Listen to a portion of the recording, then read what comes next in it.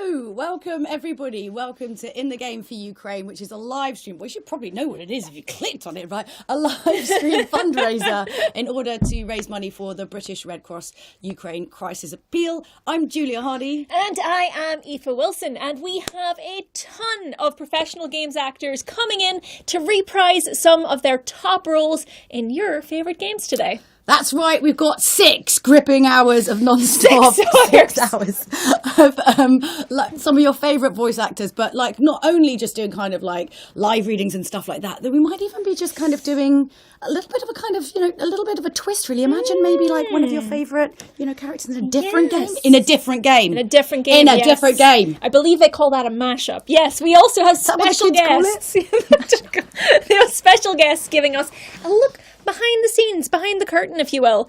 Writing for games, food challenges. We're not getting that. Apparently that's not on our run of show. No. I was like, excuse me? Do you know who I am? That's the only time I'll ever say that. Mashups, of course, and some special surprises. Yeah, and obviously we want you guys to be involved and get the opportunity to ask questions to some of your favourite voice talent. So go onto Twitter and go to @SideGlobal with the hashtag In the Game for Ukraine and send us your questions so that we don't have to do any work and we'll just let you ask all the questions. We love it when that happens. Yes, indeed. But more important than all of that, we need your donations. We absolutely do, because we want to raise, in fact, we will. We're going to raise a lot of money for Operation Ukraine today to get humanitarian aid to those who need it right now via the British Red Cross. Yeah, and prior to the war, there were over 400 game companies in Ukraine with over 30,000 people, employees working before this all happened.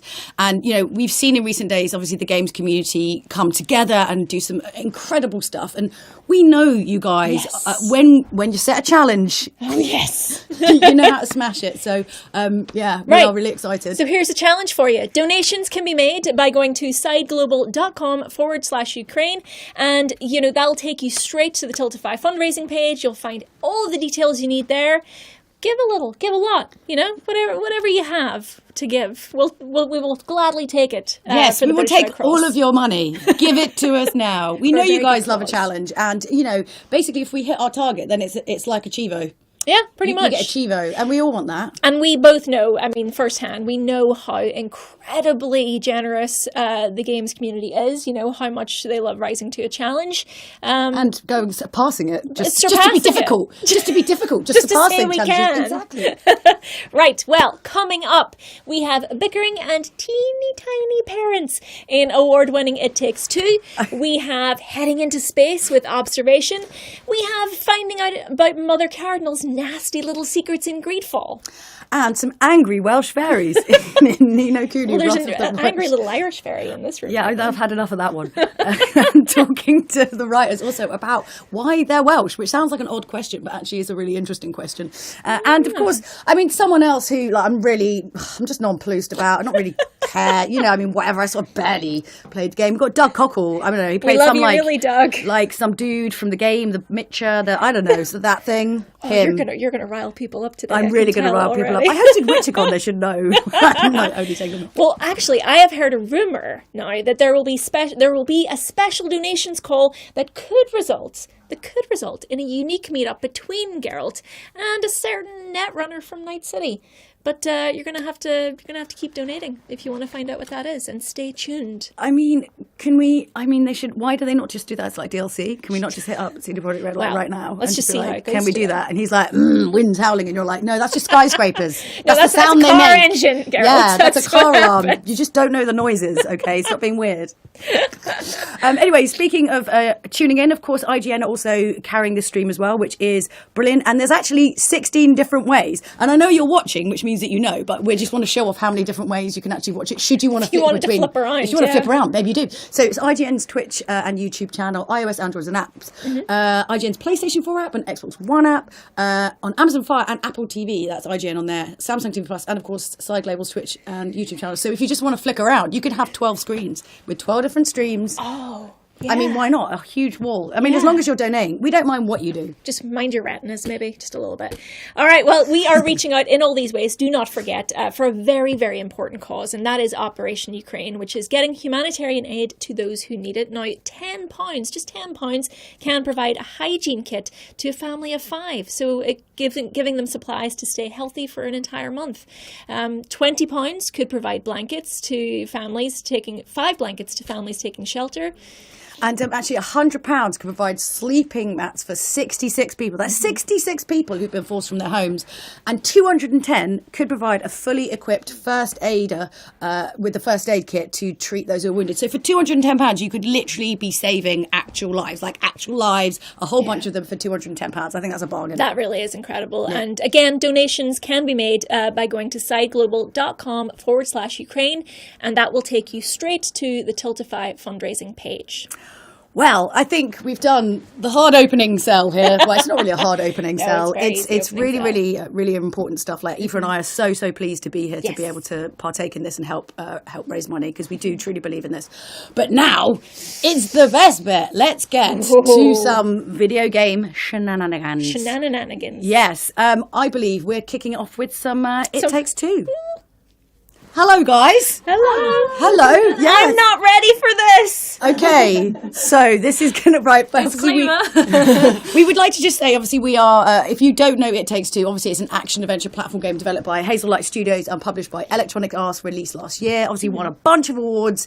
And it's basically sort of I Shrunk the Kids goes through a divorce sort of thing. It is a very unique story, absolutely. Yes. And I honestly, I played the whole thing on stream. And wait, I just have to say, before we even knew we were doing this and this was happening, Aoife would many times speak about the trauma involved in this particular scene of this game. So I feel that it's very, relevant. It's not. I'm just not ready to relive it.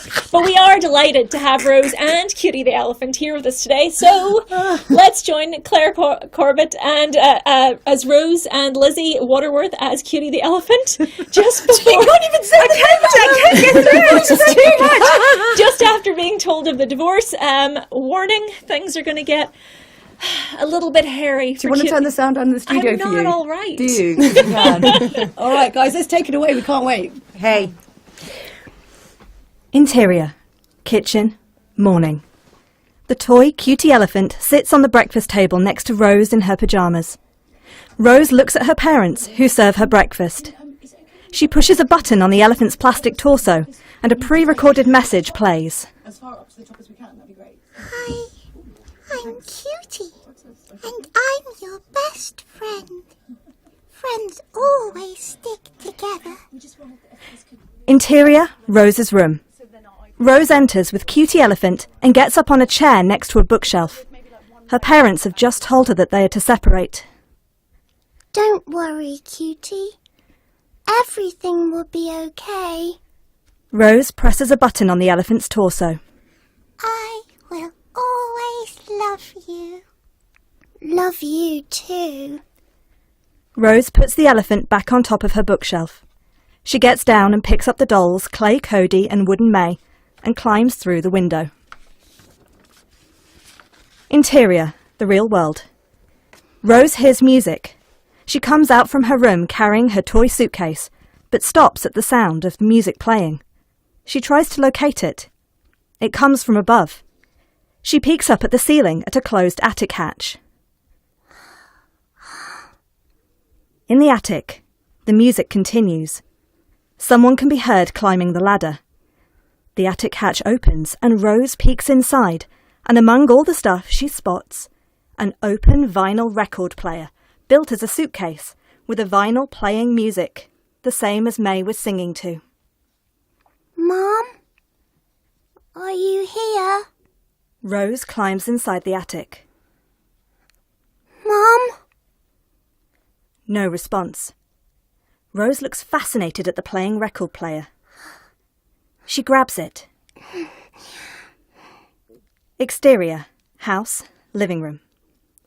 Rose enters, carrying the record player suitcase. She discovers that Mother May is still lying on the sofa. She puts the suitcase on a side table and opens it, displaying the vinyl still inside.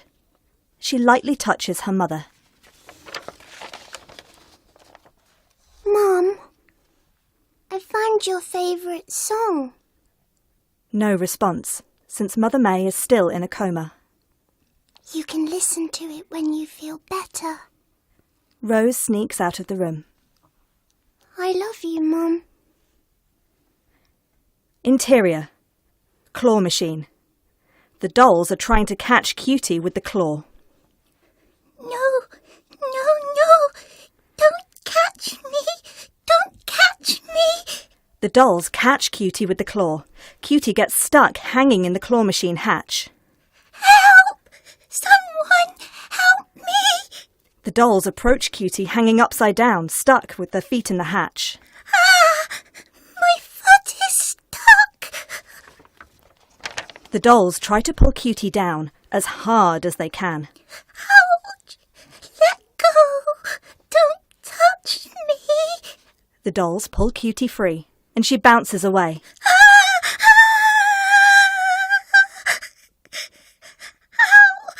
My head! It hurts! Where are you taking me? Please stop! Cutie's ear gets stuck on a screwdriver. Ow! Ow! Ow! My ear! I'm stuck! Wait! My ear! Ah! Oh, please stop pulling! Ah! Oh! Cutie has lost an ear. What? I can't hear anything. Everything is fuzzy. Cody and May are dragging Cutie towards the edge of the table. No! I'm innocent. Oh, don't kill me. The dolls must push Cutie over the edge. Help! Pull me up. Can't we just be friends? Cody begs Cutie to just fall down. But why?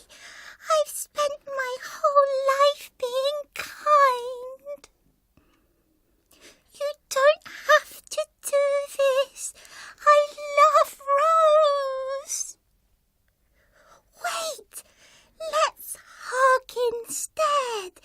You want another hug? The dolls try to push Cutie down even harder.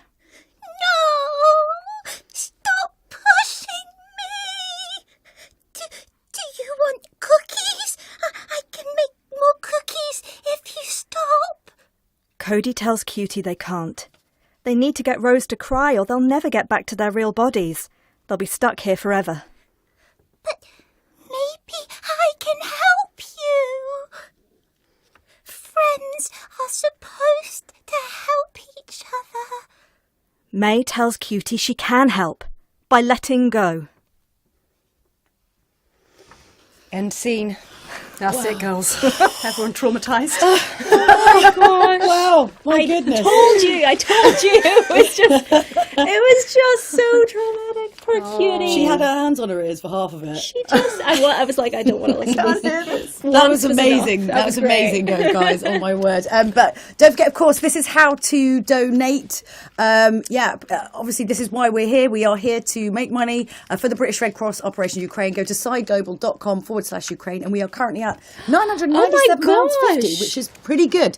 Do you want to read out some of the donations? Actually, Yeah, you've got some of those.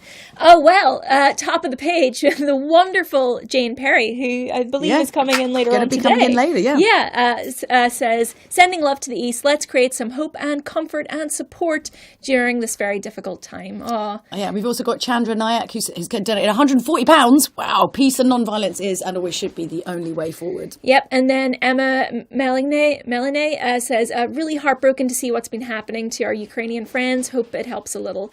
Thank you so much, Emma. Yeah, and Paul Downing as well. Thank you to all who participate in this fundraiser for the people of Ukraine. That's really, really sweet. Oh.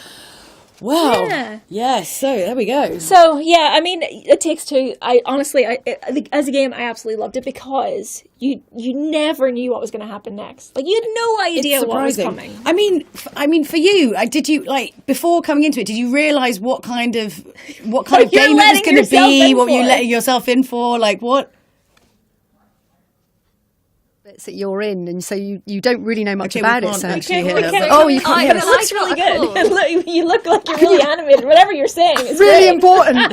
Cue gallery. Well, I got a call saying, "Can you be this is Until hear they us, get I that don't think fixed, they can though. hear us. I mean, as much as I was, traumatized by it, that is one of the standout moments for me. But like, But what's that? Because but also, like, I think there's just the gameplay. I mean, this is something that Joseph Fares does in all of his games, right? Is that why doesn't he want to be alone? He knows that. Every game you have to have. the co-op, I mean, he loves a bit of co-op. This He is true. loves a bit of co-op. But the thing that I really admire is that those games never outstay, like, a mechanic in those games never outstays its welcome. It's always changing all the time. It's true. So good. It's not a moment that gets boring. Yeah. How are you doing there? Yeah, can you hear Oh, us? yeah, I was really wanted to like go back over because I was a bit like, Yeah, I was just saying that we don't get told much about it when we go in, so we sometimes we get in there and we think, oh wow, this is what it's about. And, Yeah, like with Cutie, I got a call saying there's this it's called Project Nuts, and I thought, oh, that's nice. Whatever, what's that? Cute little elephant, and I was like, oh, that sounds so sweet. Yeah, of course, I love. Little did you know. Came in, I hadn't seen the script, and I was like, what? And then I met Joseph, and he's like, yeah, it's gonna be awesome. And I was like, okay. and then we just got straight in, and it was such a fun but weird experience doing such a cute voice with the I have to ask one question as well, because obviously, like, your voice is like when you go from your normal voice to the voice you do. Does it freak people out? Because it's suddenly all like it's like people totally think it's different. very Oh, odd. yeah. It's really So just speak a bit like Yes, that. And they think, wow, where is it from? But it doesn't. Yeah, well, yeah. I mean, it's interesting, isn't it? Yeah, doing we kids' get used to voices. doing Get it, used to don't doing we? it. So But we yeah. don't think it's so odd, but everyone else goes, "Oh my god, go away from me!" oh my goodness, it was so amazing to see you do it live. Like, Aoife will get over it. I will. Oh, it's great. And we're normally in a box by ourselves, so we don't actually get to be with this. It's really nice to be with the other actor. We're like, oh, hello, you're my teddy bear. Yeah, well, you're my elephant. Does that make it easier a little bit? When Oh, you it's, can- yeah. I mean, It's you know, great when yeah. you interact. You just bounce off each other. Yeah. The fun and the It's energy great. is just there. And yeah. it's great. Well, look, thank you so much for joining us. Thank It was really, you. really great for giving your time for such a wonderful cause. Yes. Thank you so Yes, much. please Thank you donate. both. Please Yes. donate. Donate. Just wanting to donate. Next up, just leave me. Next up for you, we have some Nino Kuni, Wrath of the White Witch. You must be the one we fairies call the pure-hearted one. The one the legends say will save our world. So, anyway, that means I better get you over to our world and have you get rid of Shadar for us. All right with you? Me? But how can I? Don't fret, man. It's a big responsibility, I know, but you'll be all right, especially with me to help you. Oh, pure-hearted one, will you please come and save our world? No. This is why they say never work with children. But I don't know anything about your world. Look at this place. It's amazing. So this is your world. That's right, a whole nother world. Let's be off, shall we?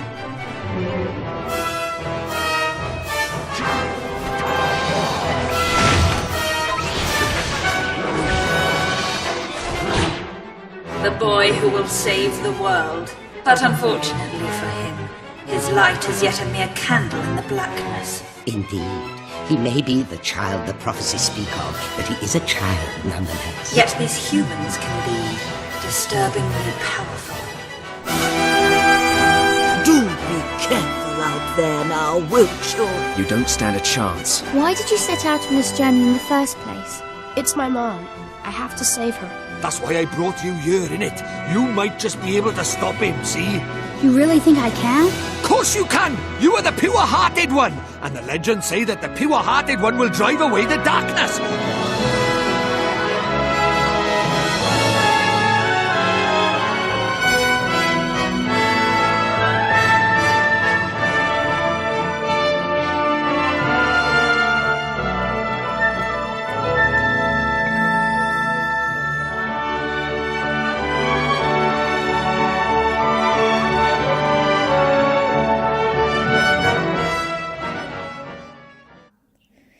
So, Ni no Kuni, Wrath of the White Witch. It was released for the PlayStation 3. I can't believe. Okay, we're old. I mean, in 2011, published in Western regions by Bandai Namco. Bandai Namco. Yes, Gosh, they words need to are switch, hard. stop switching it around. In January 2013. Reading today, we have Steffan. Yeah, Yeah, Steffan Rhodri, yeah. Steffan Rhodri as the brilliant fairy Drippy. I love that name. It's great. Yeah. And obviously, Oliver was originally voiced by Adam Wilson. Obviously, was nominated for awards. Unfortunately, he can't be here today. So the very wonderful Clare Corbett is standing in. And I can't wait, because the best thing about this was everyone just always said it like Drippy. Because you could say it in a super Welsh. It, yeah. Sorry, we're digressing. We'll do this while you're doing your thing. Bye. Take it away. Hi, I'm Damien Goodwin, one of Side UK's senior performance director, and together with Mark Healy, I directed the original production of Ni no Kuni. But today I won't be directing, but will be reading in the stage directions and scene headings, so that you know where we are and in the scenes. We've just had a flashback to the last time Oliver saw his mum. Her last words were, "We'll always be together, Oliver. Always, always." Back in the present, in Oliver's room, Oliver holds the doll in his hands. Mommy, Tears begin to well up again from Oliver's eyes. come back. Please. The tears that fall from Oliver's eyes grow larger and larger. When those tears land on the doll, and the doll begins to emit a strange light. Whoa! Ah! Ah! The doll distorts and changes shape until it transforms itself into a strange-looking fairy. It's Drippy.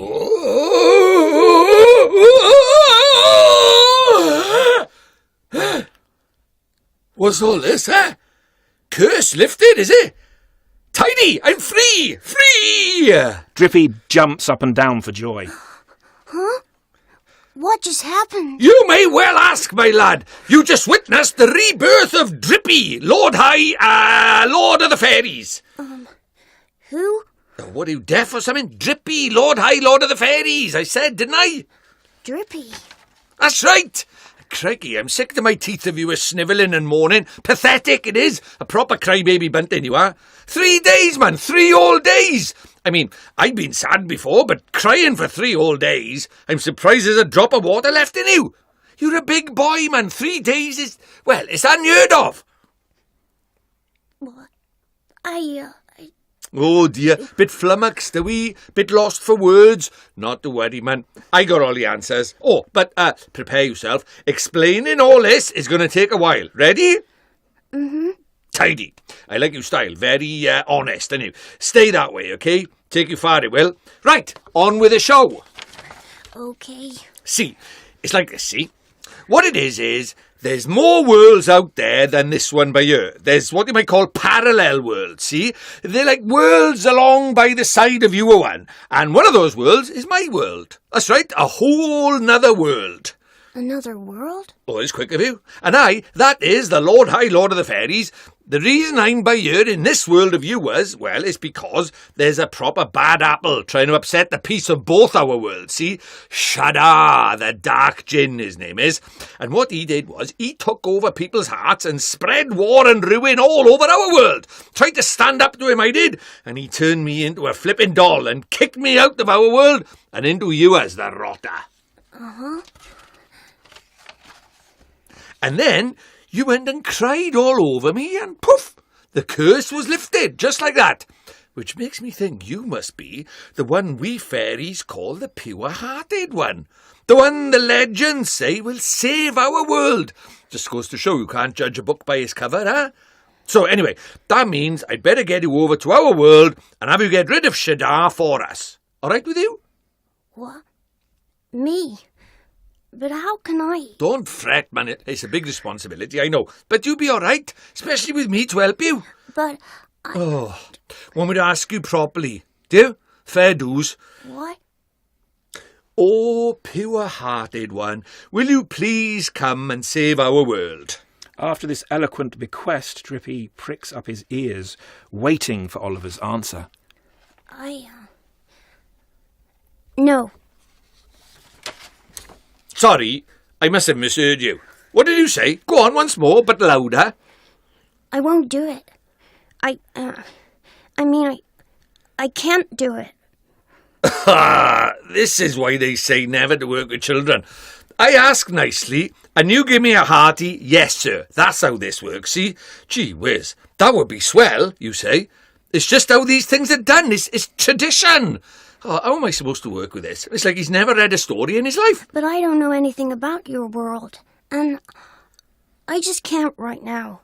What? Because your mum dropped dead? Huh? Yeah.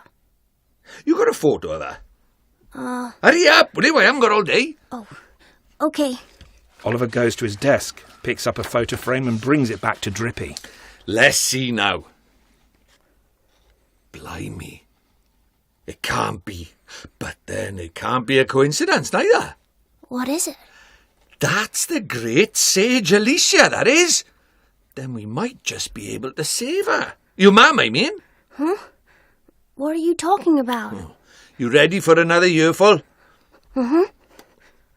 The souls of people in your world and my world are connected, which means people from over by here have another version of themselves over by there, called a soulmate, see? And people with soulmates can even look like each other. Now, your mum, well, she shared a soul with the great sage Alicia. A proper talent she was. Huh? So my mom was a sage? But how does that help us save her?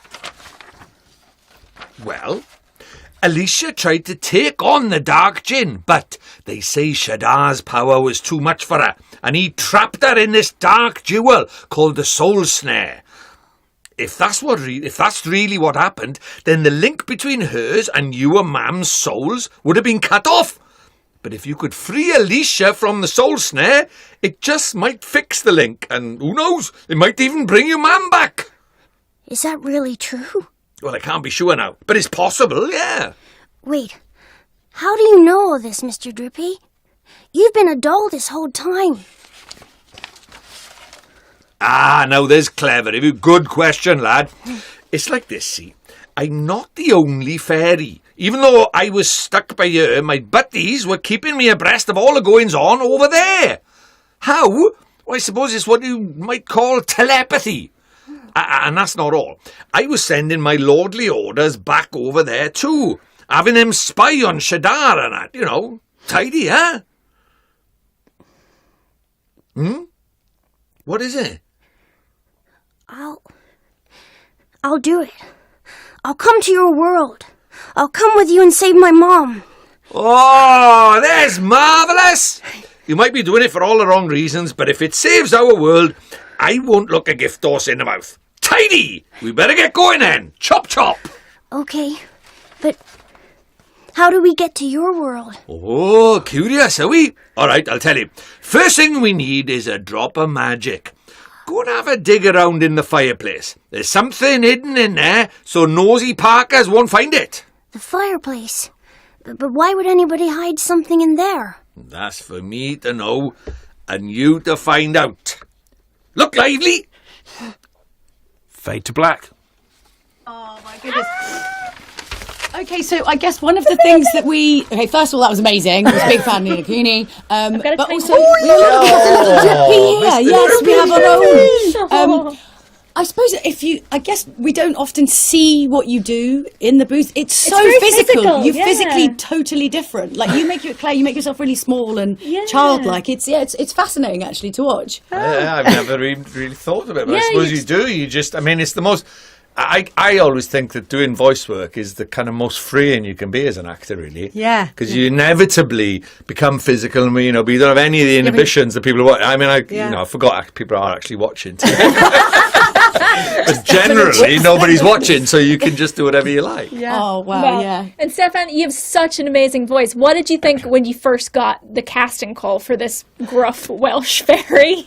With a lamp on their nose. I know. I was thrilled, to be honest, because it's rare to do, really truly my own accent, which this is. I sometimes do different versions of Welsh accents in a Welsh, but it's usually in a Welsh context. It's rare to do my own accent so out of context in this fantasy, magical world. Yeah. But he still sounds like he comes from Morriston, where I come from, and it was thrilling to do that. Yeah. Oh well, yeah. Well, I think you're going to come in and have a proper full-on chat with us in a little minute, I think. So get your biscuits or whatever you got in the room and bring them with. And we will throw to obviously finding out why we're here, which is obviously to raise money for the British Red Cross for Ukraine. So if you have been inspired and excited by what you've seen today, please give whatever you can, and here's how you can do it. Yes, you can make a donation to the British Red Cross for Operation Ukraine by going to sideglobal.com/Ukraine, and there you will find the Tiltify fundraising page with all the details that you need.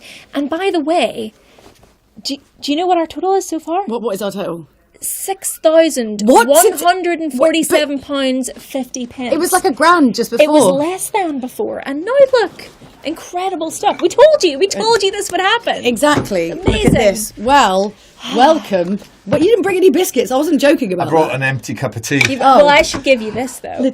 Can I keep that? I don't know, but I think you should just technically. I think you should be able to steal any merchandise. Here, game companies, if you need a dairy fairy, amazing. It's so good.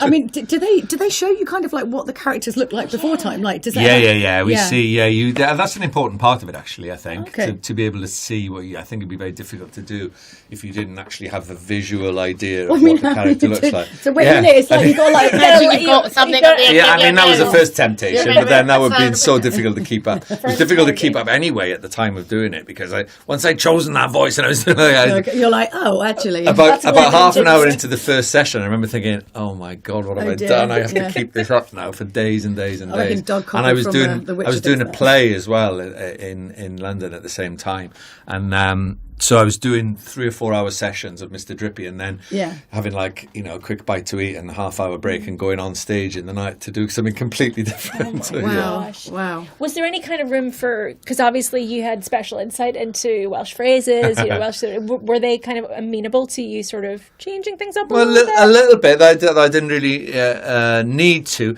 The writers, 2 of the writers, one was 100% Welsh, Geraint, and Ollie, the other writer's mum was Welsh. She's over there somewhere. And I think that was a big... So they were the English writers translating from the Japanese. And I think their influence... They sort of knew from the beginning that they wanted this character Welsh.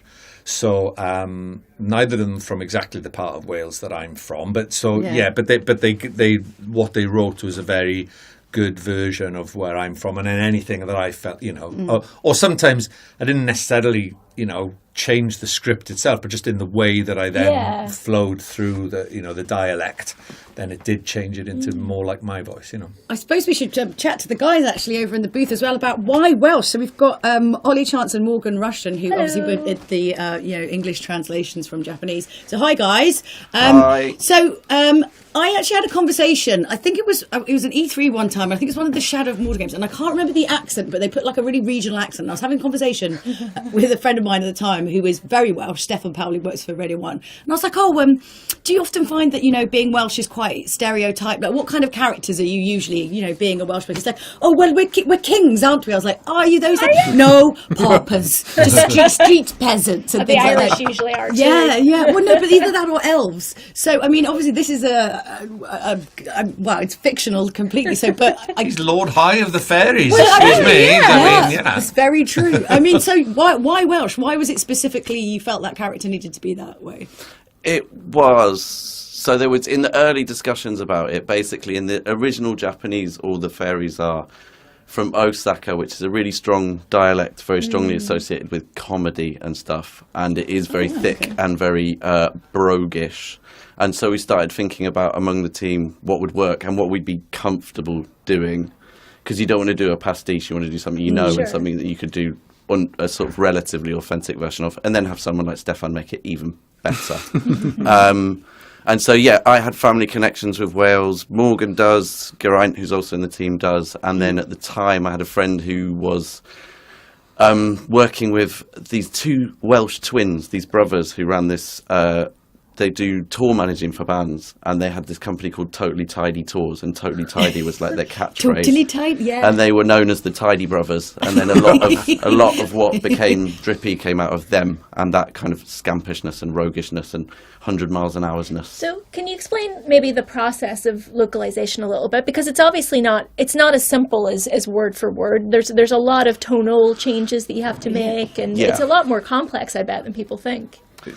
Yeah, fidelity is the sort of the dangerous thought, especially because we often work in Japanese games, and I think that a lot of the people who play Japanese games have a particular notion of Japanese culture, and they think that the closer you are to the source material and sort of literal translations, the kind of the better for them. But in actual fact, just like Ni no Kuni is a good example, where the Osakan dialect is comedy dialect, so we needed to find a thing that worked. And there is a world in which Drippy would not have been Welsh, but was actually Australian. Oh my goodness! Because Richard Mark Honeywood is the guy who brought us from Level 5, is the guy who brought us in to work on Ni no Kuni, is Australian. And so there was kind of like heated debates where we were going, well, we'll do treatments, we'll do an Australian one. Which you dug out yesterday. Yeah, which I dug out, and my God, they were terrible. We were there, we'd been brought over to Fukuoka, and we were all kind of like, yeah, we should do it Welsh. There were other, like, there's a sort of like a comedy Irish kind of thing, like, and we're like, we don't want to do that. This is a trope, and we thought that Welsh would be fresh. It was also something that, like, especially Ollie and Geraint knew in their bones. But Richard was quite into the thought of doing Australian. I get for the same reasons, because it's what he knows. So we ended up doing treatments, and I've dug them both out, and it's amazing how fully formed Drippy, the Welsh Drippy was in our first treatment done in the hotel that night, and how, like, sub-neighbours, we may have quietly undermined Australian Drippy a little bit, but let's not talk about that. But then there was the thing about the localisation thing. There was that whole comedy bit where we had to do a stand-up scene, which you just have to completely tear that up and start again and make the tiniest points of it connect. But you just can't replicate that Japanese comedy style in English. So we had to just kind of take the thematic, like, blips and then tie them together into a new thing, and then deliberately end on, I think, a very bad joke. I think big axe. Big axe. Because I mean, obviously there is the the linguistic sort of like translation, and obviously taking that, but then, like, culturally, so many things are different, and Japanese culture is, like, totally different. So it must be. I mean, obviously, Ghibli films are brilliant at, having their kind of like localizations and stuff like that. But that sort of cultural side of it, like, how do you, I mean, how do you do that? It's so different. Depends on the project.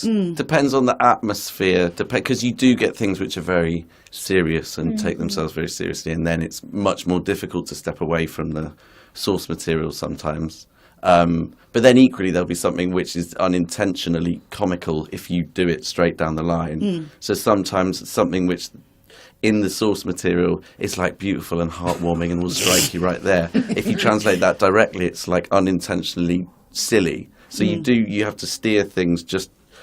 It's really weird because, like, there's that idea that there's a literal translation of everything. There isn't. That's a very long conversation to get into that's very separate. But you always have to... I think the way we always try and work it is to make sure we're faithful to the spirit of what we're working the experience, from. Essentially. Try and replicate the experience on the player's end. So if you were a Japanese person... So there's an argument that, like, you should put in, like, Japan-specific knowledge and stuff, and we've always been the opposite of that. Like, find a thing which roughly maps to that, and then find a way of making it true, so that the experience is the same, rather than like having a Japanese slough or whatever, Yeah. And so you have reference points which will work for people in the target culture, rather than... I can't remember what I was looking at recently, but it was something where they'd kind of made it clear that they expected you to go off and Google a bunch of Japanese stuff in order to even know what they were talking about. And I don't know, that's an experience. It's a version of doing it, and it's certainly not one that we would completely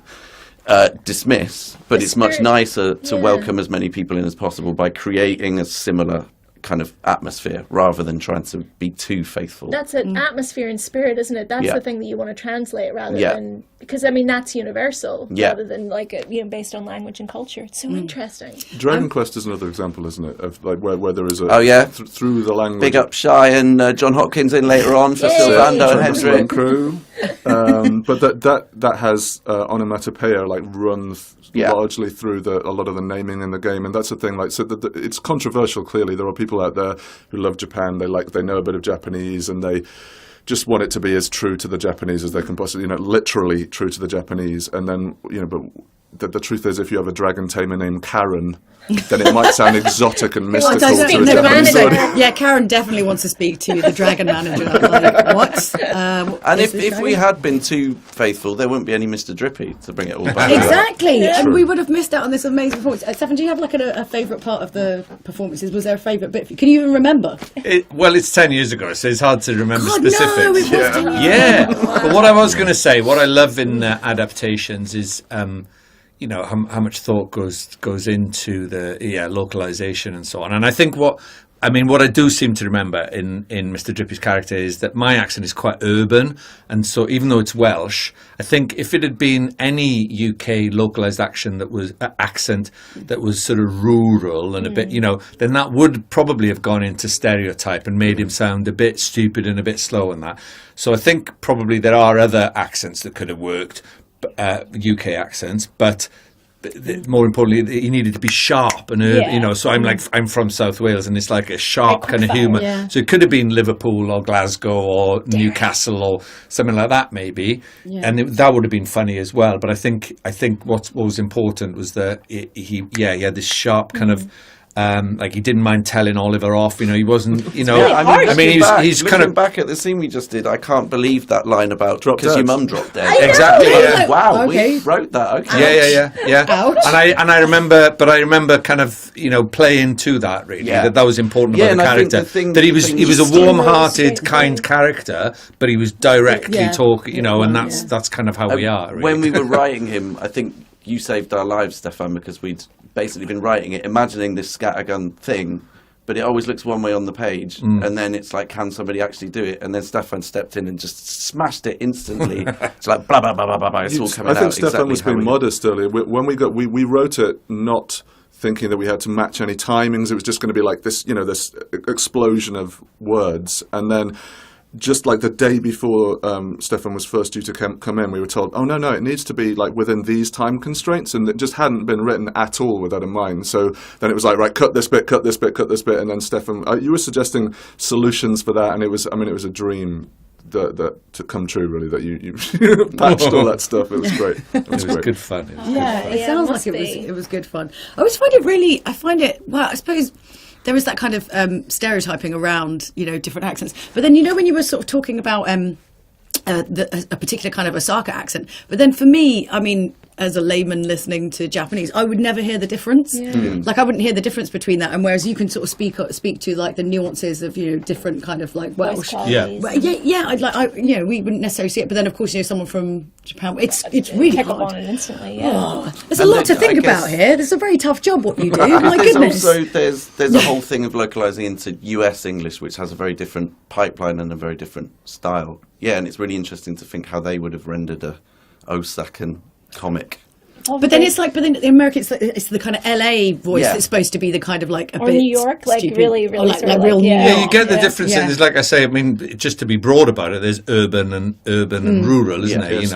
And that exists in America as well, really, where you could have a sort of Midwestern, rural kind of quite slow, whatever, and a more direct sort of city, like as you say, New York or whatever accent. So. That's fascinating. This is fascinating. We could talk about this all day, but we should actually, I think, at some point, probably ask you for some more cash.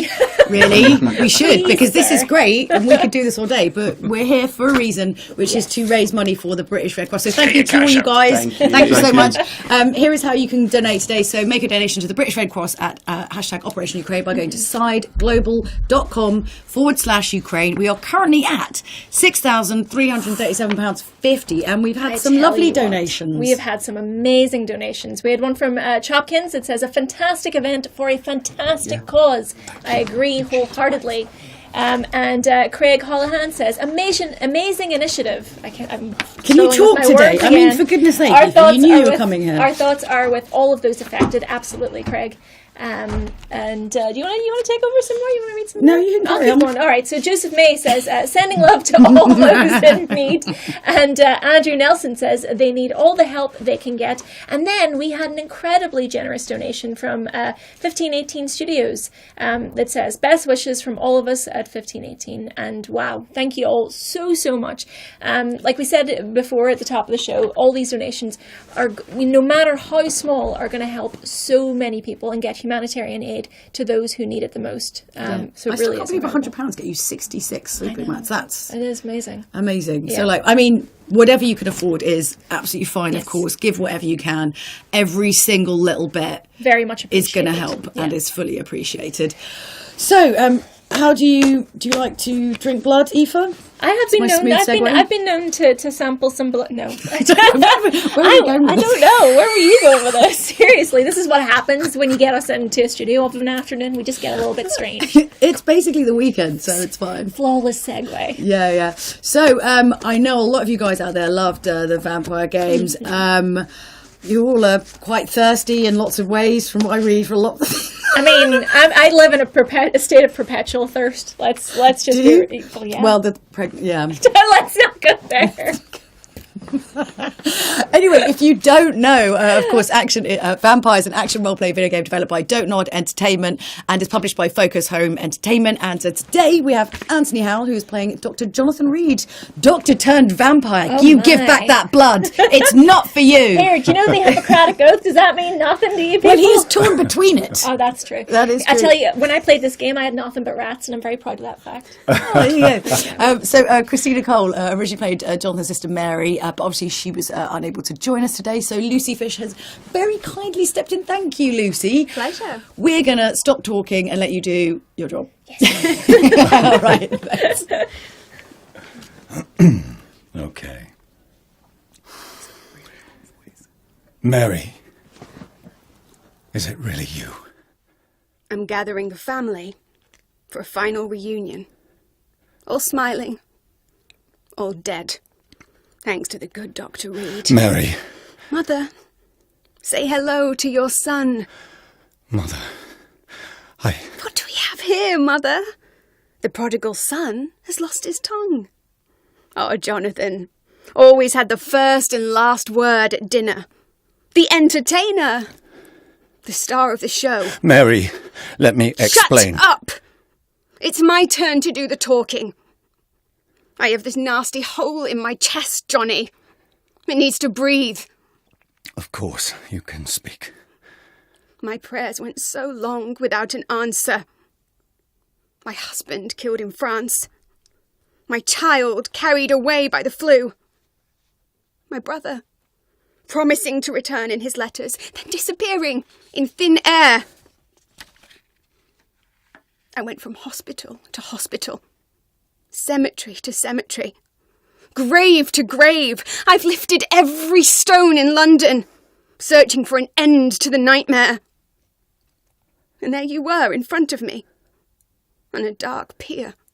It was the hunger. You know it now as well. Mary, I thought I had murdered you. I tried to end myself. We've been through the same horror. We are a disease, Jonathan.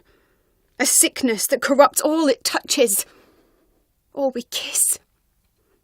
All we kill. Look at me. Admire your ilk. So sorry. Apologies will not suffice. I demand reparation. I want a miracle. Are you a miracle worker, Dr. Reid?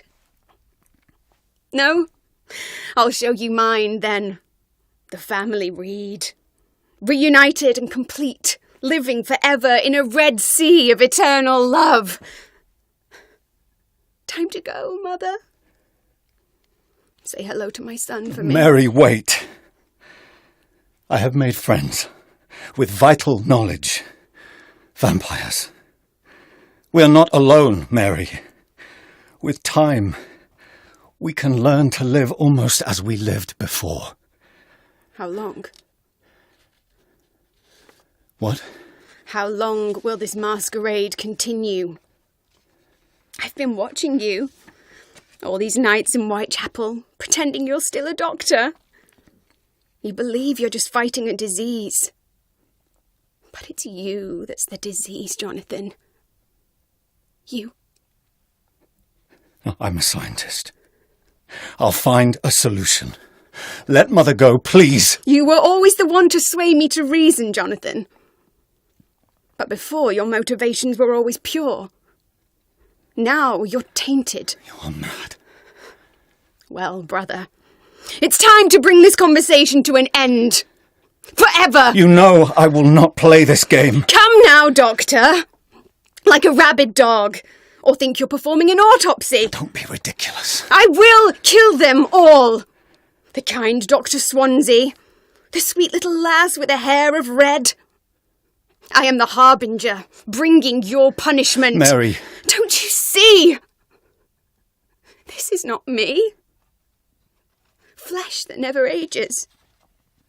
All nightmare, no dream. Bring it to a close. Let me sleep. I will find a cure, Mary. I swear it. Then, at last, I can forgive you. Whoa. Ooh, I'm feeling a little bit faint. Weird, there. that's We a were little bit That was amazing. Is it hot in the booth right now? Ooh, just in here. My goodness me. Well, that was fantastic. Anthony, you've done a few pretty dark games. Yeah, why do you keep getting typecast? You win. Why are you the dark and tortured character? Yeah. I have no idea.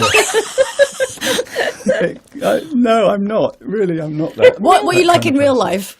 Dark and tortured? Are you?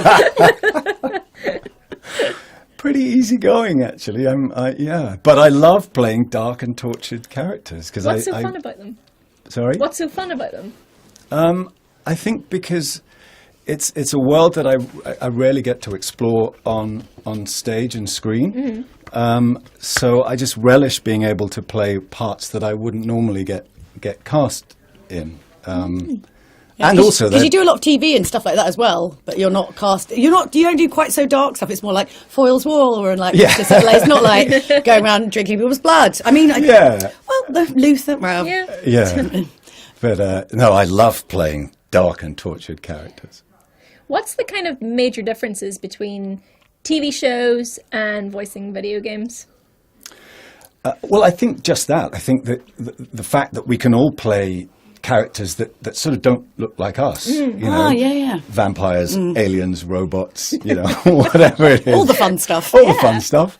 I rarely get cast as vampires, aliens, and robots, which is a shame. Oh. But in the gaming world, I love. There are no those barriers. characters. You can do anything. Yeah, Be anyone. Do people ever ask you to write, do sexy voicemail messages or anything like that? Is there like a side? They haven't until now. Well, they should. Well, we'll get you on the voicemail just when you come out of the booth, okay? Well, I mean, maybe, if someone makes a particular, we'll speak to the guys, particular donation, sexy voicemail message. I mean, I don't know how long he's staying around. There you go. There's a stretch goal for you, for sure.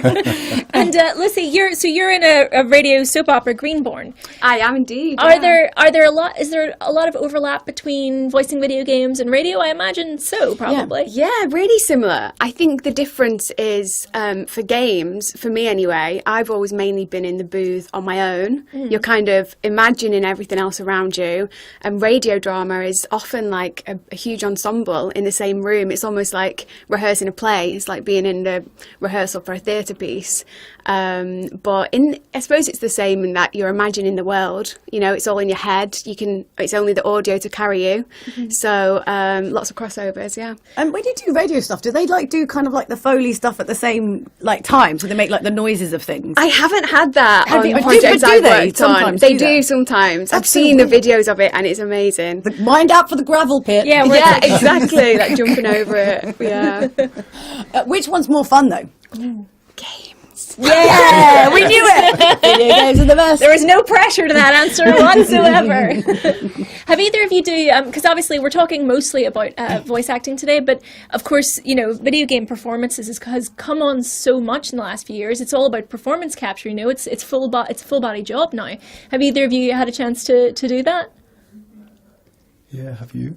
I've not done the full. I've had a head cam and done it in the booth, but I've not been in the suit and done the full body motion capture. I would love to. I guess you have done.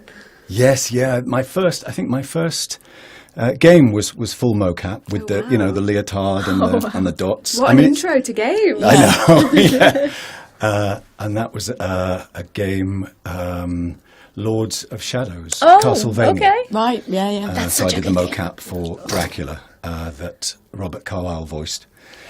And that was 3.5 weeks working with Kate Saxon at Audio Motion, and it was really in at the deep end. But again, an vampires. amazing Yeah, experience. all vampires, but you just have a look about vampires, you, or yeah. a voice about you. I don't know. What's been vampire? What's been your favourite games to work on? Wow. I'll let you go first.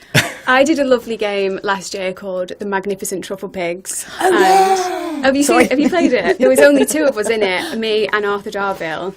And actually that was almost like a bridge between radio drama and games, because it was very chatty, real life, very everyday conversation, and you kind of just get the story subtly over the whole game. So that was lovely, because there was just 2 of us working on it with a lovely company. So yeah, I really enjoyed that. I really tried to think then. You can't remember them. You got too many. Just trying to mentally go through your IMDb list. I've been so lucky to work with some incredible writers and developers and directors and fellow actors on games that I couldn't name. You just one. stop being diplomatic. No, it's true. I mean, this game Vampire was a joy to work on, especially being a lead character. You get to really. Do you get the nice biscuits? You get lovely biscuits. Yeah. Yes. Too many. And what's the kind of vampire fandom been like to you? What's the reaction been like to you? What kind of weird messages do you get? Well, I was off Twitter for a long time and off social media, and I've only just come back on. And what's it been like? You've just come back on. What you've? It just surprises me that it's still going. I mean, it's a fantastic game. Yeah. People are obsessed with it. Yeah, I don't think you realise. They really are, and that's lovely to know that. People really enjoy and relate to something that you've loved working on and tried to put your heart and soul into. And I think that's what's so great about the gaming world is you get this instant feedback from people. They yes, really that's love one it. of the things, but one of the. It's been fantastic reading and reading things sort of retrospectively. Yes, that's always better. It's always a lot of fun. Yes. And the fan art, and it's just incredible. It's nice to feel connected to the players. Well, I mean, I think a lot of voice actors don't realise. I remember having this conversation with Doug Cockle about The Witcher, and this was after The Witcher 3. He didn't really understand what it meant, because it's different. It's not just like watching a film, and you can have that aspiration that you like someone who's like an actor, but you guys spent hundreds of hours being literally inside someone's head and ears. It's so much more intimate. Yeah. It's so much more personal. Yes. So that's the impact. Amazing. And so thank you both so much for bringing your characters to life again today. It's been really fascinating to see what works. Absolute pleasure. I feel like I've had a little guest pass into this game today, so thank you so much. Yeah. Wait, well, I hope they can next one. Lovely. Yeah, absolutely. All right, well, thank you so much for joining us. Thank you. It's been brilliant. And of course, the performance was amazing. I did get a bit flustered. You did. I had to leave the room. I was like, need to get some air. But of course, the reason we're all here today is for Operation Ukraine. And if you just joining us, here is how you can donate. So all you have to do is go to sideglobal.com/Ukraine, and you will find all of the Tiltify details there. And you can make a donation. No matter how big or small, it will be very, very much appreciated if you're able to do so. Our total is incredible. Like I think. Oh wait, here we go. It's 20. Wait, no, that's the wrong one. 40. I can't read that. It's like 14,000 and something. It's a lot. I got my eyes tested the other day, and this It's is too 40. far. And we got some amazing donations. We got Emily, Anna, and Nina, and Andy W. With love from Princeton. Thank you so much. Todd Chaba, thank you for supporting Ukraine. Rebecca Yeo, what beautiful celebration of work and support to this cause. Sending thoughts to all affected by this. And from PTW, have a great show. We're in the game for Ukraine with a ridiculous amount of money. But all good. All very kind. Very, very generous. Kind, Thank you, everyone. But like, so yeah, I mean, as even a teeny tiny donation, £10 will buy a family of 5 a hygiene kit that will keep them healthy for a month. So I mean, even if you think it's not very much, it is hugely appreciated. Together we can do anything. Yes, that is very true. And that's what games teach us. It is, and not to give up and rage quit. The No deck matter hasn't taught me that. Yeah. I still haven't learned that from Elden Ring yet. I need I've to teach me. I've spent about 150 hours. I know. I'm not designed for it. I don't think I'm designed for it. Right. It's time for our next performance for a incredible game. Yes, if you I haven't love played it, this one. defo recommend going back and checking it out. If you haven't, Observation, which is an adventure puzzle game developed by Scottish studio No Code and is published by Devolver Digital. Set in space. It is. It's a sci-fi thriller. You puts the player in control of a space station AI in order to basically recover from a sudden mysterious loss of so its creepy. crew. Yeah. It's so atmospheric. It's so Love good, this but also game. I secretly love being able to look through CCTV cameras. I'm not quite sure what Yeah, this but is. isn't that that's so that's a nerve-wracking thing. I love it when games they limit you to certain perspectives. When you're because you're like, what is it that I can't see? Yeah. Amazing. Well, today we have Kezia Burrows, who plays Emma Fisher, of course, and Anthony Howell again. Everyone just does all the games. I think we just have it's basically just like Mad Libs in here, who plays Sam from the game. And also we have side director Damien Goodwin doing the stage directions again. Take it away, guys, if you're ready. Early game. The relationship between Sam... Oh, so we're going to have a little look at the trailer for the game first. We were just too excited. We wanted to get them started.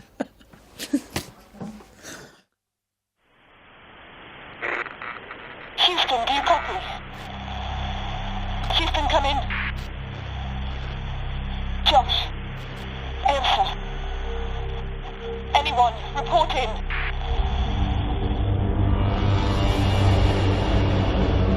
Sam? We've had some sort of accident. A collision or something.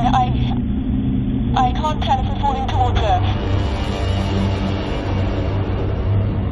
Houston, I have no response from Sam. I'm going to attempt to... Shit! Sam! Try your camera system links. Oh, come on. Come on. Give me something.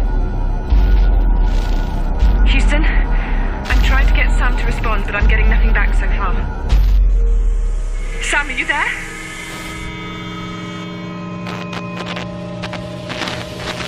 I am here.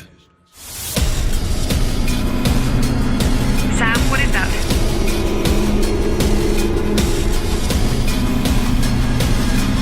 Sam, respond! What the hell is going on?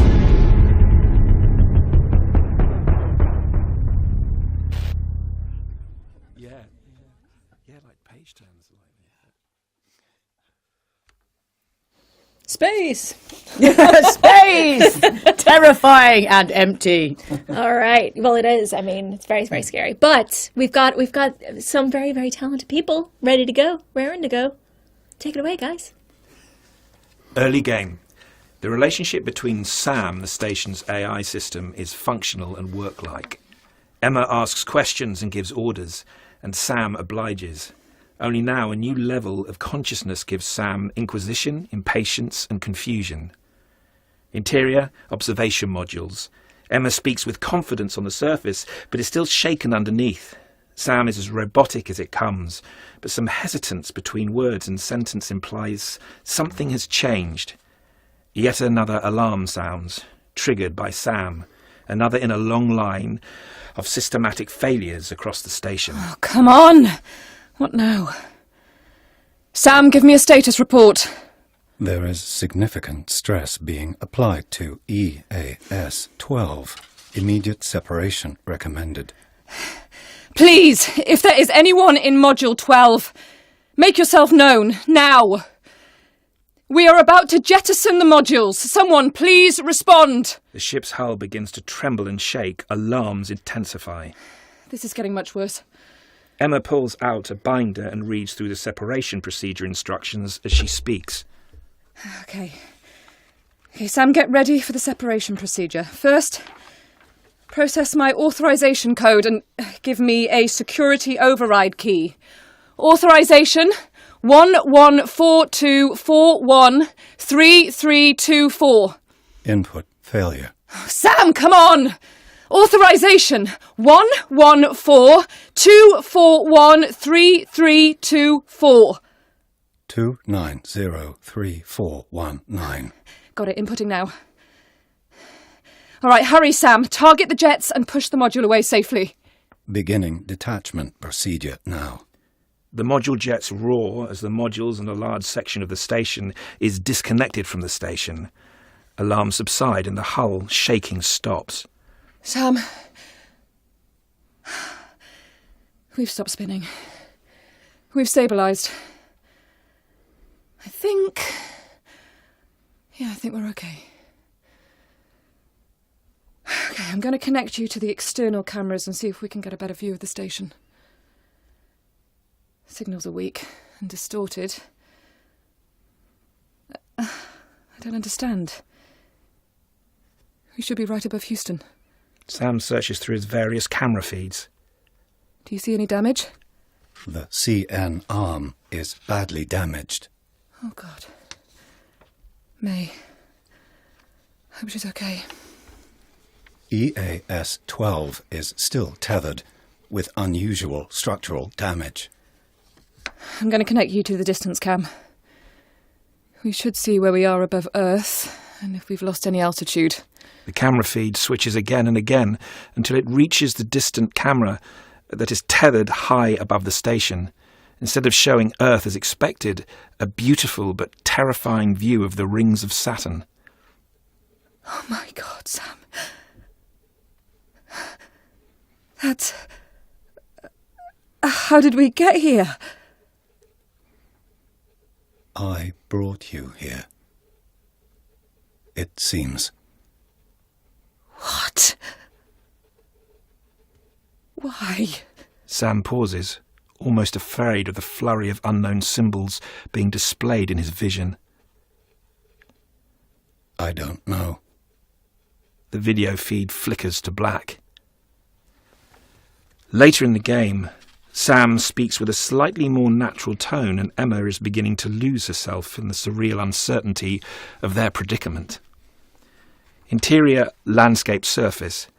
Emma finds herself stranded on a planet surface, rather than inside the gas giant of Saturn. Wreckage lies all around her, and she struggles to her feet, feeling gravity for the first time in what feels like years. Her voice is weary and exhausted. Oh my God. I feel so heavy.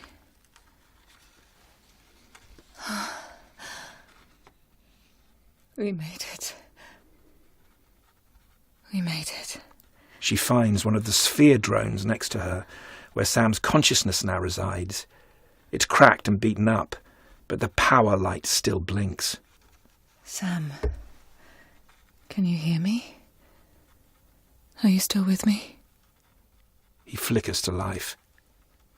I am with you. Thank God. I can't do this alone, Sam. We have to do this together. I am here. Relieved, she lets out a sigh and gathers her thoughts. You know, I could feel everything when I was left in the airlock. I felt it with Jim when he was attacking your mainframe. I felt your pain. I know why you brought me here. I don't know if you realise it or not. But it's time. You have to take us there. Emma picks up the sphere, and the display flickers and pulses, barely able to contain Sam. Emma, there is so little of me left now. It's okay. I've got you. Traversing the landscape, more wreckage is found of the station, but far too much for just their station. A body identical to Emma's lies in their path. There is someone there. It's one of the others. It didn't work for her. Others are trying to get here. More bodies. What look like duplicates of Emma, along with more station wreckage. It's so sad. So few will make it. I think I understand why there are so many of us. This is every attempt coming together. Where we are, it's not one place. It's all of them. Compressed. They arrive at their destination. Another hexagonal entity, only this time it towers high above them and is massive in scale. It's time. We're ready. A quick look up to the sky reveals thousands of hexagonal shapes in a grid as far as they can see. Emma pulls Sam's sphere in close, curling up around it at her belly. I've got you, Sam. I am here.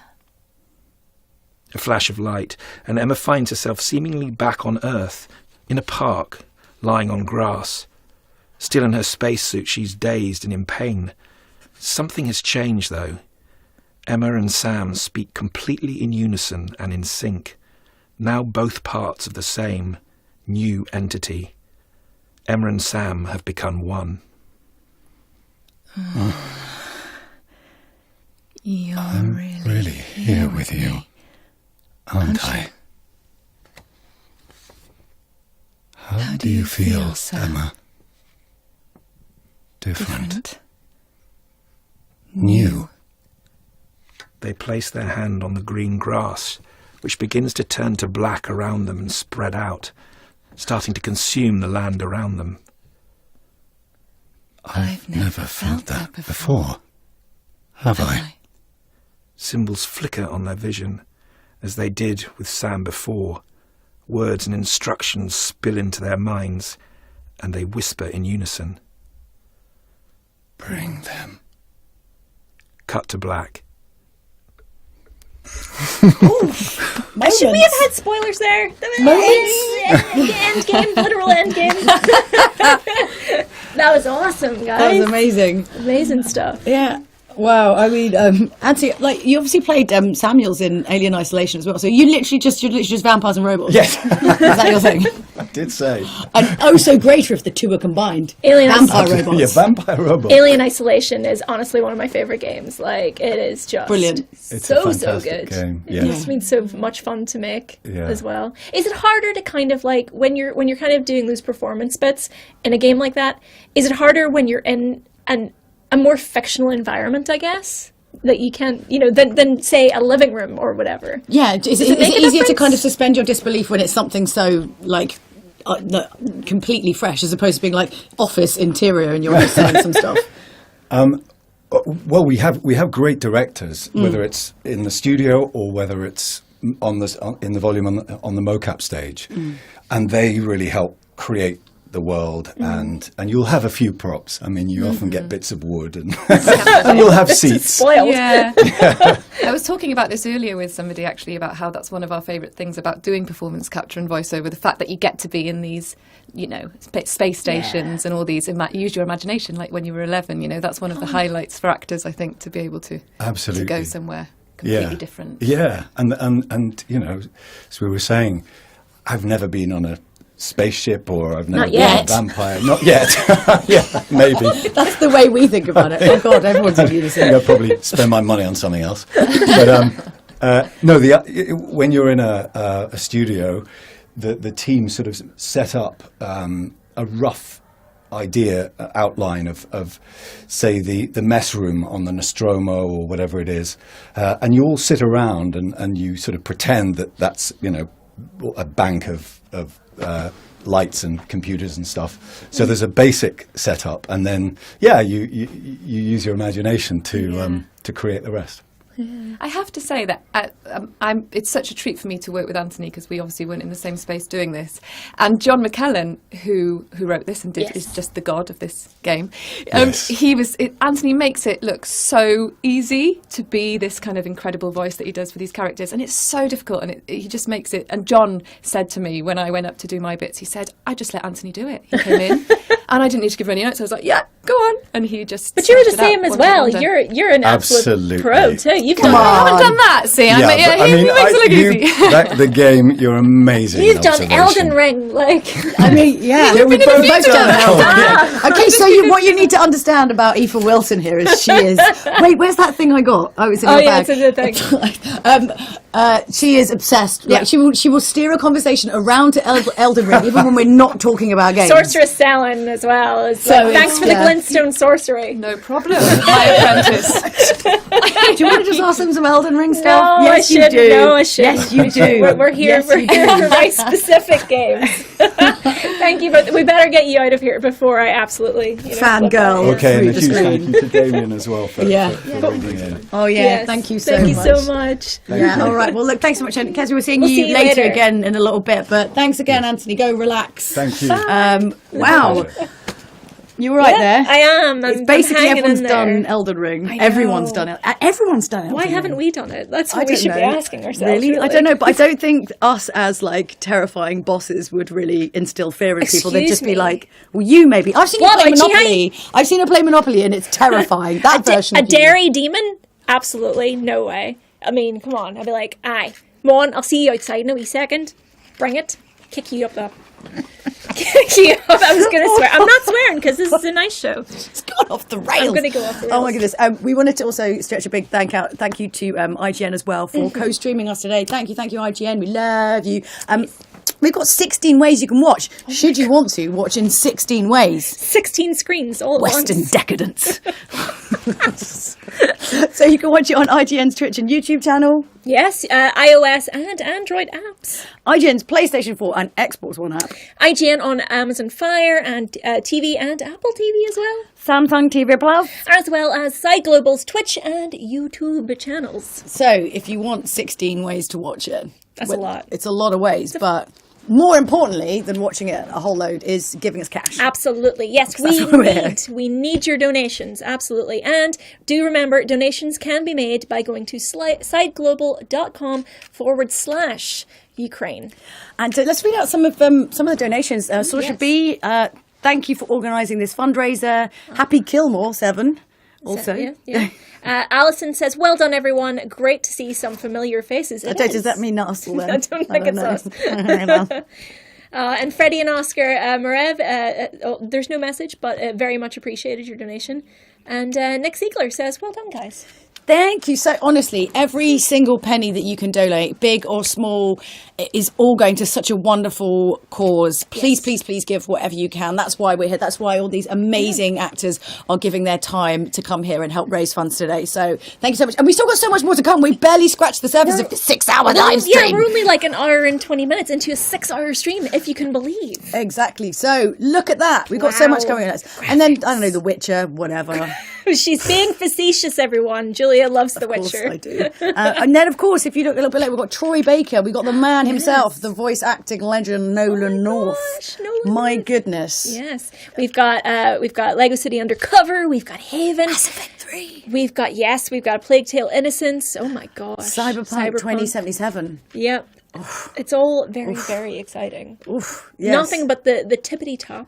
Absolutely. Talent. When we said earlier, you thought we were just like, blowing smoke, but it is literally all of your favourite characters from all of your favourite games, because that's how we roll here. Yeah. Nothing but the best. Yeah.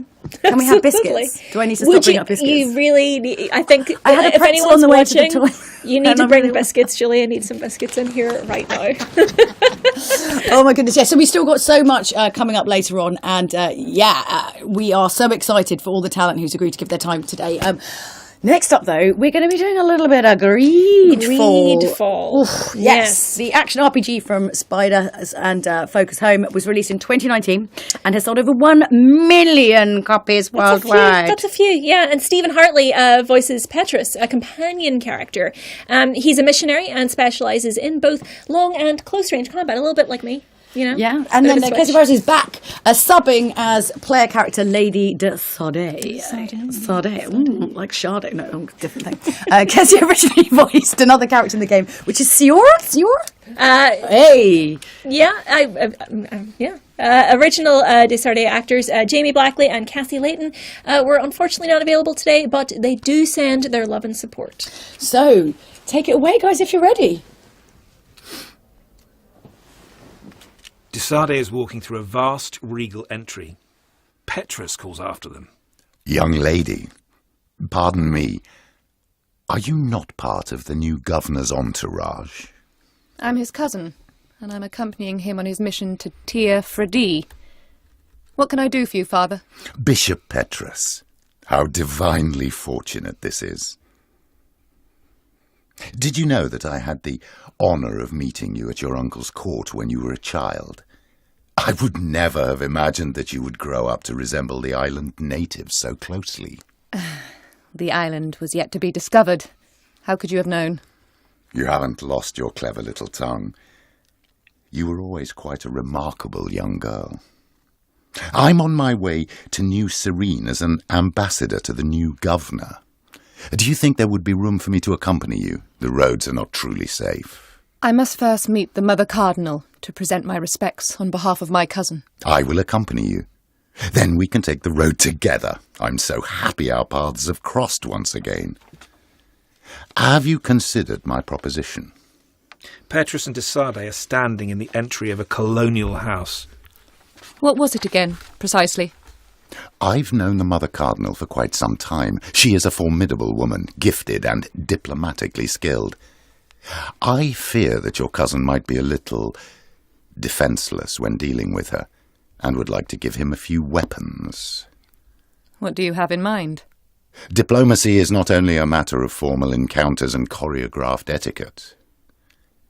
If we had the means to action more personal leverage, the Mother Cardinal could not manipulate your cousin. Well, how could we ever find anything of the sort? Everyone has their nasty little secrets, my child. It's our task to discover Cornelia's. Very well. Let's discover what the governor would rather keep hidden from the world. Excellent. How would you like to go about this? We must search her apartments in San Mateus. They'll be guarded, of course. But if we are discreet, that shouldn't be a problem. This is taking quite a risk. The congregation's reputation could suffer if we're caught, and my cousin's position would be weakened. I know. But keep in mind that I know the palace extremely well. And, well, if we want to be sure to pass without being noticed, we need only dress ourselves up like servants. That would improve our chances. Well, let's do it. De Sade and Petrus enter a dim, cavernous chamber. Candle-like patches on the floor amongst cushions and low-set tables. Oh, for goodness sake. This room reeks of alcohol. And not just any old alcohol, if my nose does not deceive me. Cornelia always had great taste when it came to that. It seems that someone's forgot their earring. Here is an object of more than questionable taste. A woman from a good family would never wear it. It's junk. The kind of thing a courtesan would wear. I didn't know you were an expert on the subject, Father. The subject of jewellery? No, of courtesans. De Sade continues to look around the room. Bowls of fruit and empty wine bottles litter the floor. We are at the heart of human depravity. Outrageous luxury, excessively priced alcohol, obvious debauchery. Surely this is enough to incriminate the Mother Cardinal. No, my child. These things are common in certain circles, even in Teleme, unfortunately. Cornelia may very well have organised that for others. These parties may be of use in gaining some political favour. We must find out who is involved and learn more. The earring that we found might help us with that. We should continue searching. Perhaps we missed something. Desade breaks into a large office. A sturdy desk stands at the far end of the room, scattered with paper. Desade picks up an official-looking volume. This document is highly important. By reading it carefully, you can learn a lot. The Mother Cardinal apparently borrows large amounts of money from a moneylender. Actually, enormous sums. What's more, she does so quite regularly. How does she manage to give it all back? And the name Candy Cane crops up several times. Quite suspicious, don't you think? This, sweet person must be doing her huge favours to get these sums. I think we have everything we need. In the night streets of San Mateus, Petrus and Desade have finished questioning the mysterious Candy Cane. We have enough information. Oh, really? Is the fact that she bets on fights that are potentially fixed enough for you? It's already a huge scandal. Let me just think about it for a little while. I will find a way of putting this information to use. I have faith in you, Father. Fade to black. Oh, wow. Sorry, my mouth's full of pretzel. We demanded pretzels and they turned up, and then that's what was happening while we were like, literally like this. You know, like the popcorn meme, like this. We're just like, ooh. Angry eating. That was amazing, guys. Thank you so much. I shouldn't have put that pretzel in my mouth as a joke, because No. now it's in my mouth. So, Stephen, you actually voiced Eridan in The Witcher 3, right? Yes, I did. I did. I voiced Eridan. And Doug Cockle's here today as well. The voice himself. Exactly. Even Henry Cavill had to use Doug Cockle's notes. No, absolutely, without a doubt. So, The Witcher's great, and it was great fun to do it. I really, really enjoyed it. I mean, you've done a lot, though. Yeah. I mean, doing this few. today, we would obviously all the research we were doing. It was like, I'm never going to write down all these games. You guys do too much work. Just so many. Too many. I know. What's been one of your fave? Sorry? What's been one of your favourites? I love The Witcher, and I really love that character. It's just such an absolutely horrible character. And GREEDFALL, GREEDFALL was a long stint for us, wasn't it, Damien? It was a long stint, and it's a good game. It was good fun to do. Yeah, And you often go for baddies in games as well. Yeah, no, I know. Well, with a voice like this. I mean, you thought like Andy's was like low, but this is like different, like register, like the floor is like rumbling. Yeah. Yeah, no, it's very true. Pays the bills though, eh? Say again? Pays the bills though, eh? It does indeed. Oh my goodness. Well, look, thank you so much, you guys, for doing that reading. That was absolutely amazing. fantastic. It was really, I've eaten half a bowl of pretzels in time watching. So thank you so much. Crack on with your pretzels. I will. Thank you, guys. Thank you. guys. Donate. Bye-bye. Yes, absolutely. Speaking of donate. Speaking of donations, that's why we're here. Yes. Yes, and you can donate if you haven't already, or even if you have, and you find a fiver down the back of your sofa. Do people have physical cash lying around anymore? I don't think they do, but that's okay. Even if you have a digital fiver lying around, you can make a donation to the British Red Cross Operation Ukraine by going to sideglobal.com / Aoife, look at the total. Sorry. Wait. Sideglobal.com / Ukraine. I just interrupted the most important bit. Oh my goodness me. Look at that. Do you want to read it out? £19,327.50. I love that little 50 pence has been with us for a little while. I know. I wonder if it's the same 50 pence or has someone if it come around again. Do people put in like non-10 denomination? I don't know. Well, let's find out. Actually, we've got David Menken. Thank you so much for your donation. Yes. Masuru Mikey Harada. Thank you so much. Let's support Ukraine. Absolutely. Yes, agreed. Jason Bohan says, my thoughts with all those affected in Ukraine. Lawrence, Ella and Maya says, Clare is amazing. She is amazing. Absolutely. All caps as well. And Philippa says, great work, everyone. Heart eye emoji. Oh, well, we've still got so much more. I keep waving my arms around today. I think it's because I'm wearing I look like a plumber. don't know why I'm gesticulating vividly. We've still got so much more to come. So many of your favourite games are still to come. But obviously we are here for a very serious reason. Yes. Obviously the war that's happening in Ukraine right now. But we'd also like to show you a little bit more about what the British Red Cross is doing. So we've got a bit of a video for you. I see that we have an international support, and it gives me a hope to think about a better future. But no, I don't know. Like, my answer is I don't know what will come.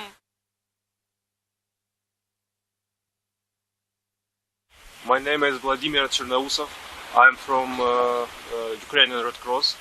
I lived in Mariupol before. My name is Kate. I'm from Kiev. Now I'm internally a displaced person.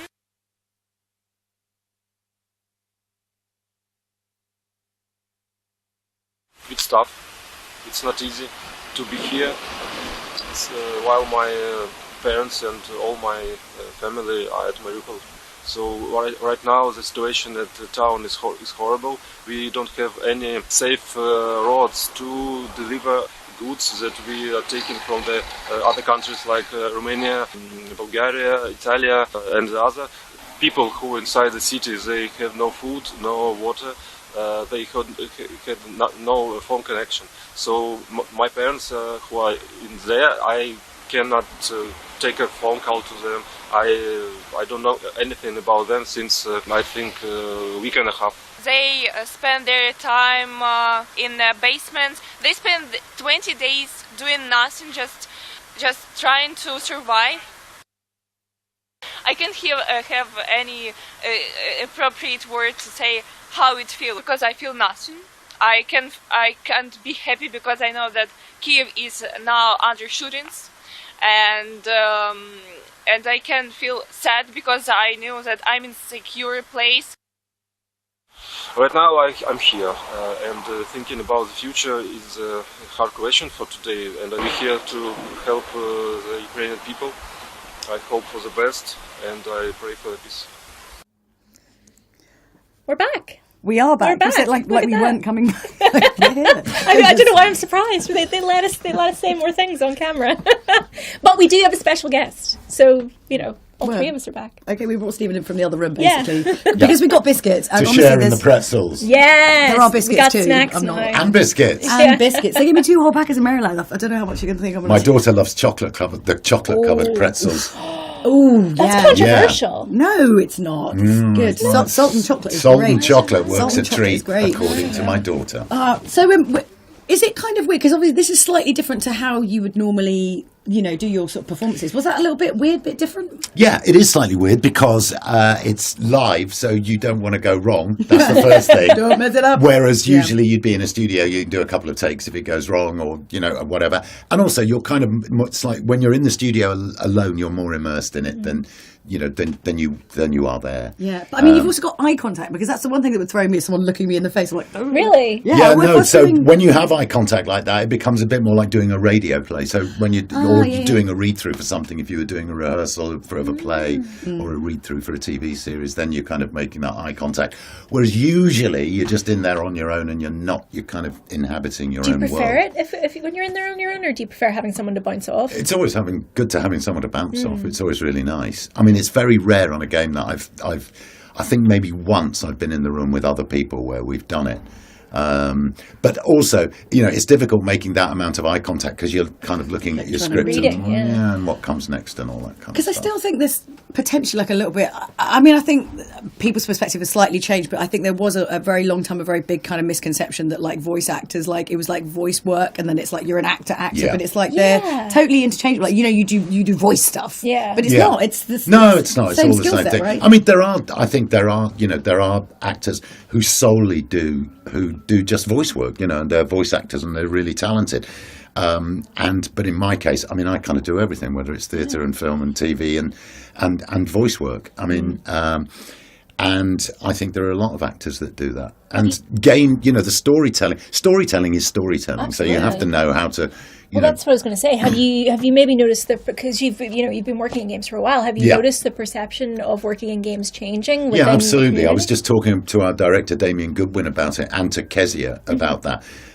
That certainly a number of years ago when I first started doing games, and I think it was here at Side that I first started doing games. Oh, wow. There was certainly a perception amongst other actors. They It kind was of like it's acting, kind but of like really, like you're not getting proper. You're doing a jobs. game, are you? Yeah. Whereas now they're phoning me up, going, "How do you get into games?"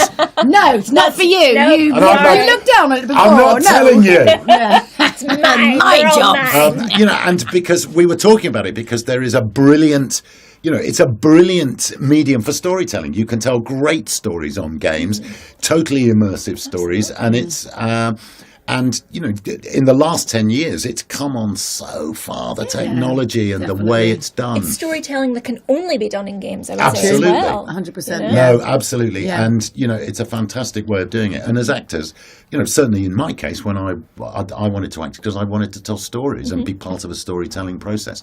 However that, whatever medium that is, really. It's all scratching that itch. Yeah, no, absolutely. And I mean, when I was a kid, I used to tell stories and make up stories and, do stuff in my bedroom and come down and show it to my mum and dad and all that. Well, kind I'm of stuff. glad that you did. Yes. Because look at you Yeah, now. I know. Look at you now. What a great Now I career. earn a living from it. Exactly. Cash. Lovely. Yeah, Thank you no, it's so good. much for joining us. Hey, thank today. you, and you're doing a great job, by Oh, the way. well, Keep I it know. rolling. We've got pretzels, Now How much are we I'm up ready to? we How want. much are we up to? Oh, you wait. would not believe It was 19 something before, but I don't know what the update is. It's something quite incredible. Yeah. It's It amazing. jumps up quite dramatically. It's amazing. How brilliant. Yeah, but it's all down to you. So thank you so much for And giving it's your time. down to you. Oh, well, we're no, just not really. we're just stitching this thing together. But we do have our next game, a reading coming up right now. It's Dragon Quest. Dragon Quest 11. Dragon Quest 11. Go, guys, go. You ready? We're ready. Yeah, we're ready. We're ready Oh, to my quest for goodness. dragons. Yeah. For the 11th time. The 11th The dragon. 11th gripping You'd installment. think they'd find them by now, but no. I know. They get away, the tricky devils. Okay. Did you introduce yourselves? Oh, yeah. Oh, yeah, we should introduce ourselves. Yeah, sorry, our we job. should have done that. Come on. But no, okay, fine. You're out of your minds. Fine. I'm Shai Matheson. I'm playing Sylvando. Hi, Shai. Hi! I'm John Hopkins. I'm playing Hendrik. And sneakily, I'm actually the parade member C In the this, original in the game. very scene.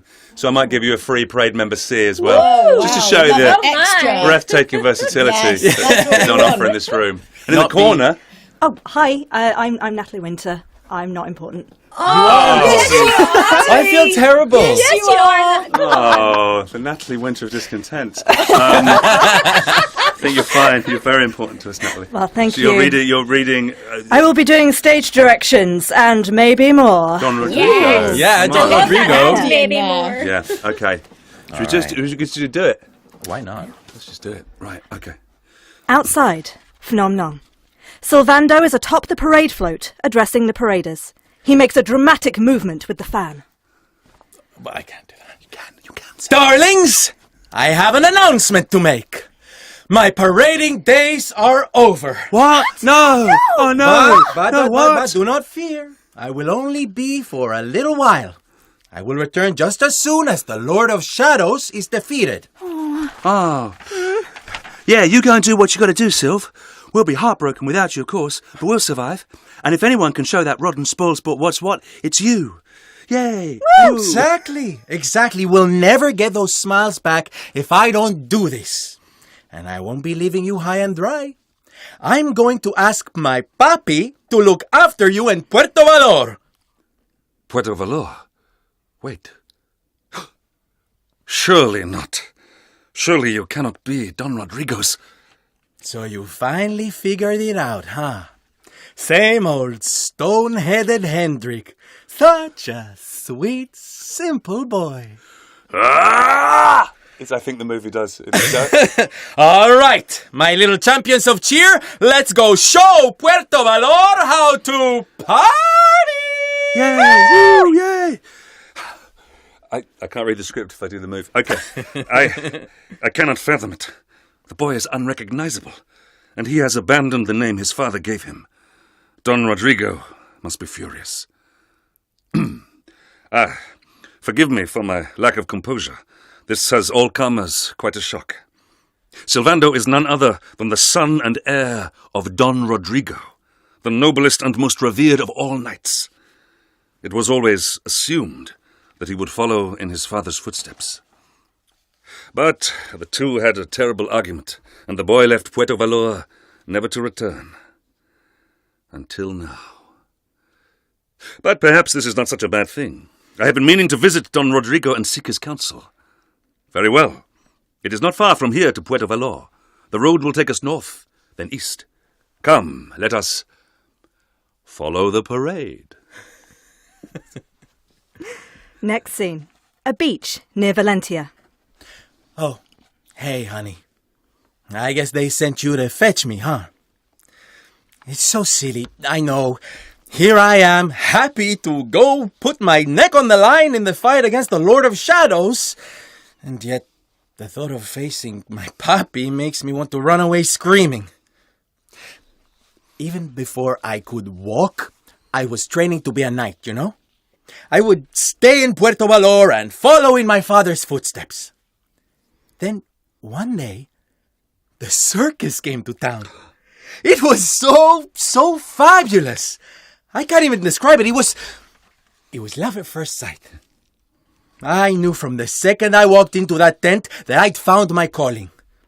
Getting up there on that stage and making people happy, that was the life for me. But Papi, he wasn't so keen. A few plates got smashed the night I broke the news to him, let me tell you. Dear me, that got a little bit long and emotional, huh? But it's made me feel a whole lot better. In fact, yes, let's do this. It's now or never. Let's go pay Papi a visit. Valentia. The party walk into the town. Puerto Valor. I have fond memories of this city. I trained here under Don Rodrigo. It has changed little over the years. This place made me the knight I am today. The training was rigorous and the conditions harsh. But Don Rodrigo was a fine teacher and a fine man. Okay, darlings, you have fun now. I need to go powder my horse. Okay, ciao for now. Sylvando. Wait. You are Don Rodrigo's son, Norberto. I have long suspected as much. You found out my little secret, huh? Nice work, Inspector Hendrik. I guess I should be flattered you even remember me from back then. Why? I do not understand. Why would such a diligent boy, one so committed to the knightly cause, abandon it so utterly? Your father must surely disapprove. This is why you are leaving, correct? You mean to avoid him? At a time like this, you would put your own personal concerns over those of your companions. Erdwin's lantern hangs low in the sky. Our world is in danger. If we are to have a hope of overcoming what awaits us, we will need your father's wisdom and experience. You will need it. Okay. You're right, I guess. Papi does have a trick or two I always wanted him to teach me. Now's probably the time. I've made up my mind, darling. I'm going to face my papi, but I can't walk into that room alone. Will you come with me? I knew you wouldn't let me down. All right, prepare for a heartwarming scene of reconciliation. A trial shrine in Heliodor. I'm doing heavy breathing. Yes. Enjoy it. I'm really enjoying it. That's it, I finished it. Not bad. Not bad, Mr. Hero of Heliodor. My papi taught you well. I do not need your approval, minstrel. But you did not do so badly yourself. Your father was clearly a constructive influence on us both. Hey, speaking of papi, where's this amazing weapon he said we'd get for winning, huh? Don Rodrigo. I was convinced you weaklings would disappoint me. Don't come the haughty knight with us, mister. You're the one who lied about us getting some special weapon for taking your stupid trial. It was no lie. You have the weapon. The greatest weapon of all. And what is that supposed to mean, huh? Stop talking in riddles and hand over the goods, will you? Don Rodrigo, this weapon, it is not fashioned from steel or bronze. Am I correct? Muy bien, Hendrik. Your reward for completing the trial was the experience of collaboration. To work together with one's brothers in chivalry is a knight's greatest weapon. This is the gift I give to you. What the? My. Sylvando can now learn chivalry skills. Hendrik can now learn fraternity skills. Yes! You have taken the first steps on the path of the knight, but you have far to go. Perhaps if you lean on one another enough, one day you will make it all the way. Hey, you can't just say that and leave. You have to join us. Join you? But I cannot. I Weren't you the one just giving the speech about knights needing to stick together? 3 knights are better than 2, huh? A knight's word is his bond. Join us, Don Rodrigo. With your mastery to guide us, we shall surely be unstoppable. Very well. I will not join you on your quest, but call for my aid, and I will be there. Just do not call too often, High five! Sylvando and Hendrik can now use the Who's the Daddy prep power. Best power in the game. Absolutely. That's the one you want. That's it. We're done. We're done. Sorry to Who's have the kept daddy? on. Who indeed is the daddy? Who's the daddy? No, I wish real life worked like that, where you're just like in the Yeah. kitchen. It's like, Aoife can now use culinary skills. Like, that's I used to like to there. just let you know when things were available. But you should That'd be always great. think that you have that saying. I gotta say, it was really enjoyable to watch you guys physically get into that. That was fun. That was amazing. There's a lot of big, almost over big. No, never. never. No, moves not that at our all. characters Too are small, assigned. if So I thought anything. I'd try and honour those moves. Yeah. I had one move where I sort of do this in shock, and then I deliver a 5-minute speech while not shifting from this position, which feels like just someone fell asleep on Friday afternoon while they're animating it. So I tried to honour that. All while there's very loud synth music in the background. Good sort of hi-fi MIDI music, isn't it? Yeah. Yeah. I had an Quest inkling 11, about this everyone. before. I had a somewhat of an inkling, but now I'm absolutely convinced that you have the best job in the world ever. Yeah. Seriously. What's your favourite thing about what you do for a living? You don't learn the lines. They're all written down for Yes! you. Come on! And except for today, you don't have to do your hair. Oh, amazing, yeah. Perfect. True. Really. Just rock up Yeah. wearing whatever. Did you do your hair today? Wow, that's offensive. Really offensive.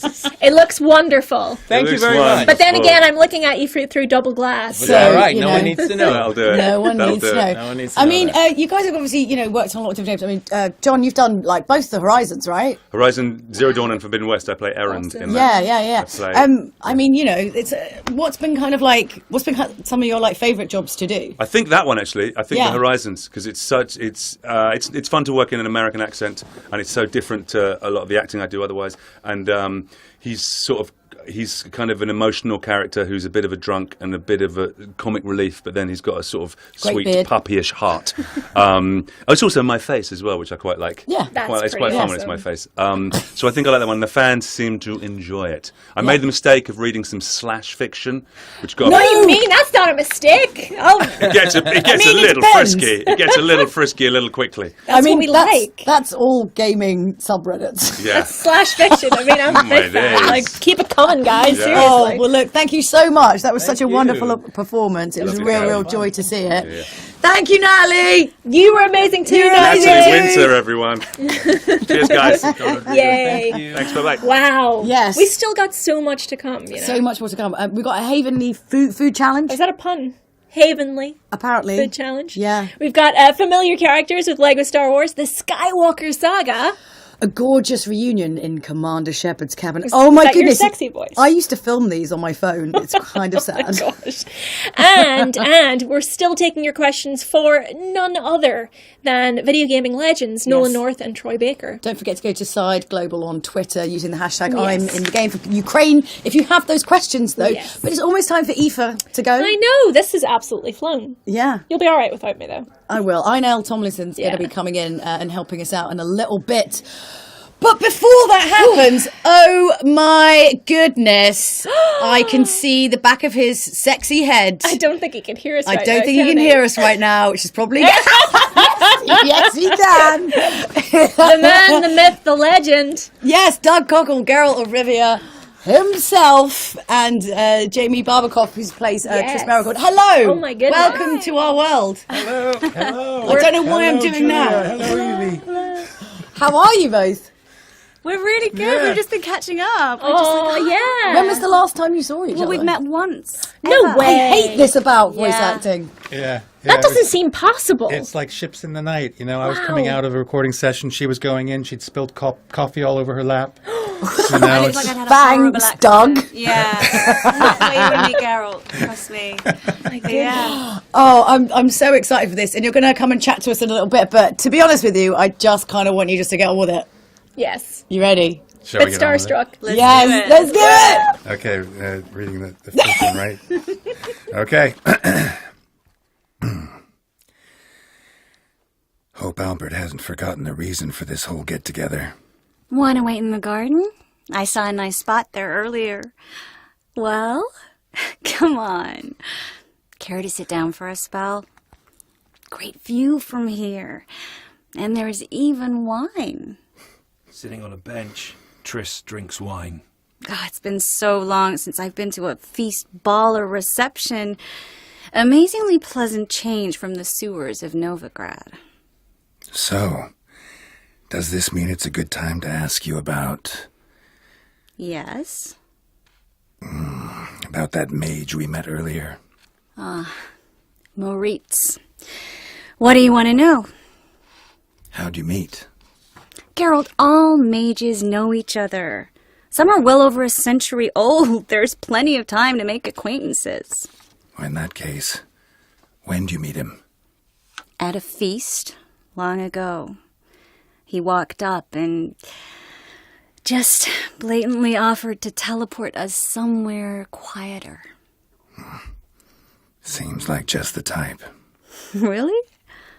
At the time, to me, he seemed sweet. He actually pursued me for a while afterwards. Personal charm. That's what it's about. Oh, careful. That sounded like a compliment. Glad it did. Oh? Are you trying to... Didn't mean to. Don't quite know why I always say stuff like that around you. Always? Guess I remember things a little differently. Someone's coming. Is it Albert? No, just some lost caste. Must be looking for his beloved. Like in that elven tale about the frog and the lark. Inchu, beag, broga. Inch by inch, little frog. Let's go. I sure hope the other guests don't get drunk as quickly as I did. Sooner we get out of here, the better. Oh, no. I plan to have a good look at this famous maze of theirs first. I hear the statues there are completely, entirely... Entirely what? nude. Geralt? Coming? Triss runs into the maze and disappears from sight. Come on, Geralt! Triss, wait. Chase me! Fade to black. Morning. Geralt finishes a deal. Triss walks up. Everything set? Yes. Got your swords back from the guard and Ingrid gave me the coin. It's more than I expected. Stunningly more, frankly. I'm glad I could help you collect it. You'll find good use for it? It's finally possible, probable even, that we can get all the mages out of Novigrad. You know where to find me if you want to say goodbye. Goodbye. What happened at the fountain? I'm sorry, I acted irresponsibly. It was the wine, too strong. No need to apologize. It was nothing. Yes, nothing. We shouldn't have. It was my fault. I know. The wine went straight to my head. I'm sorry. Triss, don't apologize. We need to go. I know. Be careful.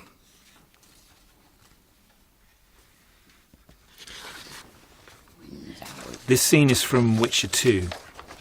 After battling through guards, Geralt enters the dungeon and unshackles an exhausted Triss. Geralt. Didn't expect to see me? Are you kidding? The only person you expect to see in a Nilfgaardian dungeon is the executioner. Did they torture you? They tried various things, but they got nothing from me. Are you all right, Triss? I think so. I'm glad you're here. I know it was hard on you. I'll never forget this, you hear? Never. Couldn't you have asked your friends from the lodge for help? How do you know of the lodge? I just do. Listen, Triss. There's a lot happening in Lochmuin, and it's all happening fast. The fact that I'm here means I'm not helping Yorvith, and I abandoned Saskia. You chose me? In some sense, yes. I fought my way through the Nilfgaardian camp to learn why you lied to me. I know about the lodge. I know the lodge was behind Demiven's assassination. I know Triss Marigold is a member of the lodge. It's not like that. Show me the error of my reasoning. True. I am a member of the lodge, just like 8 other sorceresses. But if you think I'm responsible for the lodge's actions, you're badly mistaken. The lodge is a theater for 2 actresses. Sheila and Philippa have long dominated it. To the point where you didn't know about the murder they planned? To the point where I was no longer invited to gatherings. Why? They stopped trusting me. Because you didn't agree with them? 9 women very rarely agree on anything. The actual problem was that... Tell me. I was close to you. If Sheila fears anyone, it's Geralt of Rivia. The lodge did everything to convince me that our relationship didn't bother them, even that it suited them. But they manipulated me. Through me, they fed you select information, depending on the circumstances. They twisted facts. We're still close. They could still be doing it. Don't insult me. I'd say the same thing in your place. I'm telling you the truth. You have no idea how much I want to believe you. But you've lied once. Why wouldn't you do it again? I never lied to you. I just didn't tell you everything. How is that not lying? I didn't know the truth. I had suspicions, that's all, and once I was finally certain, it was too late. I can prove everything. Now you'll need to tell me everything you know. I need to learn the truth. All existing councils of mages ceased to exist after the Thanet massacre. We all acted separately. Philippa decided to create a new organization, a secret one this time. When I was sworn in, it never crossed my mind that the Lodge's plans would soon become secret to its members. As you know, Philip is not one for minor undertakings. She presented a plan for creating a powerful state controlled by sorceresses. Good idea. Too bad it's completely unachievable. This is from Witcher 3, Blood and Wine. Geralt approaches his home and is told there is a visitor. Who wouldn't give their name? He goes inside, walks through the dining area and finds... Triss? In the flesh. I thought you were in Kovir. I got tired of waiting for you, so I decided to head to Tucson, catch some sun, see how things are going. You said it would only take a moment. Things are pretty much wrapped up, luckily. We'll be able to head north soon. I hope you're not upset I came like this, without warning. True, I haven't always been fond of surprises. They remind me of work, the law of surprise, surprise child. But I think I've changed my mind. Seems surprises can actually be pleasant. Very pleasant. Let's go outside. There's this one cozy spot you're gonna love. How are things in Kovir? Oh, amazingly boring and predictable. Council meetings mainly concern trade matters, tariffs, storage regulations, that sort of thing. Not bored? You know the fairy saying, may you live in interesting times? Well, I've already done that. And now I'm looking for a bit of quiet. The other mages I brought with me from Novigrad, or who made it north on their own, feel the same.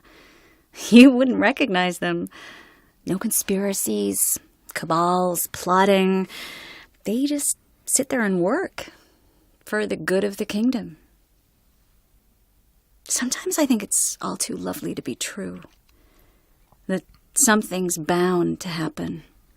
Another war, or some other horror. But for now, it's nice. And once you finish your business here and come join me, it'll be even better. So, how do you like my vineyard? Think you know the answer to that. I like it a lot.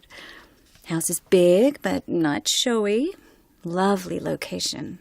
Perfect for romantic getaways. There are already some saplings and flowers around the grounds, but I think it's still missing something. Just finished some remodeling. Paid through the nose for it, but I think it was worth it. Maybe a hedge maze with a statue in the corner. One that's stately and nude. Geralt, don't bring up that ball. The wine got to my head and I... Not bringing it up to tease, but to reminisce. That evening, it was magic. And your dress. You looked lovely in it. Well, I've got it with me. I could put it on one evening. We'll dine outside by the candlelight. Listen to the music of the cicadas, huh? Can't wait. Oh, wow. Right, so, okay, new chat up line unlocked. How do you like my vineyard? How do you like my vineyard? Amazing. Brilliant stuff from the guys there. Thank you, but guys. definitely, this is exactly why you're here, is because we want your money to raise money for the British Red Cross. Here's exactly how you can donate your money now after that amazing performance. Come on, guys, whatever you can spare. Yes, oh my goodness. Well, okay. First of all, so yes, you can make a donation to the British Red Cross for Operation Ukraine by going to sideglobal.com/Ukraine. But oh my goodness, the total so far? Well, we smashed it well early on, so they've changed it now because you guys are too good at donating. You're too good at being awesome. So it's now 50 grand. Oh my goodness. Which I think we're going to do. We're more than halfway there. We're already halfway there. Look at you guys. Amazing. Unbelievable. But it is all going to go to an extremely good cause. And remember, no donation, no matter how small, is unappreciated. It's all amazing because even £10 can go towards a hygiene kit that can keep a family of 5 healthy for up to a month. I mean, it's honestly, every penny is going to make a huge difference. And we should say a big thank you to all of the voice talent. And of course, we now are joined by one of the greats. One of the greats. Mr. Doug Cockle, a.k.a. Geralt of Rivia. Yes. Welcome. How are you? It's been a little while, Doug. Thank you. It has been. Yes. Gosh. Yeah, was that weird? Was that? It's very weird. I feel like everyone's finding it a bit weird because it's like really intimate and eye contact. It is, and it feels more like kind of doing a staged reading because when we record these things, we're usually alone in the booth and the engineer and the director on the other side of the glass. And now I'm looking at 2 lovely people on the other side of the glass from where I'm not normally sitting.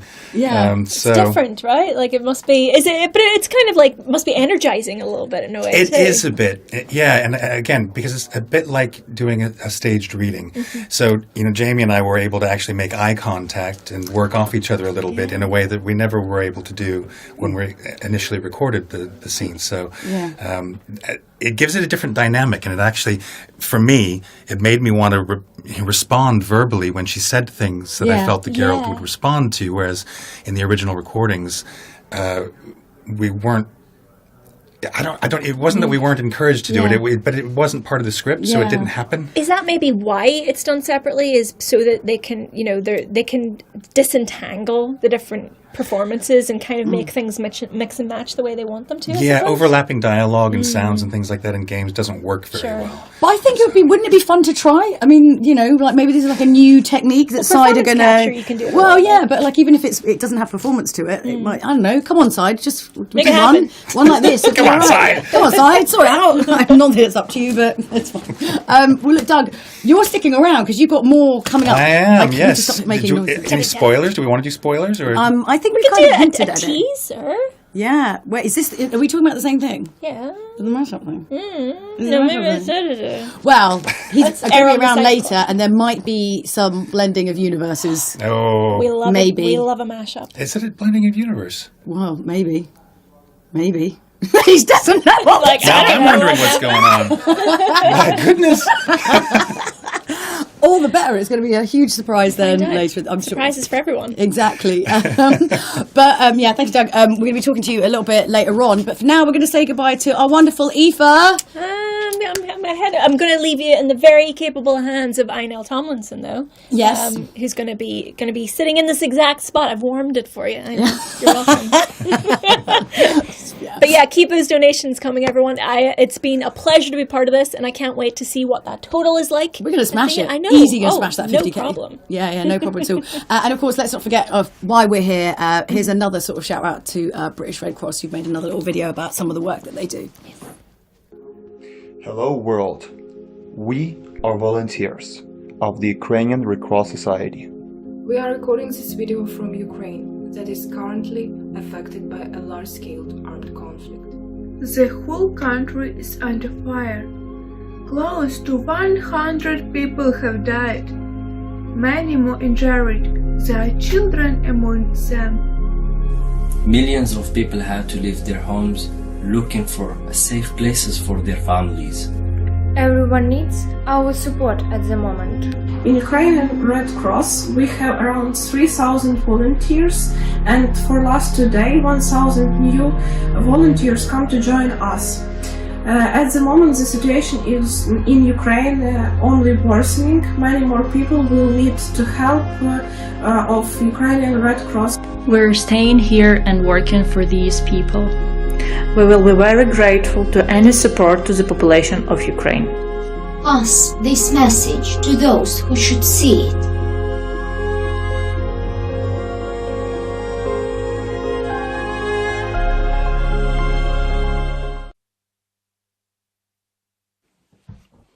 Hey guys, Magnus Brun here.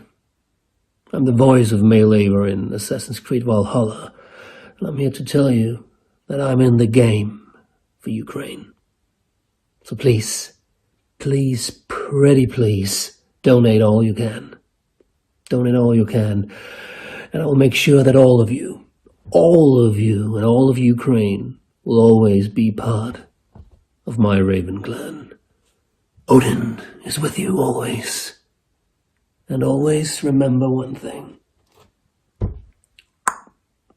Right? Right. Hello, and welcome to the third gripping hour of game, in the game for Ukraine. It is actually quite gripping. It is like been pacing along.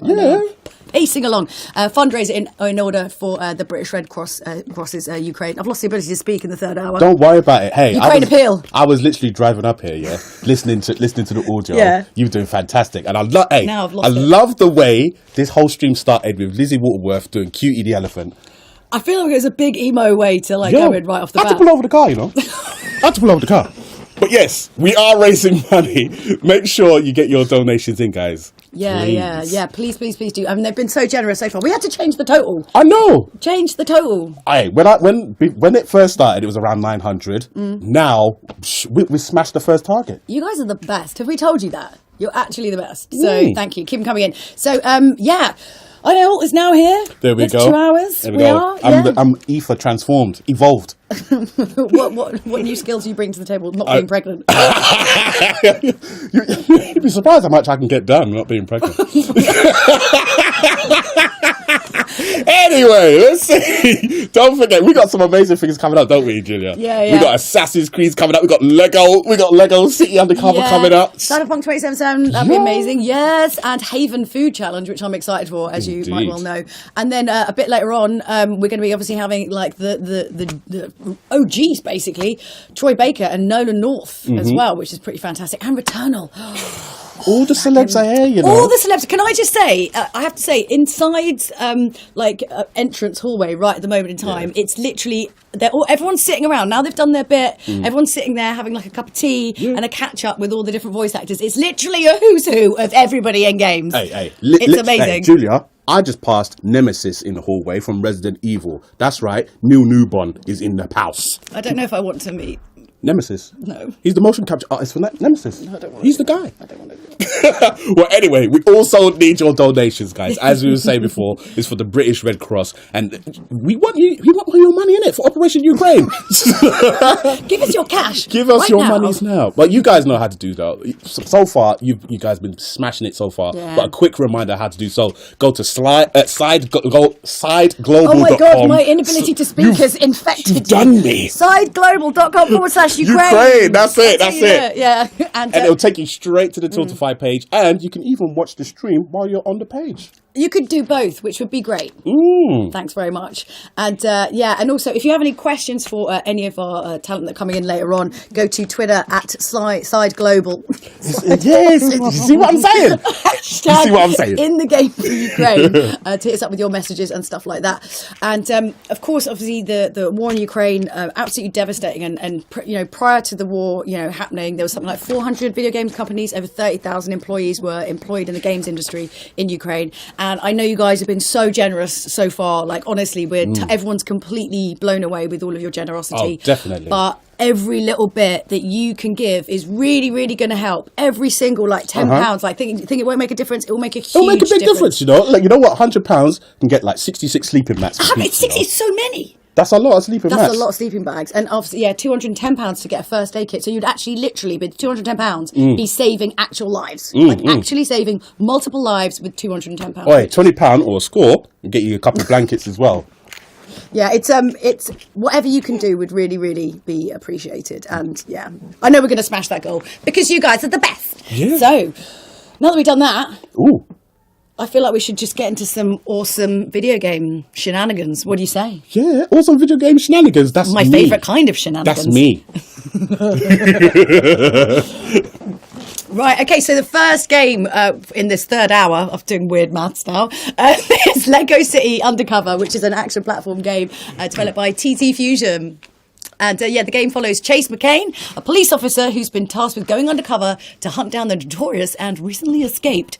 You know, we're right by Pentonville. Yeah. You know, over the road, there's a cafe, right? Sorry, why I'm going with this. There's a cafe over the road from Pentonville Prison that's called The Breakout. Yeah? Over the road. I was like, I mean, embrace your neighbourhood. Hey, have you eaten it? No, but I feel like... Oh, my God. Well, there are more than 20 unique districts to investigate, car thieves to bust out, hilarious movie references to discover, vehicles to drive, and hundreds of collectibles. I remember playing this on the Wii U. Fantastic game. Yes, fantastic. And we're going to be joined, we are joined today by Joseph May, who plays police officer Chase McCain, and Jaimi Barbakoff. I can't read today either. Jaimi Barbakoff. Oh, my goodness. Who plays Wiz Ellie Phillips. Hi, guys. How are you doing? Hi. Good, thank you. How are you guys? Yeah, all right, apart from losing the ability to speak. But other than that... You're doing pretty well. Well, maybe too many words, I don't know. But I'm going to leave the proper professional speaking up to you guys. Are you ready to go? Sure. Good. Amazing. Take it away. Hi there. I'm Chase. Well, it's nice to meet you, Chase McCain. My Uncle Duke told me all about you in that Rex Fury case a few years back. Oh, yeah? Don't worry. There's a few of us in the station know you did all the real work on it. Phew! Anywho, I'm Lieutenant Ellie Phillips. And first things first, let me see your cell phone. Chase hands the cell phone over to Ellie, unsure of why he's doing so. Ellie pokes it a few times and then throws it over her shoulder. It lands with a clatter. Chase is a mite concerned. Hey! Ellie brings out a new phone from under the desk and pokes it a couple of times. This is a police communicator. It does everything your old phone did and a whole lot more, including keeping me up to date with what you're doing. You'll need to connect it to the main computer in the lobby before you can use it. I'll give you a call once you're hooked up, Chase. Radio call. Chase calls Ellie once he entered the hangar. Ellie, how do I get the moon buggy out of the shuttle? There should be a button you can press to open its delivery bay. And that'd need power to work, right? Yeah, why? I think I broke the power supply back there. And now the control room is full of people. Right. Hang on. Typing.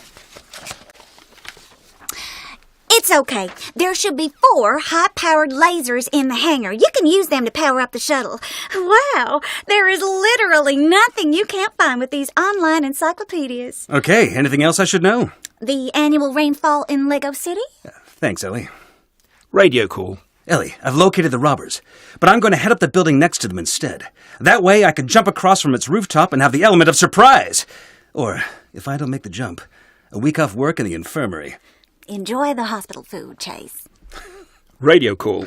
Hey, Chase, now you're an undercover detective. I've added a new function to your communicator. Is it a voice recorder? So I can do private eye-style monologues? No. I was disappointed, but I decided to hear her out. You just point it at a window, and you can hear what's being said inside the room. You'll need to get to a vantage point to use it, though. It sounded like it might be useful. I thanked the nice lady and set off into the night. It's the daytime. Good luck, Chase.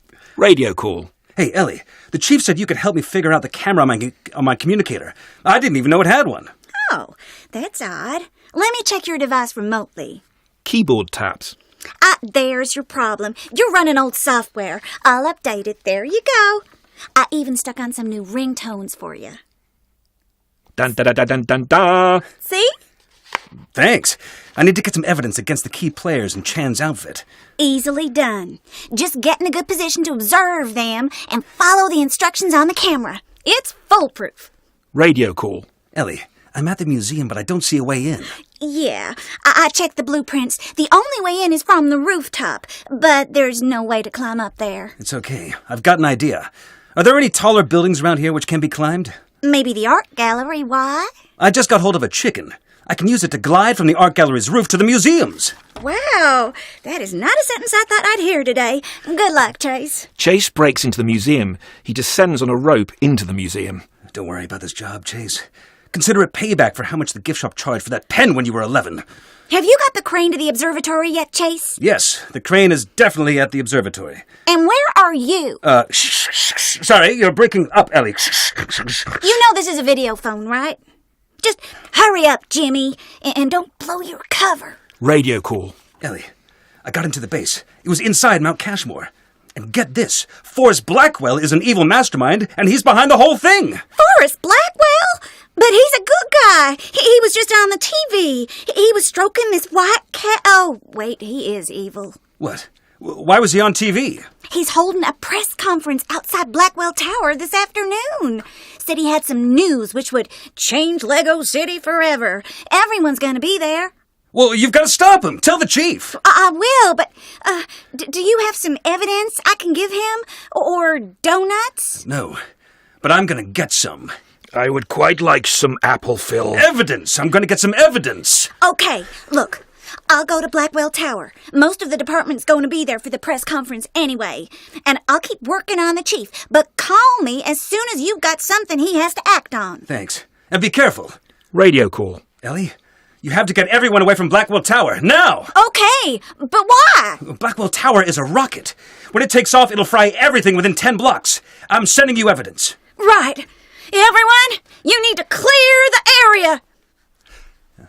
Fade to black. Amazing. That was... I was getting flashbacks on playing that game, you know. Yeah, flashbacks, you know. What was your favourite bit? Well, the bit that they were doing, obviously. Obviously. All right. Obviously. What's it like working on the Lego games? Is it fun? Oh, it's enormous fun. It's like non-stop hilarity. Because the writing is so funny, and you just kind of... you want to laugh all the time. Yeah, and you're just making each other laugh all the time, and everyone in the studio is laughing. It's really wonderful. And not all games, but I suppose it depends on the game, really, doesn't it? Yeah, it can't all be like that. There's not many games. There's like virtually no games that are funny. So. Wow, okay, throwing down the gauntlet there. No games are funny. But my question is, have you played these games that you're in? Because both of you have been in so many different video games. Do you play the games that you're actually in? I actually tried this one, and I want to swear. Can I swear? No, I was really crap at it. Okay, so that's I was really the half terrible. swear. Yeah, it's half swear. Still got to bleep. It takes a lot for me not to swear. But so you enjoy doing kids games then?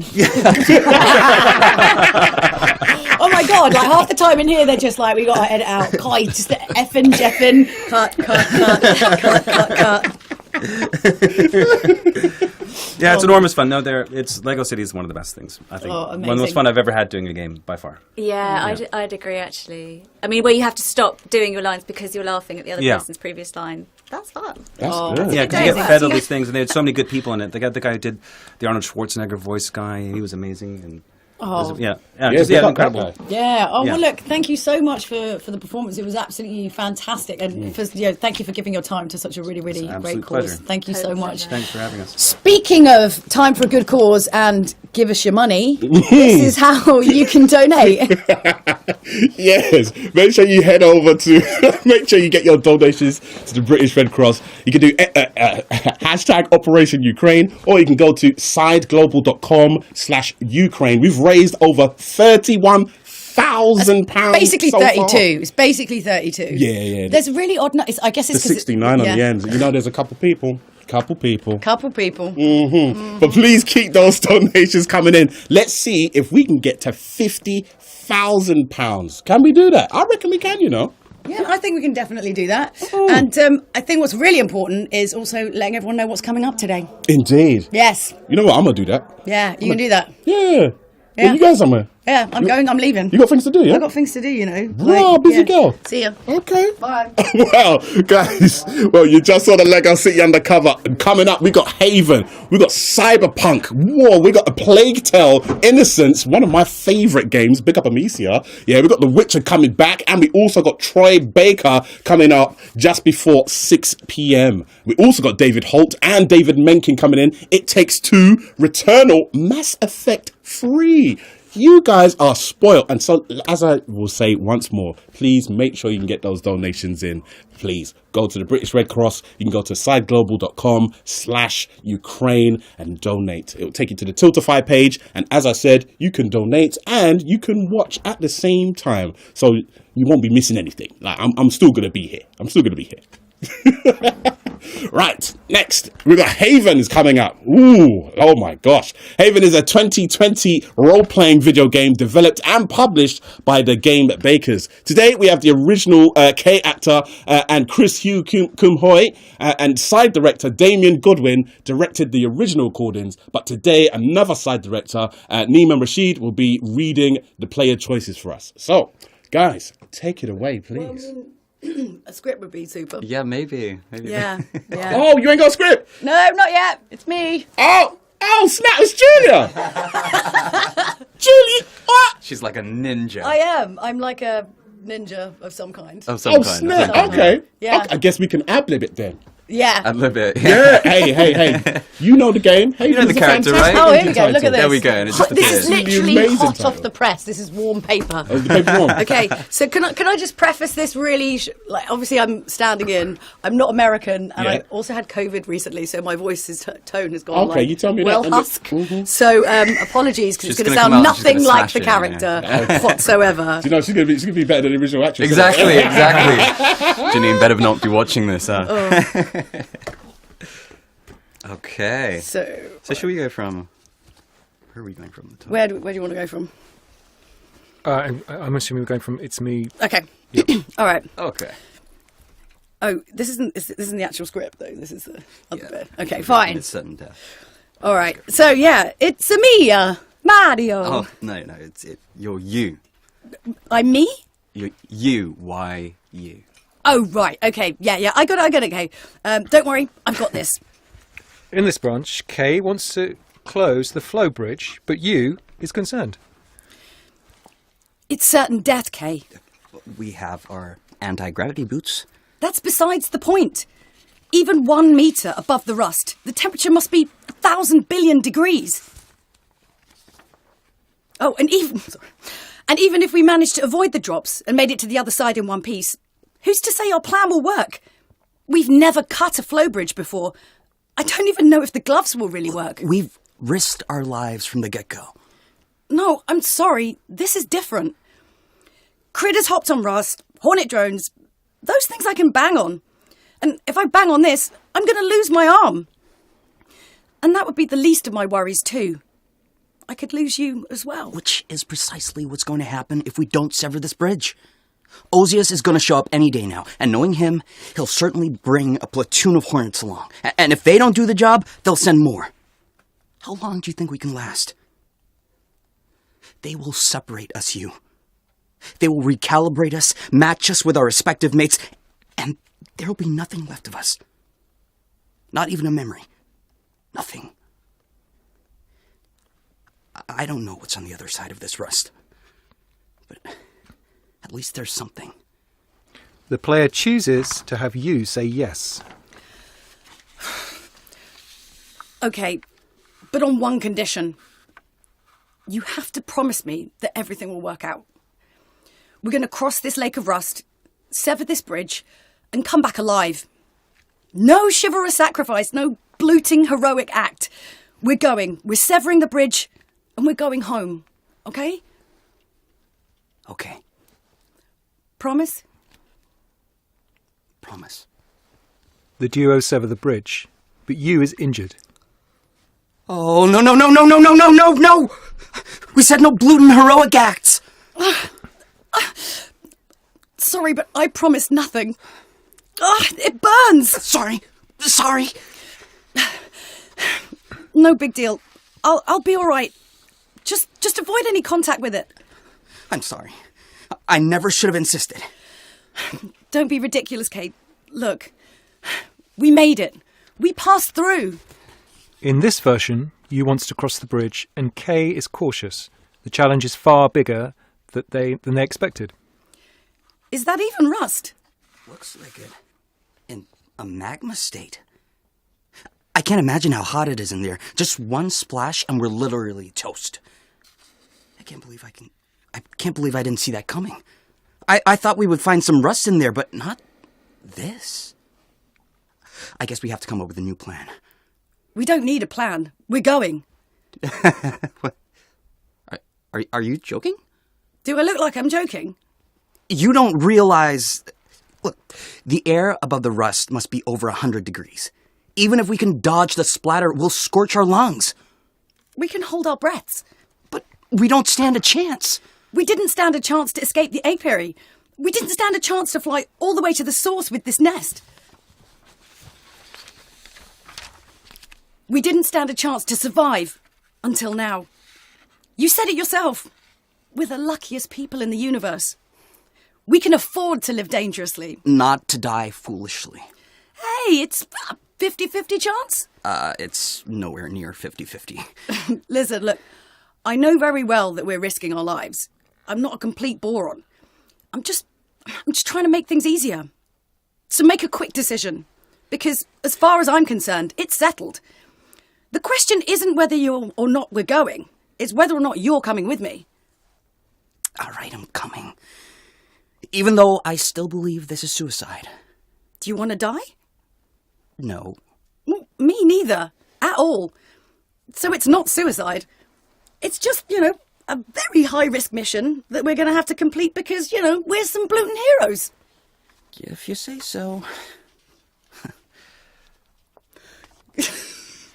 Sorry, could you tell that I couldn't turn pages silently? It's like the biggest challenge, isn't it? Oh my God, how you did a sick job. You did an amazing job. Hey, I thought it was you. I thought it was a character of you. I agreed to this before, and then as soon as I stepped in, I was like, what have I committed to? Perfect stuff. Well, I got a question, actually. Yeah. When you recorded the original dialogue, did you get to do it alongside your other actress? Yeah, we did, actually. Nice. It was really good. They really specifically wanted, the game makers really wanted the idea of the two characters together and get that chemistry. So we had a little chemistry read, and then they got us in the room together as much as they could. Oh, wow. And you can hear it, though. You can really hear the, bouncing off in the dialogue in the game. Definitely. Yeah, it makes a huge difference, I think. Yeah, and it's a couple. Come on, they're together. Makes sense, Julia. I made this more awkward now. If anything, you needed to be a bit closer, I think. My directorial kind of... I think you meant close to the microphone. Yeah, just like that. Just sharing one wanted microphone. To feel that relationship. No, that's absolutely fantastic. I love the title. Have you played the game yourself as well? Because I'm always intrigued by voice actors. Do they actually play the games that they're in? Yeah, I've managed to play through a little bit. I think it's finding time at the moment because it's such an epic game. And I think it's also hard sometimes to separate listening to yourself and critiquing your own work. So that's always a bit of a challenge. Yeah, wouldn't you just be like, you listen to it, you're like, oh, I wish I'd done that Exactly, bit differently. Or like, wait, what am I doing in the game? Yeah, exactly. That's not the take I would have went with. That's you kind of listen and then your toes start going, oh. But then you look at the game as a whole and you think, I'm proud of doing this. Was there any particular challenges that you found with this particular script and this particular game? I think at the very beginning it was more of a translational thing. So it was really great because the game makers were really, really open to sort of changing bits of the script. Yeah. Sometimes the translations wouldn't sort of quite work, so we'd sort of hash it out and develop the script a little further, so it just felt a little bit more natural. Because it's so conversational. And the way in which the people have written it, it's so beautiful in terms of its nuances, and throughout the whole story, it's very much like a couple. Yeah, it is. And there are some really mundane moments, and we just kind of really wanted to capture that. And I think we managed. So you did. And we heard earlier as well from when Julia was talking to the Nino Kuni lot, how the translation and how the scripts and the can kind of change when you're localizing it. So no, that's amazing. Sorry, Julia, you was about to say something. No, please, no. It's exactly that. There is. I think some of the best games are the ones where they really just get that feedback from the voice actors, where you can really feel that kind of everything's kind of how you'd say it. I mean, not all of them, but some of my favorite ones. I think, yeah. Look at this. Well, Julia, I reckon you should be in the sequel. Oh my God, I stand up and talk in front of people all the time. And can I just say, the first time to do this, when it's on a live stream and when everyone's in a room, was an error. It was a total error.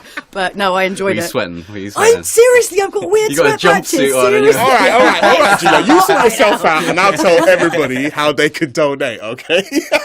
Keep those donations coming in, guys. Make sure you go to sideglobal.com/Ukraine. We've managed to raise £36,000 so far. Ooh, and £7.69. There we go. Can we get to 50,000 by the end of the day? Also, if you have any questions for any of the voiceover guests that we have, make sure you use the hashtag Operation Ukraine, or you can use the hashtag in the game for Ukraine.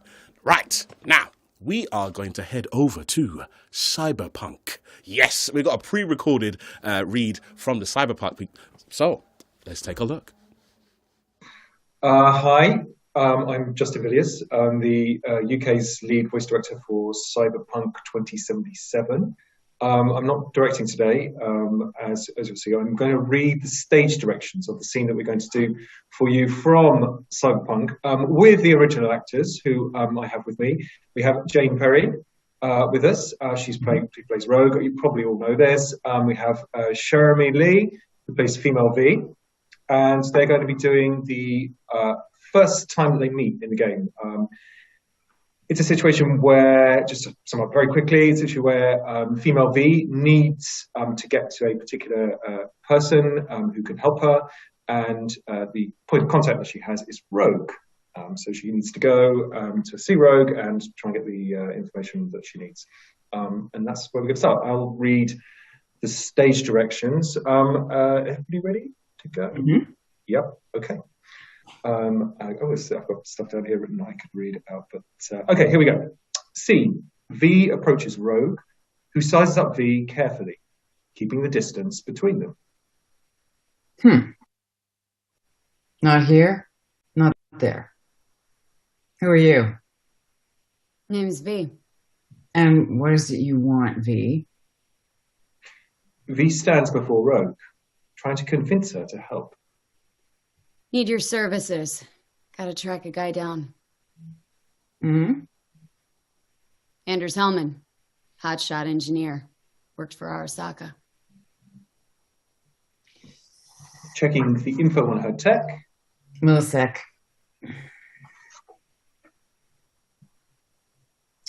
Anders Hellman. Pinpoint him for me.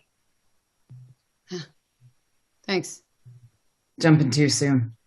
First, my help's got a price. Second and third, Dexter Deshawn, Jackie Wells, T-Bug.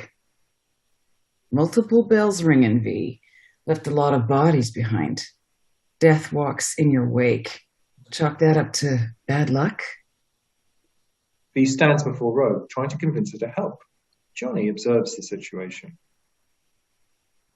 They knew the risks. All sorts of shit happens. To all sorts of people. Even to the best. To you too, Rogue. Arasaka Tower. Remember? Who'd you lose back then? Ah, you came to prepped. Of course. But feelings be damned, I've always said. This is pure biz. You need my help? So get those eddies ready. The dialogue branches depending on whether V has the cash now to pay. In this case, V doesn't have the cash. Uh-huh. And if I don't have the scratch, it's fuck off and have a nice day? No, more like come back when you do. Them's the breaks. Then, see ya. Soon. You know where to find me.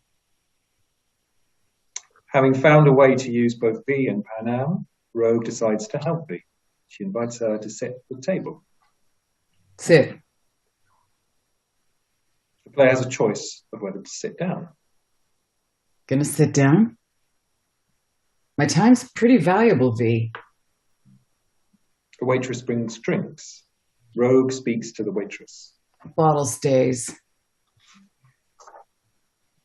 Rogue thanks her netrunner for the help and for bringing the chip. Thanks, Nix. Johnny observes Rogue carefully, noting how important she is at the afterlife. Rogue hands the chip to V. Slot it. V hesitates to slot the chip for it because it might have a virus. Go ahead, slot it in the shard. It's clean. The player has a choice to insert the chip or not. In this case, the player chooses to insert the chip. V takes the chip from Rogue and slots it into her head port. Rogue observes the material on helm and explains it to V. V sees visualizations on her HUD. Your Hellman's not on my payroll, not officially anyway. But he does pop up in GNT's confidential stacks. It's a Kang Tao subsidiary, Chinese corp. Kang Tao's been using them as a fig leaf for years. Their mask for more sensitive operations. Probably keeping him hidden from Arasaka. Must have worked on a top secret project. Hidden from Arasaka or any other corp that wants what he knows. without going through all the bother of actually hiring him. Think you can track him down? Getting a mark on him ought to be easy. Actually grabbing him? Another story entirely. Must be prepping him for a transfer. How would you know? Chinese corpo playbook's an open one to me. This looks like the vanishing old pigeon. V sees the convoy routes. Decrypted map of upcoming Kang Tao convoy routes. Think Hellman might be one of them. Thing is, which one? Take a look at the specs on this one. A lone AV, no ground support. No linked cargo manifests either. Sure, Kang Tao sometimes transports stuff unregistered if they want to push it under the table, but... V sees a cross-section of an AV and its technical parameters. Everything's visualized via the chip. Catch the load on this AV. Already approved in the system, but too low. So definitely no cargo on board. But there's a passenger list. Kang Tao security detail plus 1 VIP. Transfer from Chianti. Our boy Hellman. That was the good news. So what's the bad news? Bad news is the extraction site. Look, Night City airspace, all this. No way to jack the transport without the NCPD picking up on it. Commenting on the area displayed on the map. And here, we're too close to Kang Tao. We even give that AV a dirty look, their backup hustle will be on us. Zooming in on part of the map.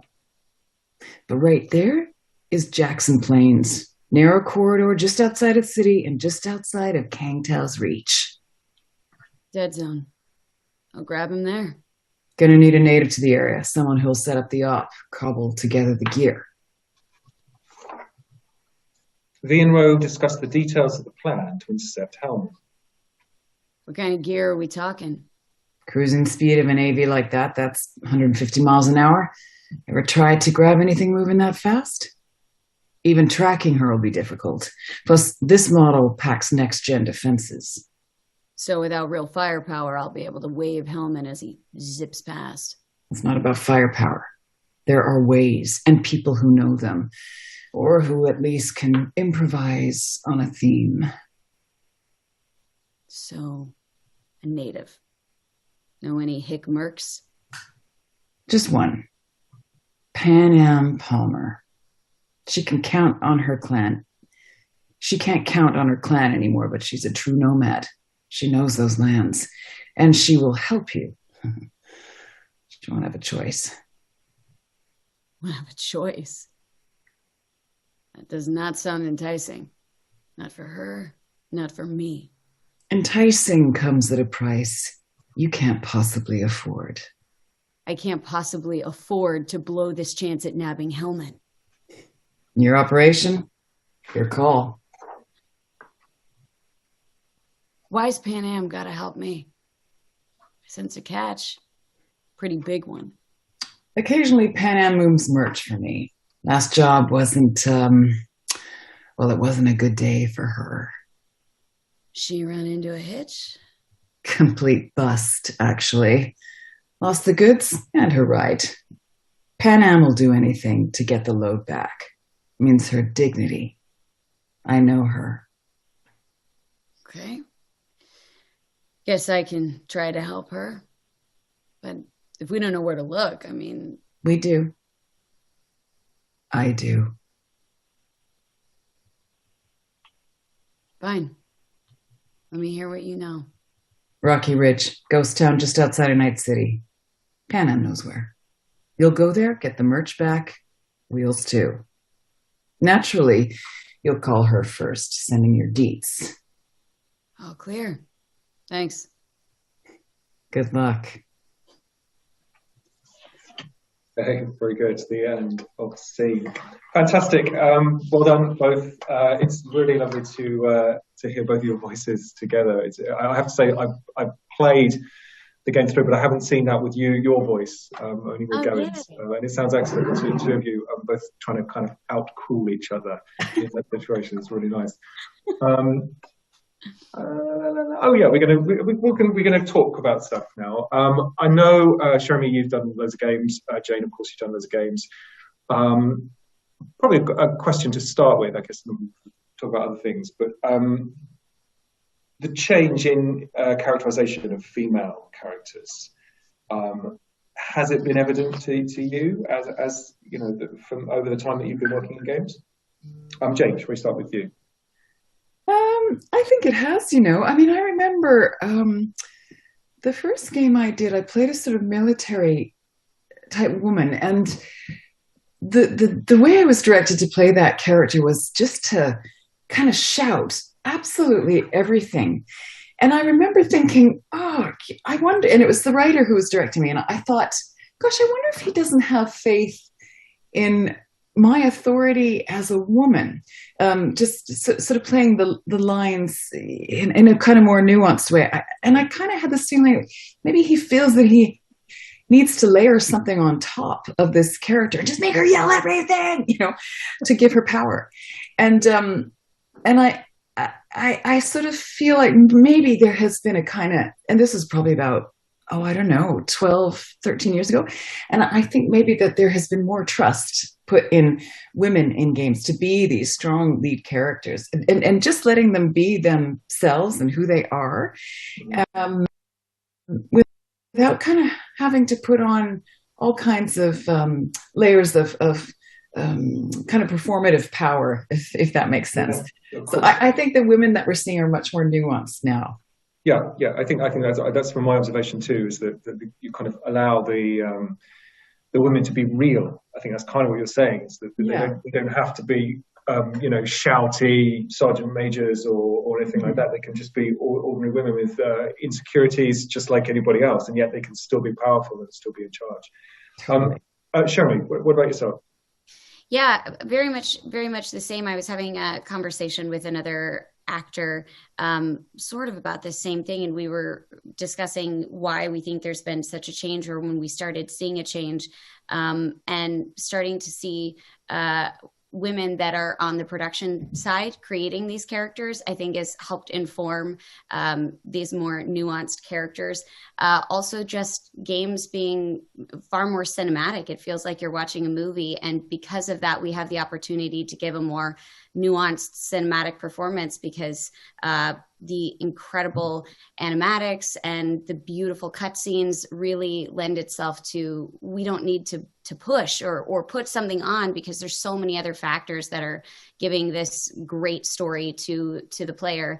But yeah, we were saying it's so nice getting to see characters that don't look the exact same way. They have a variety of body types. They have a variety of different voices. They have a variety of different looks to them. And it's beginning to sort of kind of match. Yeah, women. I think it's certainly, it's more recently with that, I've noticed is the body type thing, which has always been a problem because of the kind of cliches of strong female protagonists have been that she needs to look like a Olympic gymnast kind of thing. But this is starting to change some of that. I'm not sure I'm allowed to mention other games in this, maybe not. But it has started to change. I'm sure you two are both aware of that. But whether it's body type or the way people speak, or it's starting to reflect the real world a lot more, which is excellent. Why don't I ask you about just kind of broaden out a little, other characters that you played. Is there anything memorable that you can talk to us about, either of you? Hey, that's a memorable moment. What's happening right now? I know you. I know you. What are you doing there? I don't know. That is strange. I thought that you two might be the same person, just dressed differently and doing a different voice, but you're actually two people. Yeah. I should just, for the tape or I should introduce Gavin Dre, who plays Melby in Cyberpunk 2077. Here he is. And I don't know, have you two met before, Gavin and Shermy? Yeah, we have. Yeah, we did something a while back. But how you doing? I'm good. How are you? I was supposed to be like shocked and surprised and be like, who is this person? But I got so excited to see you, and I forgot everything that I had been told about how to respond. Okay, I think we're I'm all doing well. How are you? I'm good. Yeah, I'm really, really good. Yeah. Hi, Jane. Nice to meet you. Hello, nice to meet you too. Pleasure. Big fan. How are you doing? Likewise. Really you two not met before either? Okay, No. that's nice. Oh, no. Okay, great. Okay, so just as, to warm into this, Gavin, where are you? Are you allowed to say where you are or what you're doing? You can just be vague. I think so. Yeah, I'm actually in New Orleans, in America. Yeah. So I'm doing some filming here for an Amazon show. So just out here for a couple of weeks. It's an amazing place. It's a wonderful city. It's one of the best towns. Yeah, it's a lot of fun. Good. So I'm just going to now we brought you in. We just ran a scene, the introduction to when you first meet Rogan's story. I think I'm going to go straight in with this, and this is really for Jeremy and Gavin to talk about. And it was the experience of us having to match the pacing of another person's performance, which is very, very difficult, of course, because. I mean, again, I'm assuming that everybody knows how video games work, that there are particular sound files, and if you're going to choose to be a male or a female character, the sound file needs to be the same length. So the performances have to match in a certain way. Even though we didn't want the performances to be at all copied from each other, we were kind of tied or restrained by that fact. Why don't you go first, Jeremy? Just because Gavin can collect his thoughts then. Yeah, I actually love getting to do that when I've worked on JRPGs or other games like that, where I will have a Japanese audio file that I have to match, or a Chinese file that I have to match the pace of, but still make it my own, because obviously I'm sharing this character with another actor, but we want them to be while living in the same place of integrity. We're two different people. And if we're just trying to copy each other, it's not going to feel like an authentic performance. So it's finding that balance of going, this is how much time I have. That's great. Now, how do I interpret this line? And it's really fun, because there were times where if Gavin had recorded first, the file would be longer or the file would be shorter. And so then you kind of have like an improv experience where it's like, nope, new choice. And how can you interpret what he did and the link that he had and make it truthful to how I'm playing this character. And so it kind of keeps you on your toes, and it's a really fun, like, well, that's not going to work. Cool. Let's try this again. And it really keeps that collaborative energy and that process going, which is a really fun challenge to do. But when it fits, everybody is so excited. And there were a couple of times where you and I would be right on first try, and they stopped playing you for me first, and then would just say, like, let's see how it lines up. And they would go, you guys were exactly the same. So there were a couple moments where I was like, oh my gosh, this is where we come together, and this is like the core of it, which was really cool. Great. Okay. Lav, do you want to pick up on that? Yeah, similar experience. So Justin was my director in London, and so his process was he had a really big stick, and he would just kind of hit me again and again until I got it right. So that was our was that right, or something like that? Yeah, it wasn't really big stick. It was a fairly medium size, I think. No, it's exactly the same. I mean, in that kind of process, we would sometimes, kind of just be very conscious of like not wanting to copy it, as you said. So a lot of the times, we wouldn't kind of play the file. We would just kind of. In fact, like you said, we would often, I would kind of take 3 stabs at it, and most of the time, we'd be. I think Gavin's frozen.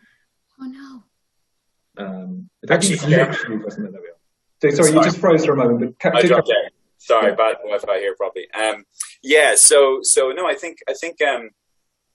There was kind of a process where after a couple of attempts, maybe it'd be like, oh, Jeremy's a little bit faster on this line, or maybe a little bit slower. So that'd be kind of such a kind of broad kind of note that you'd be like, oh, great. So, I'd kind of have a choice of maybe where to take a little extra pause or move it along. Exactly. And, I think. Yeah. Sorry, go. No, I think, and then so sometimes, it's like, okay, and I would do it again, but it's like, it would be a lot quicker or it'd be a lot longer. So I'm like, all right, okay. And then we kind of play it. And that was fun because then I'd get to hear Jeremy like, oh, okay, you do it. Oh, that's a different way. Or, and it's amazing. What's amazing about sharing something like that is you just, actors are so different. It's a bit like theater in that sense, where you could see somebody play Hamlet a different way. And then you're going to do it yourself. And it's like, oh, wow. That's so different, my interpretation or whatever. So it's a bit of a treat when you get those moments. And yeah, it's fun. Yeah, I think there were a lot of times where we would have to kind of rethink moments in the story because we had an idea of how to play a scene, and you would have done it already, Jeremy, and because of the way that you were playing, actually relevant to the stuff that I was saying about being able to put in lots of noise, lots of kind of verbal stuff, which isn't necessarily the text. We would have a very long kind of 30 seconds or something with like 2 words in, and we'd be thinking, right, okay, and you'd fill it with stuff, and then it was up to us to take over and then find some stuff to put in the 30 seconds, just like you. So there was lots of challenges like that, which was enjoyable. Yeah. And what I'm going to add, be fairly honest, I don't think this is controversial.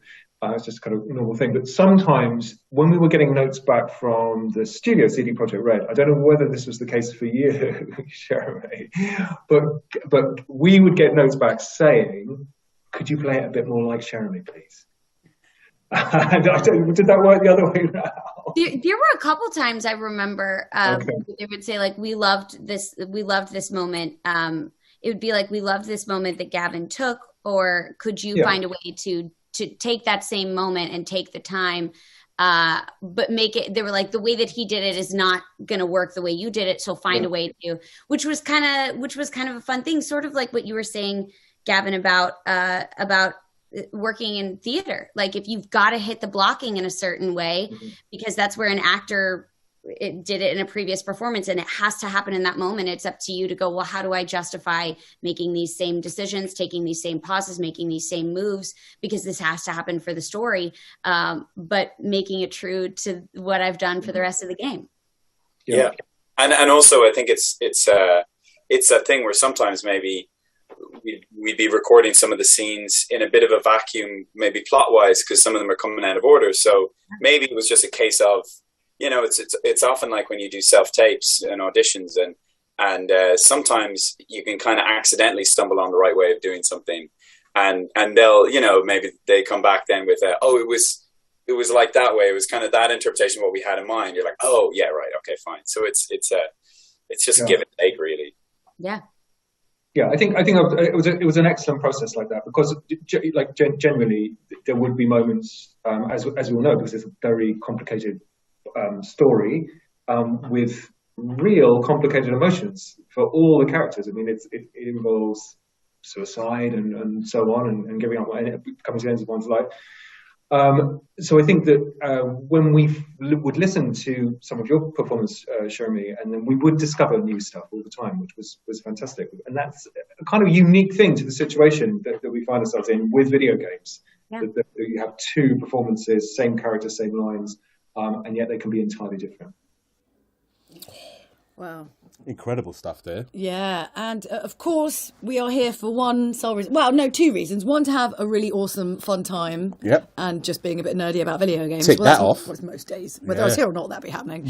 But number 2 is, of course, raise money. So we're going to tell you how you can go donate for this very, very worthy cause.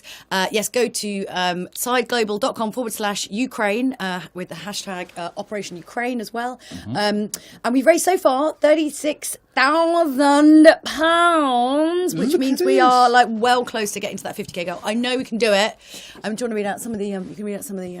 We got some donations. Well, big up Zoe. Yeah, Zoe did a donation. Excited to see the 20k budget smashed for a great cause. It. Zoe knows what's going on. She does. We got Kezia. Wishing you all much success. Thank you. Thank you very much for that. Big up Surinder as well for the donation. Adam as well. It's lovely to see you all doing this, and I hope this will help. It definitely will. It does, Adam. Whatever the donation, big or small, honestly, everything will honestly go to really affecting and making people's lives better in Ukraine, which is all. I mean, we've all been watching things unfold, in these past In this part, it's Yeah. All we can do to make it that little bit better somehow is the best we can really do at the moment. So Indeed. and So thank you guys. Yeah, Thank you very much. And that's exactly why all this incredible voice talent has given up their time, to come in here for free to entertain you, to inspire you, to. That's you opening your wallet. Yeah. It's creaking, Also, who opens a wallet? Why is it Anyway, who has creaking money like in there? that? Because I just use contactless. That's why it's with some cobwebs in there. Indeed, but it's great to see, as you were saying, great to see so much talent coming out to help raise so much money, including BAFTA winning Jane Perry right there. I mean, there was literally just like BAFTA winners just everywhere. All of them, more than you can shake a stick at. All of them. Anyway, right. Now, we've got 2 titles now, Julia. 2. We've got Assassin's Creed Valhalla, and we've also got Lego Star Wars The Skywalker Saga. Do you not think I look like the female Ivor from Assassin's Creed Valhalla? If I had black around my eyes, you could see it. That's Halloween this year. And an axe. I mean, I have the axe already, but for a different reason. Oh, you got an axe? No.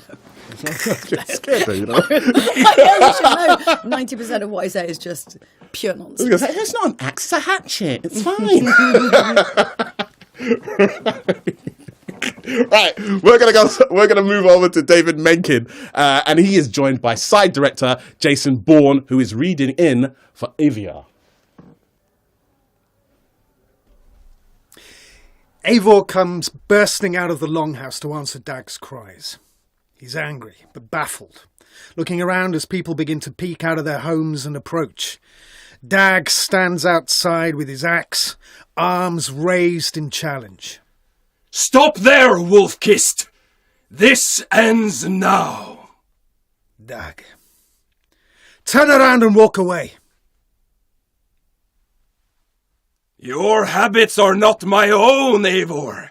I do not flee responsibility for the sake of my glory. I stand firm with my people. For many months I have stood at your side, keeping faith in Sigurd's judgment, because I believed in him and his vision. Do as Eivor commands, he told me, and I have. Against my better judgment, I did as you have asked me. And where has that left us? Without a jarl, without a purpose, watching you chase glory around this land like a spooked hare. You could have come to me in confidence, Dag, but that offer is gone. I have no need of it. My mind is fixed. Hear me all! I challenge Eivor for the leadership of this clan until Sigurd is safe home! Walk away, Dag! No! We fight to the death! You spew nonsense, Dag! This is absurd! Enough! Let the circle be made! Whoa! Look at that! Yo, I got shook there. Getting well in there. Come on, David. I'm glad I wasn't in there. It's slightly terrifying. Yeah. You can't hear us. Do you know? I can hear you. Do you Oh, I got it. I was like, what's Do you that know mean? that there's a subreddit purely for the hate of Dag? Really? Yes. Oh, F-word Davis. Dag. They hate him so much. Is Why? it? A lot of them didn't give him his axe because, they loathe him with such a passion. You know Wow. what? I'd hate for a subreddit to be about me, you know. Now you've instantly got a subreddit. I know that's exactly how it happens. I haven't You should even got a login. It's like standing in front of a green screen and taking a picture and then put it on the internet. You're just asking for trouble. Oh. Yeah. But it's quite intense, the performance there. I mean, that's do you not like totally savage your voice? No. For some reason, I figured You're a out a few shouty years man? ago that I was a loud effer, and then Side found out as well. They're like, quick, we found another one. Look, there's like 3 in the country. We need a shouty man. Yeah. Shouty man. And How long could he shout for? 6 hours. I Bring can. him in instantly. I've worked with David a lot, and he can shout and shout and shout and shout. Yes, and the poor engineers who sit there going, "Can we just do that turn again? it I need to down." turn you down. Turn you down." Well, we are going to shift gears. You see the segue there? That was See the really smooth. Shift it, yeah. Yeah. We're going to head on over to the Lego Star Wars: A Skywalker Saga. Yes. And David, because you're also in that, right? I am, and not too yelly in that, because I get to play Luke Skywalker. Indeed. An iconic role. I'm going to use the Force on my voice. Can we take it down a tad, David? Just take it down just bring it down a The scotch. Force is more, it's less shouty. Yeah, the Force is a bit more, you know. Don't let the forcefulness be with you. Yeah. Yes. Yeah, just whenever you're ready to go. Thank you. Yeah, sure. Oh, by the way, Jay is playing old Ben. It's very, very exciting. Ben Kenobi and my... well, I'll be giving you a few different things, so... oh, yes. Yeah, bear Indeed. with me. First one from A New Hope. Yes. Hello there. You're fortunate to be all in one piece. Ben? Ben Kenobi? Boy, am I glad to see you. The Unland Wastes are not to be travelled lightly. Come. Tell me, young Luke, what brings you out this far? This little droid. He tells me he's looking for his former master, Obi-Wan Kenobi? Is he a relative of yours? Obi-Wan Kenobi. Now, that's a name I've not heard in a long time. Oh, you know him? Well, of course I know him. He's me. Then we find them in Ben's house. You fought in the Clone Wars? Yes. I was once a Jedi Knight the same as your father. How did my father die? Which reminds me. What is it? Your father's lightsaber. You must learn the ways of the Force. I've got to go home. It's late. I'm in for it as it is. Uncle Owen? Aunt Beru? There's nothing here for me now. I want to learn the ways of the Force and become a Jedi like my father. Very good. We jump films to Empire Strikes Back. And we find Luke shortly after he's lost his hand. There we go. Join me, and I will complete your training. Obi-Wan never told you what happened to your father. He told me you killed him! No. I am your father. No! That's not true! That's impossible! Join me, and together we can rule the galaxy as father and son. Cue R2-D2. R2! What?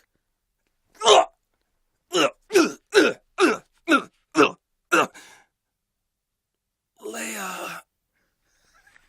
Maybe you want to explain the... Falling down the shaft of Cloud City.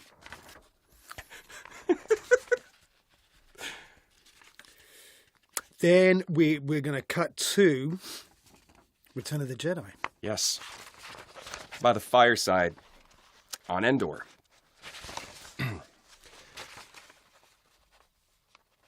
Vader's here.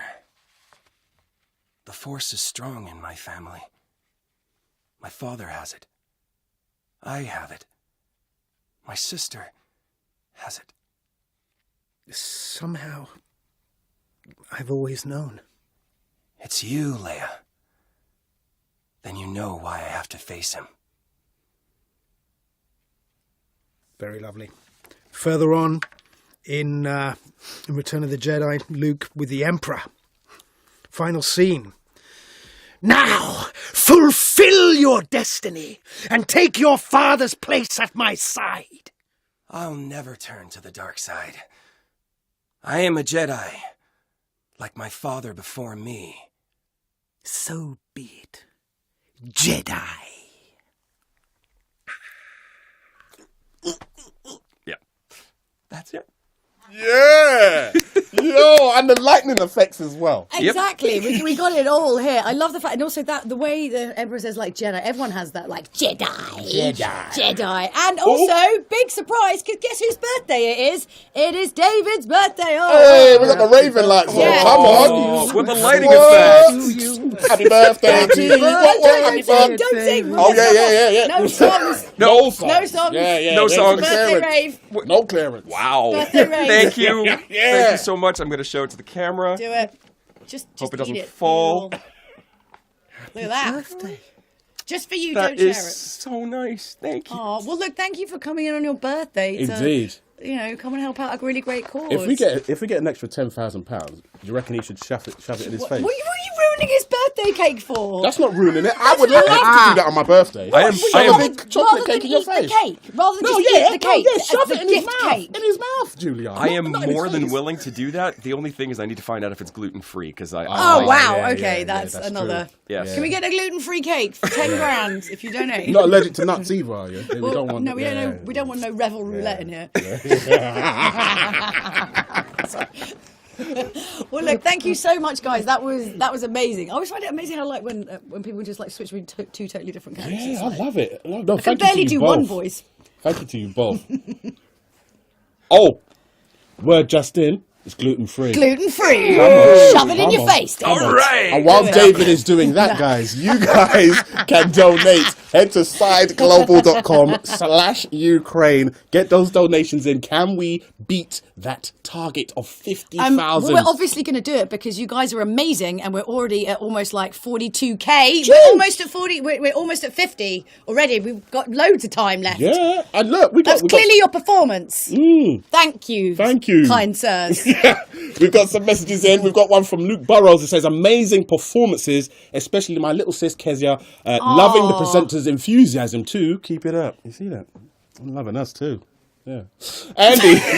Andy with a big donation there. Fantastic event and performances. And for such an important cause, good luck in smashing the target. We're almost there. We are almost there. And Alex Jones as well. Well done, everyone. Such an amazing stream and cause. Thank you. And Kaylee Karaba. Happy to be part of a company that fights for causes like this. Can't wait to hear the outcome. You guys, honestly, we reset the goal and wow. Like, honestly, blown away. You guys are the best. We might have to reset it again. Oh, God. This if your heart can take it. I don't know if I can. But whatever we achieve today, it is going to be brilliant and help an awful lot of people. Indeed. Now, we are joined in the studio. Well, you wrote some of them words there, James. You worked for TT Games. Not specifically those words. George Lucas did those once. You adapted them. We adapted them. Come on, you rewrote them.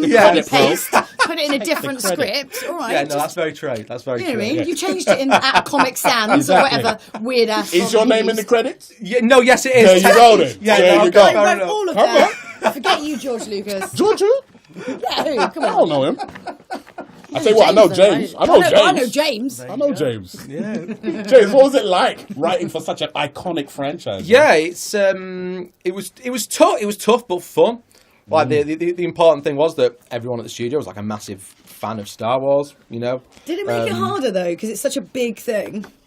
Yeah, I mean the pressure was massive, especially when we started off thinking, well, we're going to do all 9 films in one game. Yeah.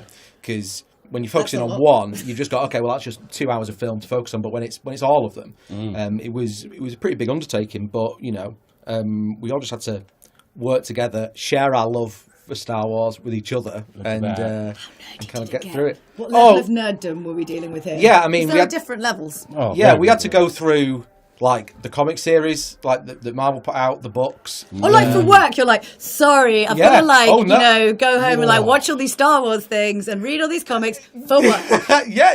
It's all research and watching the cartoons and everything. That's what he told HMRC.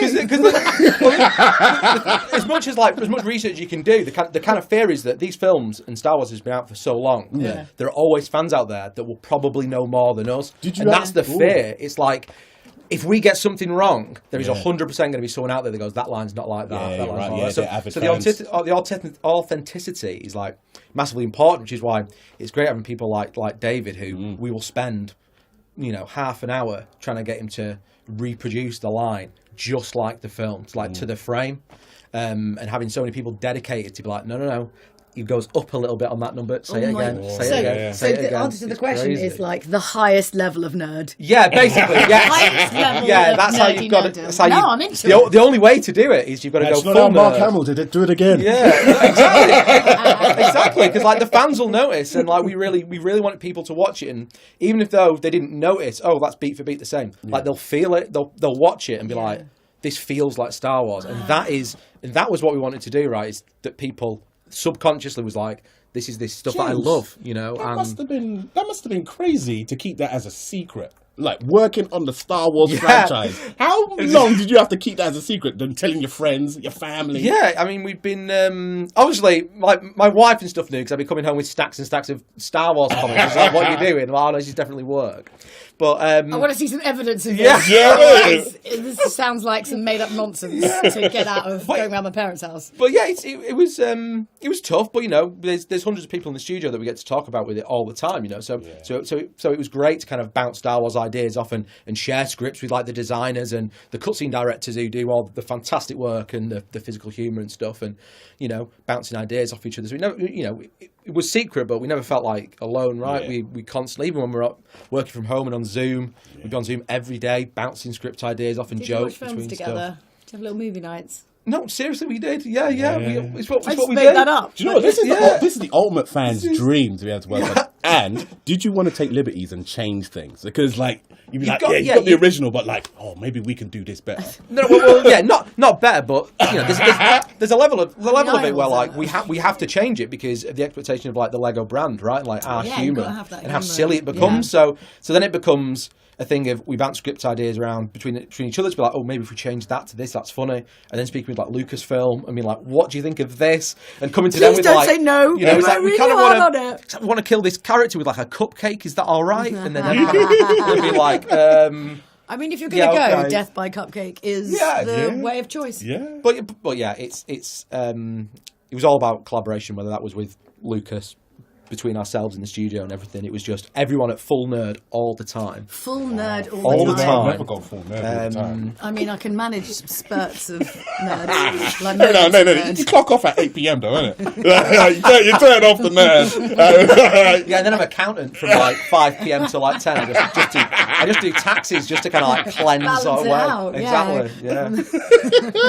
Well, that's actually amazing. Because I'm in awe of being able to work on such a fantastic franchise as the Star Wars. My thing is though, how hard was it to kind of get your ideas through with Disney and Lucas and all of them? Because I know you probably had some wild ideas, and you're like, we've got to push this through, but we know we don't like this. Yeah, well, I mean, we've worked with Lucasfilm for almost 20 years on various projects. First Lego Star Wars, so they know us, so they get it. Yeah. So when we come up to them and we're like, Anakin's going to chuck a wedding cake at Padme, and that is what's going to, send her off rather than choke her to death. They get they get it. They understand. You know what I mean? They understand. It's right, yeah, we get you. So pretty much everything we pitched them would go through, and if it wasn't quite right, they would work with us to fix that. Yeah. Because at the end of the day, it needed to feel authentic, even if it was daft. It needed to feel Star Wars. So we've, and then bringing in all the prequel memes, which they're aware of, right? Yeah, they know that everyone wants to make fun of the sand lines and all those great lines from the prequel. So they get it, and they were in on the joke. So we had to be like, right, okay, let's be in it together and give the fans what they want, which is, nothing but I hate sand and Darth Plagueis the Wise, memes, which we wanted to see in the game because it's hilarious. And I just like going to Jar Jar Binks' homeworld. I'm a fan of Jar Jar myself, and I love all the extra characters that you have in there. You got that is really fun to come up with all these weird side characters and pick out little tiny things in Star Wars that kind of made you laugh and be like, right, you know what, I'm going to build its entire character's personality around the fact that the bit where Jar Jar Binks gets his head on that, the gooberfish thing. Like, right, this whole quest is now just about gooberfish, and it's like a passing line in a film, but we're going to go, no, You know, or like the gonk droids, those droids that are in the background most of the time. We're going, you know, we're going to make so much content around these daft droids. But also, you're probably given a lot more freedom around those characters and those ideas as well to like kind of go a bit more mad. Whereas like with the main characters, like you can, but you still have to kind of toe the line. 100%. We definitely have a lot more freedom with those guys, and you know, as soon as you start seeing the side characters, the first thing that came to my head was like all the different languages that we had to do, because we wanted to have all these alien languages in the game, and like droids and things like that, and you know, to add that level of authenticity. But writing in Huttese for like 6 months was not extremely pleasant. It was very confusing, but no, it was a lot of fun. And of course, James, you've worked on more Star Wars films than George Lucas, bro. Come on. Yeah, when you put it like that, I guess so. Don't forget. But yeah, it's amazing, and we're really pleased that everyone's enjoying the game, because it's been, you know, it was delayed quite a few times, so to have it out there in the public and everyone's I'm loving it, James. Great. So, you know, well, thank you very much. Thanks for the fans for waiting, I guess. Thanks so much for joining us and giving up your time. Honestly, really appreciate it. It's a great cause, and to come down to Side where we recorded most of the VO for the game. That's where the magic happened, in this room. Speaking of magic, the segue. Look at that. Yes. Now, I know a lot of you guys out there were massive fans of Plague Tale. Me? Yes, Innocence. And if you don't know, it's an action-adventure game, stealth game based by Asobo Studio and published by Focus Home Entertainment. Yes, we got Charlotte McBurney, who plays Amicia, a 15-year-old French girl who must care for her 5-year-old brother, Hugo, as they flee both plague-ridden rats and the Inquisition. So we join Amicia as she and Hugo get some assistance from Clare, played by Caroline Lonk, but things are going to get a little bit worse than ever. Oh, I'm looking forward to this. Amicia and Hugo have been provided some new clothes. Once changed, they come back to the grandmother, who offers help. They fit you. Good. They belonged to my grandchildren. Oh, my name is Claire. I'm Amicia. And this is Hugo. Say thank you, Hugo. Thank you. Clavi, what's happening here? The plague. So many people dead. And those still alive have... Where are your parents? They're at home, waiting for us. We're looking for a doctor, Laurentius. A doctor? Perhaps. A man did come and help at the hospice early on. The monks might be able to tell you more, but... What? They have not been seen recently. No one goes near the church anymore. It's all we have. We have to go and see. New scene. Things have gone badly. Amicia stands up with difficulty after her fall. My head. Gently now, gently. Amicia explores a part of the forest, browsing the possibilities fast. Don't stop. Go on. Hugo! Where can he have gone? Think, Amicia, think. Is that a village? Here? Amicia enters the streets of the village she and Hugo visited a few days ago. Shutters close on her passage. Hey, wait! Did anyone see a child come through here, please? Oh, Amicia, are you feeling better? How is the little one? Clavi? Is that you? Have you seen Hugo? Did you shout at him again? No, absolutely not. Times are hard enough already without you two arguing. But we weren't arguing anymore. Amicia, a child never runs away without a reason. Open the door. I'm going to find him. All right. But be careful. An ill wind is on its way, Amicia. Where on earth is he? Amicia enters the house of Laurentius. Amicia, I've been waiting for you. Come with me. Laurentius? What? Where's Hugo?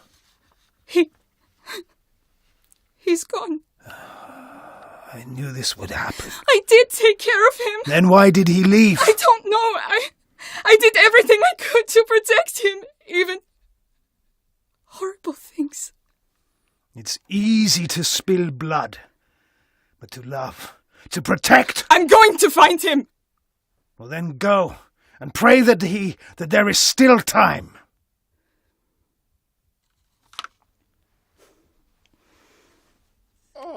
Many. That was amazing. I remember some of those parts of the games as well. Yeah. It's so weird hearing it done, like, not in a game. Yeah. Right? Obviously, Hugo sounded a bit different, but you know. I should have gone full Hugo. Yeah. Full Hugo, I love it. Hugo's the kind of man. I mean, were you guys, obviously at Plague Tale, it was a game that sort of came along that like had piqued a few people's interest, but it wasn't like, it wasn't one of those games that like everybody hears about. But then all of a sudden everybody was talking about it. And obviously that's, it's down to the performance. I think, it's a lot to do with that. But were you sort of surprised by kind of the reaction? Massively. Yeah.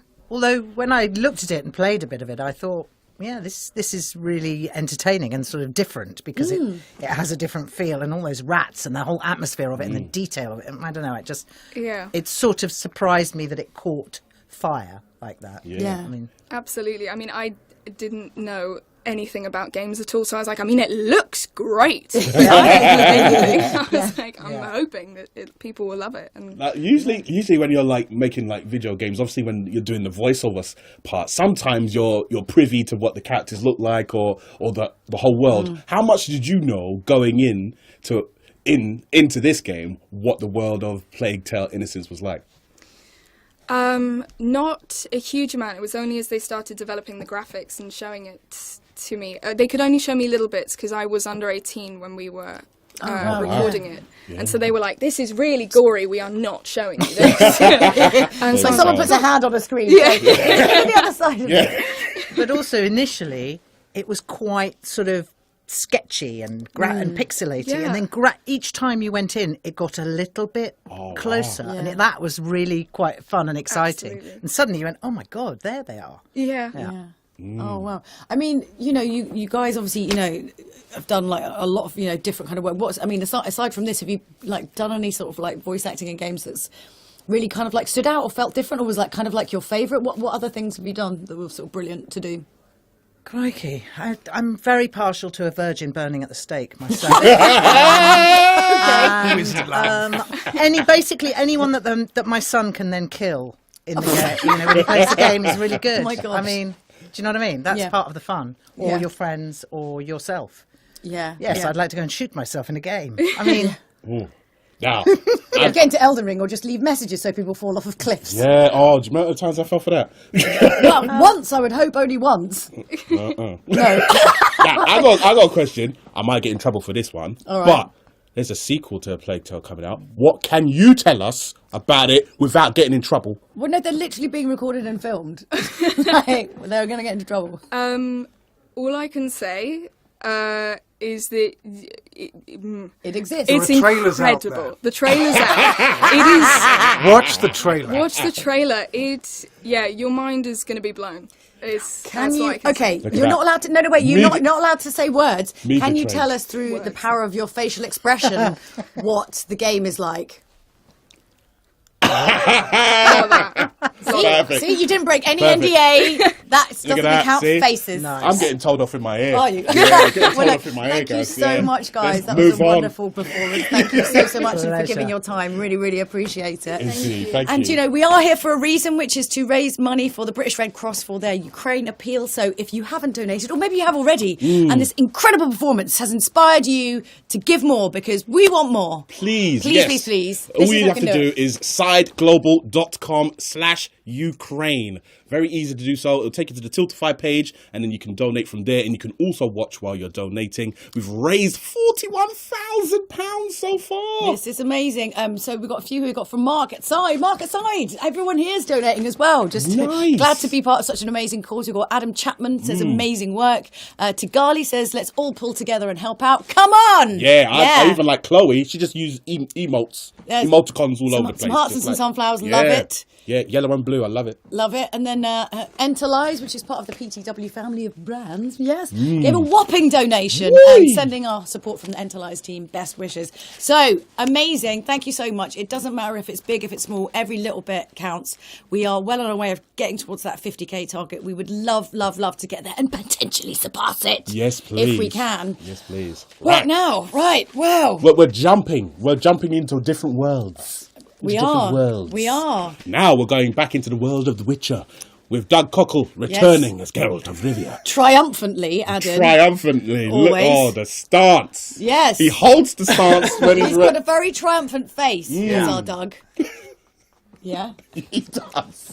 I'll tell you what, Henry Cavill's got nothing on Doug, you know. He's got nothing on Doug. He name checks you all the time in interviews. Have you heard that? No. Like even in Witchcom, when he talks about the characterization of the voice, he will always say your name and a thank you to Doug Cockle. Aww. You know what? Have you never heard that? Yeah. He literally name checks you all the time. I heard he goes full method. Yeah. Yeah, Oh. I'd snog him if he was here. I mean, I think we all would. Or at least just boot the chin. I'm surprised he didn't come just because it might happen, Doug. And we are being joined as well by John Schwab as Dandelion. So if you guys are ready, we would love to hear it. I'm going to get my phone out and record it because I'm a nerd. Go! Geralt and Dandelion are talking in a tavern after some drinks. Geralt, I want to transform this esteemed establishment into a first-class cabaret. And that takes funds. How much do you need? Maybe I can lend you the coin. Well, thank you, Geralt, but I refuse to take a single crown from you.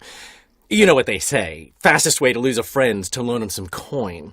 But a favor, that's different. Fine. Tell me what you want. Got a feeling you've a plan all cooked up.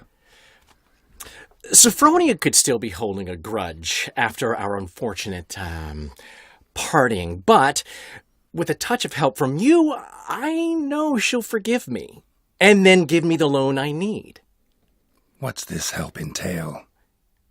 First of all, we need to borrow a dull sword from Madame Marina, one of her props. You know the kind they use during performances? Get that, then meet me outside Sophronia's house. Meeting later that evening, outside in the town, Geralt with a prop sword. Finally made it. Okay, listen, here's the plan. Sophronia loves adventure-filled romance novels, and I can be a hero in her eyes if I can just save her from a bandit. I'll have her eating out of my hand, and there's no way she'll begrudge me that loan. Want me to be the bandit? Knew you'd see the sense in it right away. Dandelion, this is not going to work. It will. It will. You'll see. I've written your lines already. You've written what? Well, so you know what to say during the performance. Here. Dandelion hands Geralt a piece of paper. And your mask. Put it on. Sophronia can't recognize you. Dandelion hands Geralt a bandana to wrap around his face. But no time. Sophronia's coming. Stick to the plan. We'll meet at the Rosemary in the morning. Are you serious? That's your brilliant plan? Well, I never called it brilliant, but any kind of plan is better than none. Dandelion quickly hides around a corner as Sophronia walks by.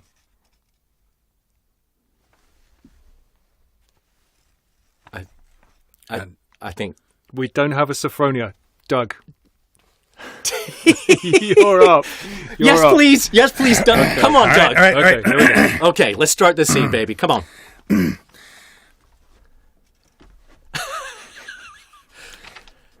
Stop right there. What? What is this? Help! Save me! Tremble, flaxen-haired wench. bow before the Prince of Thieves. Not so fast! Drop your sword, scoundrel! This is your first and last warning. Dandelion? 'Tis I, though the scum of the city call me the Crimson Avenger. No, not the Crimson Avenger. Silence, vermin! You shall regret the day you were born! A fight ensues. On guard! That's a good fight. Geralt lands a small hit. You're better than I thought. Go on, Dandelion. I mean, Crimson Avenger. Stand and fight, you scoundrel! Dandelion is allowed to hit Geralt a few times, and Geralt pretends to give up. Ow, ow.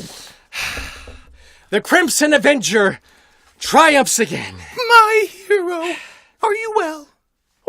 One blow struck true. Another scar from my collection. Come inside. I'll bandage you up. Begone, vile bandit, or the Crimson Avenger will beat you senseless. Yeah! This is what they talk about when they talk about range. Right. They talk about range. If that doesn't have the phones ringing, I don't know what does. Right? My goodness. Who knew, Doug? Look at that. Thank you, John and Doug. Thank you. There was a Sophronia. I think there's a Sophronia in all of us, Doug. I Yours think just there must came out be. today. Yeah. I'll tell you what, though. Man, the Crimson Avenger is a tough opponent. Yeah. I saw fighting over the sunflowers. Was that fun? Did you enjoy that? You look like you enjoyed that. Yeah. You know, it was great because, Doug and I have never been in a booth together. This is the first I time hate we've this ever side been of it. Why close. is it? You're supposed to be like best friends in real life. Yeah, I know. And we found out, well, Doug found out through social media, like a social media post, that we actually went to school almost together in the middle of the desert in California. Never met. That's so weird. Yeah. And then wound up in London. I mean, that's just madness. Yeah, And then it's crazy. But to be in a booth together today, I was so excited. What I haven't told him is actually what I found out is that we're half brothers. Don't joke. Don't joke. These things come out. Amazing. Oh my goodness. What was you doing in 74? Yeah, exactly. Isn't it? A bit further back there. Yeah. I mean, John. I've spoken to Doug like an awful lot about this, but was it kind of like I don't think for you, Doug. Like it's surprising, just sort of like how The Witcher has. I mean, look at it. It's like everybody knows about it now. It's not just gamers. It's like literally in the public consciousness everywhere. I mean, the name change, fine, okay, fine, whatever. But but like, I mean, how has it been? Do you find that more people are finding you and finding the game now as well because of the show? Well, yeah, we definitely saw that when the first Netflix series came out. There was a run on the game. Yeah. Which was fantastic. And a run on the books as well, Yep. which was even more fantastic because the books are fabulous. So, yeah, I mean, I think that, they're kind of assisting each other, really, aren't they? Yeah, I think so. It is crazy. I get more letters to the agent about Dandelion and Jaskier than I do anything else I've done. I mean, maybe it's because it's the only thing. No, I'm joking. I get letters to my agent. Please tell Schwab to stop. No, it's but it's one of those things. It is. I think it is an iconic series. They're iconic characters. They're people that it's an iconic world, and the free roaming, aspect to it. It is an amazing adventure that people just kind of loved and dived into. I mean. They didn't see me for Dandelion and The Witcher, so I'm going to have a problem, Yeah, well, they didn't see me for Geralt. I mean, why, Doug? Why? I know. I was just like, come on. I can wear a wig. I mean, this is. I want to tell you. I'm going to tell you guys at home my favourite Doug Cockle anecdote. Oh. We talked about this. We talked about this before with some of the other guests, which is, there's something about the performance in a game that's so different than anything on screen. On screen, people can look at you and say like, oh, that person's hot, or like, but they don't ever really feel so connected because it's like this passive thing. But with games, it's like, it's hundreds and hundreds of hours. You're speaking like right into people's ears. And I'll tell you why this is relevant. The very first time that I met Doug, it was actually funnily enough with Mark Bishop, who's outside here. It was for a job. And I think it was it the Golden Joysticks or the Games Media? It was something Golden Joysticks, maybe? Yeah, it was a Golden Joystick. Yeah, it was at the O2 or something. And So we'd done this piece beforehand, and then we were going to go to the awards thing afterwards, and Doug was like, well, I don't know if anyone's going to know me. I was like, well, obviously they are, because this was after the third game had come out by this point. I was like, obviously they are. I was like, okay, this is what we're going to do. I'm going to introduce you to people, and I'm just going to say, blah, blah, blah, you're Doug Cockle, right? And then afterwards, and they say hello, I'm going to say, Doug does the voice of the Witcher. And I just want you to take a mental note of how people's facial expressions and body language changes. So we did this like a few times. I was like, blah, blah, blah, this is Doug. Everyone's like, yeah, hey, Doug. And I'm like, fun fact about Doug, he does the voice of Geralt in The Witcher. Literally, they were like, get out of the way! Get out of the way! This is him! Like, Gav Murphy nearly like pushed me over. It was like, it's The Witcher! Like this. That was a mad night, because I don't think by that point you hadn't really been to a lot of game stuff, so you hadn't really had so much of that reaction. I had no idea how big it had actually gotten. wow. It was you, Julia, who actually shoving him into The Witcher. Well, you meet my new agent, Julia. This is oh, she was incredible. But we were walking down a dark street in Soho one night, and you said, Doug, you're amazing. You have absolutely no clue how big this game is. And I said, no, I don't. And that is just a huge deal. I want to take you guys back, right, to when you first got this role. Yeah. Because especially Doug, and the same to you, John. But like, Geralt is such a distinct voice. Did you arrive at that straight away? Henry Cavill approved. Or was that like kind of journey to kind of discover that? Or did you just go in the auditions like, I'm going to bring this guy, and then everyone was just blown away? No, there was a little bit of a journey, and after I was cast based on what we found in the audition, there was a further journey. But basically, I went to the audition. I was in the booth for about 15 minutes. I was being given direction by somebody from CD Projekt Red, and I gave them my best gruff warrior voice I could, and they kept pushing me down and down and down. And finally, Boris said, think about Dirty Harry in I think about Clint Eastwood in the Dirty Harry films, right? And I thought, okay, I can do that. Go ahead, punk. Right, so that's kind of where it came from. That was the inspiration for it. I mean, I'm most of the directors here know I'm a bit of a goofball. I am a goofball, and it is. I just love to play. And the yellow cardigan made me think you were really boring. Did no one else get the memo? I didn't know the background was going to be blue. I see you, John. I see you. But it was, it was just like, I knew that Dan Lane was going to sing. He was just going to be, it's the Sancho and I think that. To the Don Quixote, and I just that's kind of where I came from it, and just to play, and as kind of deep and grounded as Geralt was, and it was great to hear those lines. I wanted to pull away, and the directors were brilliant, the voice directors, to get that enough. I suppose distance to where I'd be annoying enough to Geralt, but also where I was like a bad rash that Geralt couldn't get rid of. You're like the polar opposite. Yes, yeah, absolutely. But it was it was great. But it was fun. It was just like, hey, let's have some fun. Let's see. Since you didn't get to record together. Did you get playback of Doug's lines in your ears? Yes. When you were, okay. Yeah, I mean, but it's really if the scene wasn't recorded yet, I love to hear people try to do Doug. It is great. It is great. Especially Kate. Kate Saxon, God bless you. Like she can't get that low. She does, but she's great. But when you get the playback in here, that's just a bonus. And thankfully, Doug spent half your life for 3 years in the studio, and to be able to play off the scenes, was just brilliant, fantastic. Yeah. How long do you reckon how long did that take? How much of your life has been spent in The Witcher, Doug? Yeah. Can you work it out? In The Witcher in total? Oh gosh, from we started recording Witcher 1 sometime in the spring of 2005. Wow. Oh my God. So it's been coming and going out of my life for over what is that, 2005 to now 17 years? Yeah. It's a whole teenager that's gone to University of Time. Yeah. Jeez. It's been a real privilege to be a part of it. most actors don't have that kind of opportunity, or a lot of actors don't. Because we go from job to job. Yeah, you don't get to revisit, do you? No. Revisiting, when you got the call and it was like, hey, they're doing Witcher 3, it was like, yes. Yeah. And do I still get to be Dandelion? Yes. And you go, but the characters are fun. Like I said, that's the thing. You going back in to just put on. I was going to say an old boot, but I didn't want to say that. I mean, Doug, you're not. But I'm definitely an old cardigan. An old cardigan. An old yellow cardigan. It's like slipping into a booth. Love you, right, Paul, hey, I see you, John. Don't worry about it. Don't worry about it. that must be amazing, though. Yeah. Julia, to play, be able to play a character for so long. Yeah. Yeah, well, it is like slipping into a warm bath. You know what I mean? Because it's He a does character. like a bath. He does like loves a a bath. That was accidental, but it's perfect, isn't it? Just crowbar in a joke about a unicorn and we'll be away. We broke the back of that unicorn.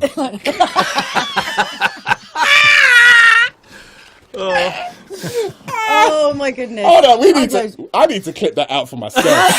That needs to be it. Oh my goodness. Well, look, guys, honestly, it's a supreme thrill. You know me, love The Witcher, of course. It was really, really wonderful to see you guys do it live. My God. Dream made. That's bucket list stuff, you know. And how about that Sophronia? Yes, I thought Sophronia. I mean, come on, Sophronia. Doug Cockle. I didn't want to say it's better than Geralt, but it was better than Geralt.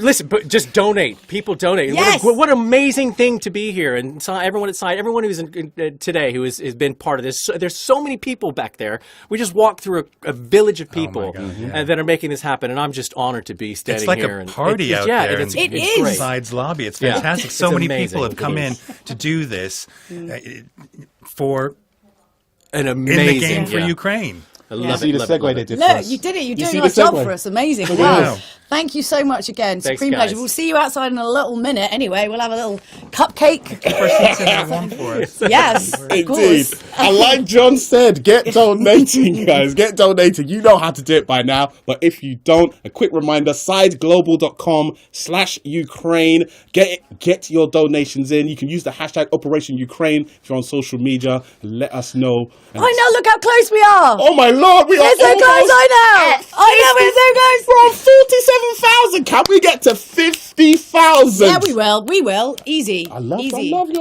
No, we will. optimism. Look at this. We've got some amazing Alex E. Thank you for all the hard work done. Rick Yeah. from Lake Tahoe. Yeah, Thanks for doing this. come on. Poll to the Wind Holdings. Yeah. That is a ridiculous sum of money. Hey, yo. Let's give this game a little boost. A little boost. Is that their version Is of that the little bill? for I you? want to go out on a night with them. Yeah, come on, Holdings. Yeah, come on.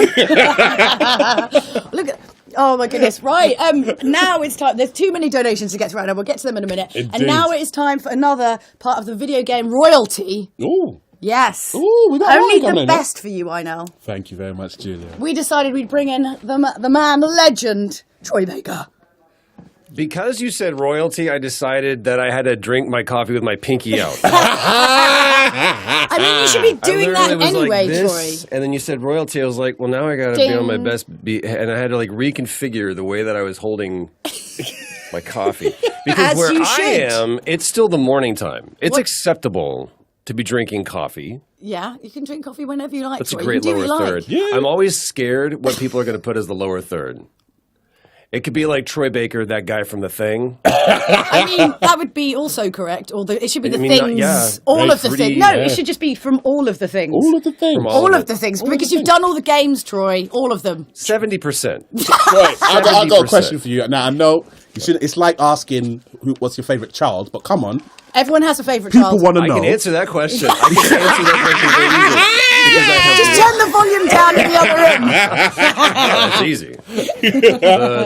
The boy, the kid. What's his name? My son. It'll come to me. Hold on a second. There isn't one. You know, it's every, and it's such a. It sounds like such a answer to give, but it's the truth because literally every opportunity that I've been given has somehow in some way changed my life. And it is certainly not lost on me that 2012 and 2013 specifically were like dumb years. They were crazy because in the span of a very short amount of time, I went from kind of like second banana guy to doing ancillary roles. I was propagating all video games as much as I could. I was yelling grenade and get down and Yasu and all sorts of different stuff. Deep cut. But then all of a sudden, Jack Fletcher in 2009, who still remains a very good friend of mine, he's the one who directed Like he directed the Animatrix, he directed Final Fantasy, the movie, he directed most of the games. He decided to cast me as Snow in Final Fantasy 13. And that's when I learned that the internet could hate you. We all have to learn it at some point. Better get it out the way. I was like, I think I'm going to be okay. Hold on, what are these comments? Oh no, no. And so, and all of a sudden, I go to like, I've got leading man stuff, and then it was all of them. It's like the levee broke, and it was like just put him in everything.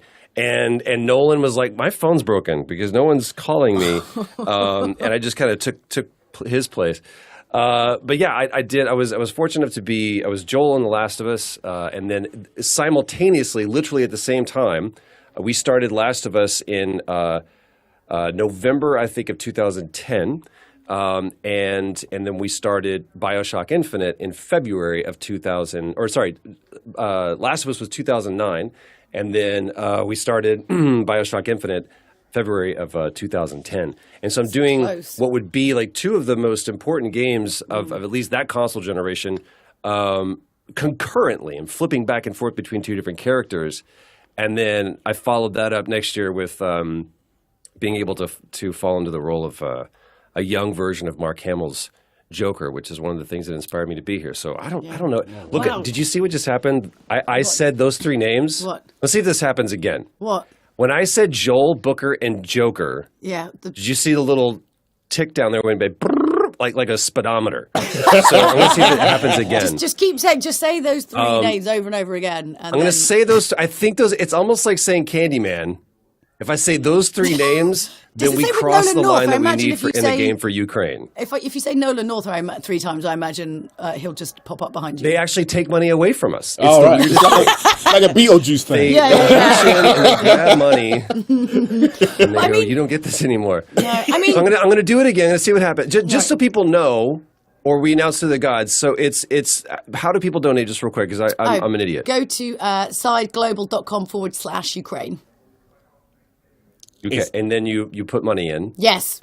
And that go donate now. It's perfect. You just put that up. Nice. Sideglobal.com/Ukraine. Yes. And when I say these three names, then we're going to watch the thing tick up again. Okay. So we're really close to our target. I like we're really this close game. to 50K. I know. So, look, come on, Troy. I want to be the guy who brings us across the finish line. All right. Boy, come on. Tell us some deeply personal stuff you've never publicly shared, and that's.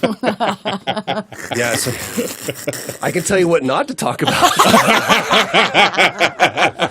I can tell you how to get the internet to hate you real fast.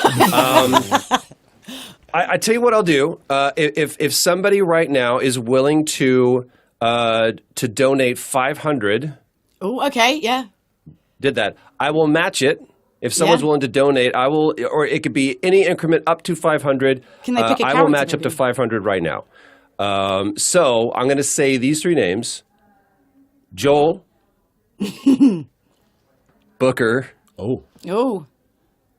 Joker. All right, let's see it. We want to see that come in. Now it has to go across the Atlantic, so I understand there's a little bit of a delay. But I want to see it do it. If someone, donates, come on. Could still be on the list. This is a BioShock thing, Yeah. Okay. Well, while we're waiting for that to happen, Yes. let's go back to the let's go back to Last of Us. Like when you were doing that. Familiar. I should hope so. When you were doing that, did you feel that it would be so? Because it isn't just a big game; it's just an incredibly impactful game, just in how it affected. Here's people. what most people don't I don't think either remember or don't know. Think about the legacy that Naughty Dog had at that time. Yeah. You know, they had Crash Bandicoot, they had Uncharted, of course. So most people did not think. Cormac McCarthy meets Coen Brothers, super dark, gritty, realistic, grounded zombie apocalypse game at all. So much so that if anybody has their original PS3 first run of The Last of Us, it has a big sticker on it that says, "From the makers of Uncharted." just one last push from marketing going, it's going to be good, just trust us. But we knew, I'll never forget this, and I love telling this story. Ashley Johnson, of course, was cast first as Ellie. They went through a lot of people to try to find who was the best match for her, who had that chemistry that they really needed to tell the story of these two incredible characters. And on that day, it just happened to be me. And so I was the Joel, she was the Ellie. And what they did was they brought us into the process. They said, we want to run you through the same pitch that we gave to Sony when we said, this is the game that we feel as a studio we need to make next. See, it ticked up. Ha ha ha. Somebody match me. I'm gonna go up to 500. Anybody's gonna come with me? Let's do it. Up to 500 right now. And then so what happened is they brought us in, and Bruce Straley and Neil Druckmann sat us down, and for about an hour, they gave us the same presentation that they gave their betters at Sony, and said, this is the story that we want to tell. And there's a few things that changed over the course of development, as it always does. I mean, they were in development, I think, a total of 5 years. We were in production, literally shooting for 2.5 years. And so there's a few things that changed. There's some stuff that was originally, I think, going to be an idea in part one that they saved for part two. It was a very, very ambitious game. But I remember at the end of that, they said, and that's the end of our story. And we kind of were gobsmacked, and our brains were full of information. And they said, let's just take a second. And then we'll kind of, talk through some more stuff. And I remember Ashley and I walked outside of the production office that sat outside of the sound stage where we ended up shooting all of part one and a lot of Uncharted 4. And at the time I was still smoking, and I lit up a cigarette, and Ashley and I were just kind of staring off, not looking at each other, and just like trying to take in the weight of everything. And I said, I think she goes, dang, which is very on brand for both Ellie and Ashley. And I said, do you realize that if this thing sucks, it's 100% because of us? Because they know how to make a game. They clearly know how to tell a story. We will be automatically the weakest link in this. And we knew that we were making something that was special. Can you feel it at the time? Absolutely. The quality of the story was just so good. The quality of the characters, they jumped up off the stage or off the page, and they immediately infused themselves into our beings. But what I didn't know was going to happen, and I'm still shocked to this day, is the stories that people share with us in the aftermath. Here we are, over a decade after this game came out, and now we have part two to add on to that story. And the stories of fathers reuniting with daughters, and daughters making amends with their fathers, and boyfriend and girlfriend, girlfriend and girlfriend coming together because of these stories, and the way that this experience has impacted people and literally changed lives is the most. That's something that we could never possibly project or predict, and it still surprises me to this day. I mean, I think, and it's something that I'm truly honored to be a part of. And that's not just one story too. I believe gaming in general. I've said this a lot of times, where we are natural storytellers. That is who we are as a species. We want to communicate with each other. Sometimes we're terrible at it, and we use 280 characters to just be vitriolic. But for the most part, we want to tell a story, and we want to tell a good story. And that's why we drew on cave walls. It's why we created language in the first place. We want to tell our story. We want to be a part of other people's stories. That's why we're here today. When somebody else hurts, that's why we want to jump in and we go, we have to step up and do something, because their story is our story. I believe that games are the evolution of us telling those stories, because they go from telling them to reading them to watching them to being a part of them. And that is a natural evolution. And I feel like we are just scratching the surface of what this medium can truly be. And that's why I love being in games. I love playing games, and I love making games. Yeah, that's quite fascinating. I also love talking, apparently. No, you talk away. I guess because we've got there's loads of actors and performance capture artists that are here today. And I guess my question to you, and particularly this, I'm trying to tease out of you, because there's a lot of probably people that find you inspirational in terms of the work output that you've done in terms of acting and voiceover acting in their careers. How have you found performance capture, and how does that help you tell those stories? Because a lot of people are still new to but motion capture and performance capture is still quite new. It's like in the last 30 years, it's kind of brought itself to the fore. But how has it helped you to tell these stories outside of other mediums such as like TV and film and things like that? It has been foundational. And by the way, I just want to point out Jess from Side just donated 500. She matched. Yeah, there you go. And for also, there. Katsuri Rangan donated as well and said Joel. Joel! Booker. Before you get into There's that. Yeah. It is foundational, man, because I remember talking to a friend of mine who's like, man, he booked this great role and he's this very unassuming dude, but he was playing this big warrior. He says, I never feel like that character.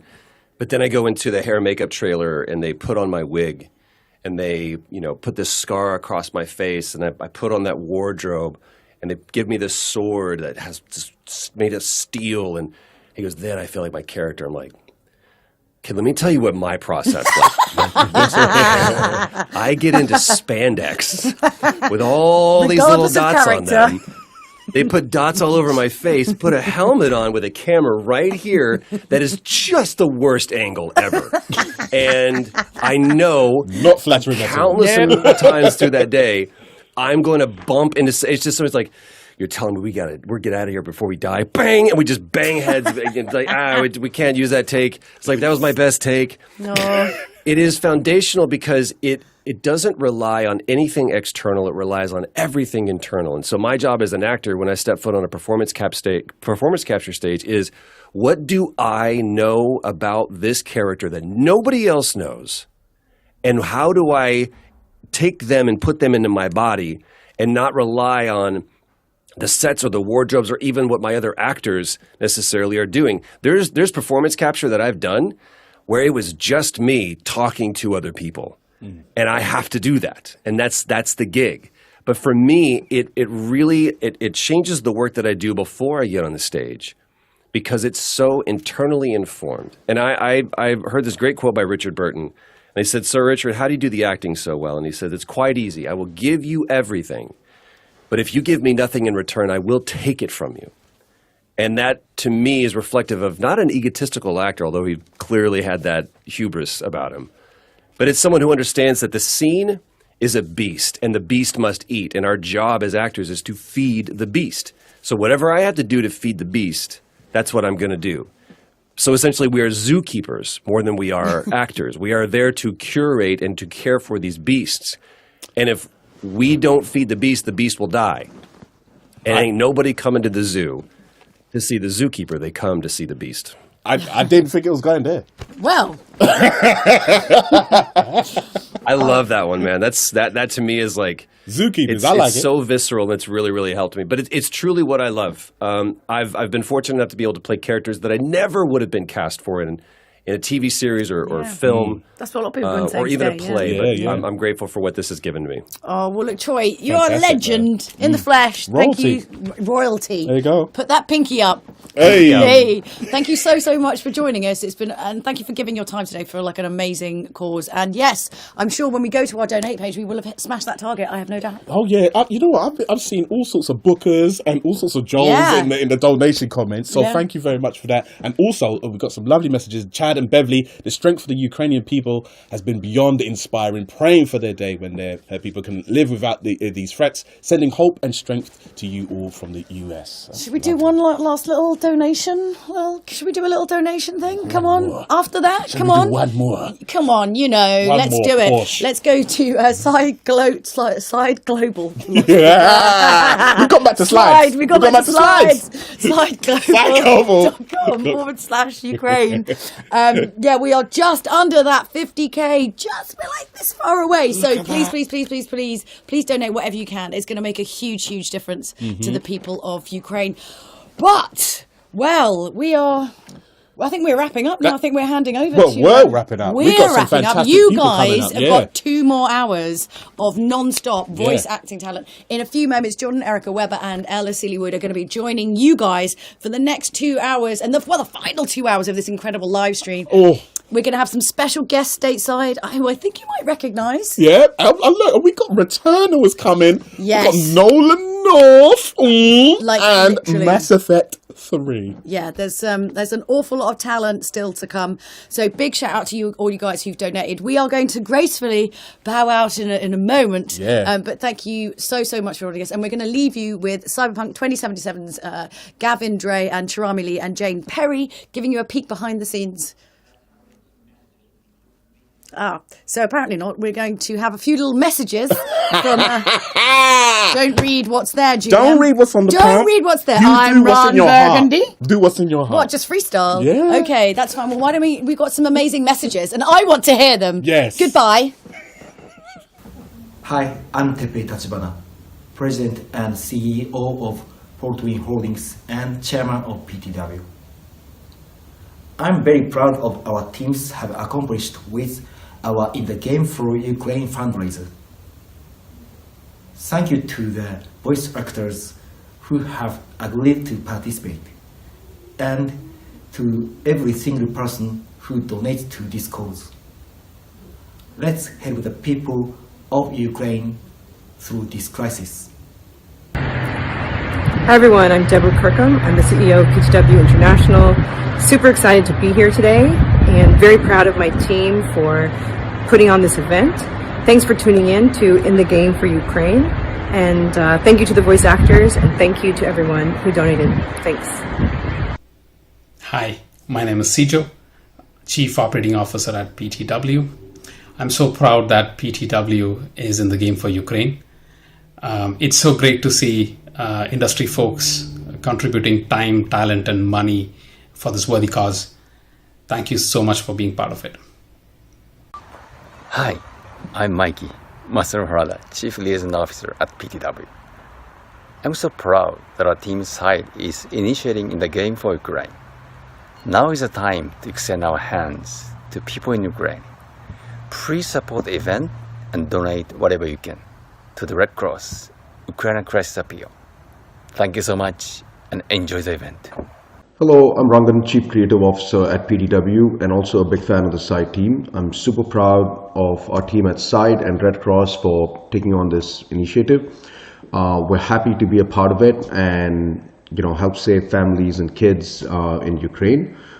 It's great to see so many of our game industry friends kindly contribute their time and help. So again, thanks for being a part of it and really look forward to seeing you all on the stream.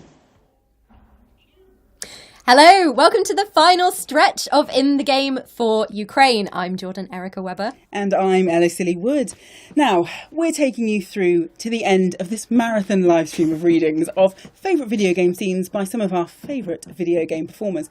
So far, it's been pretty great. It has been amazing. Thank you so much to our previous hosts, Julia Hardy, Aoife Wilson, and Einel Tomlinson. And of course, all of the fantastic actors who have been reading so far. But I think we have the coolest part of the stream. Just saying, we do. So we've got BAFTA winner Jane Perry, not to brag or anything.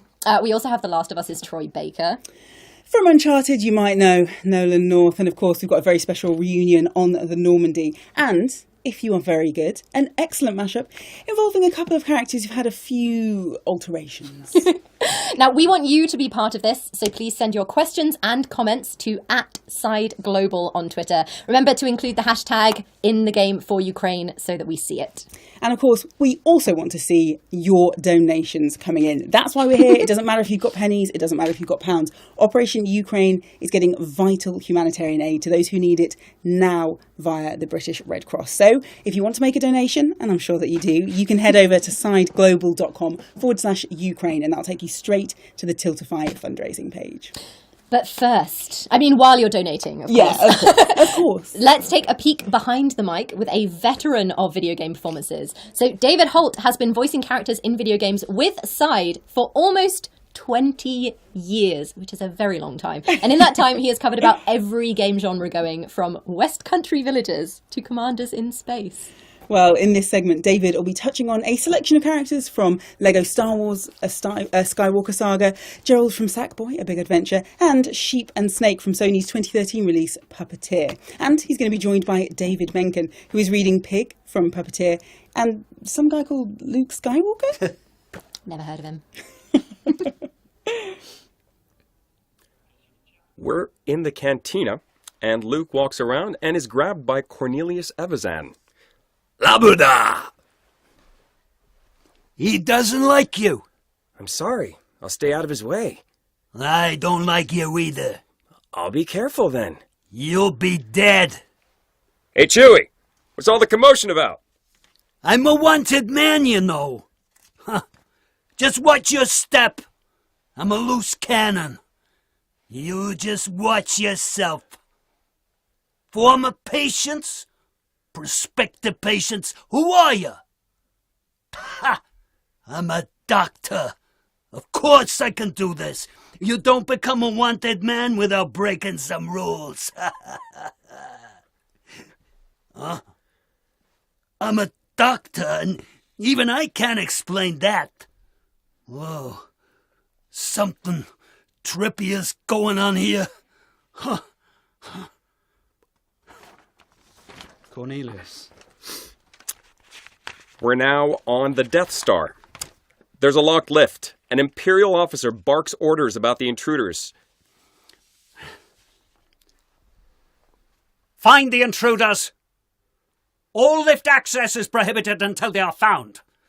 Keep searching. Finally.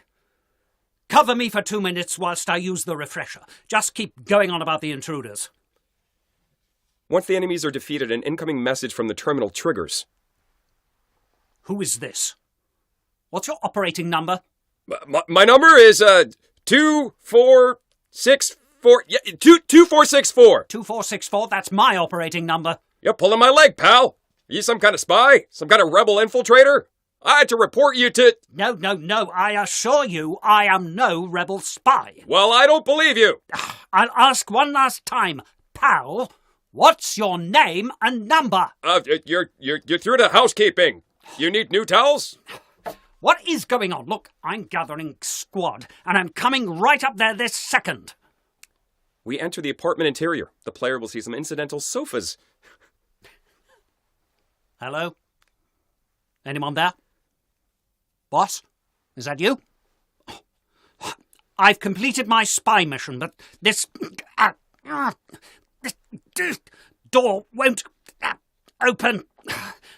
I must tell Lord Vader that rebels have found the protocol droid. Or was it the polka dot void? I can't hear very well from in here. Is it one of those password locks? You're going to have to speak to the protocol droid in the lower part of the city for the password. I'd go myself, but as you can see, I'm incapacitated. Yes. Thank you.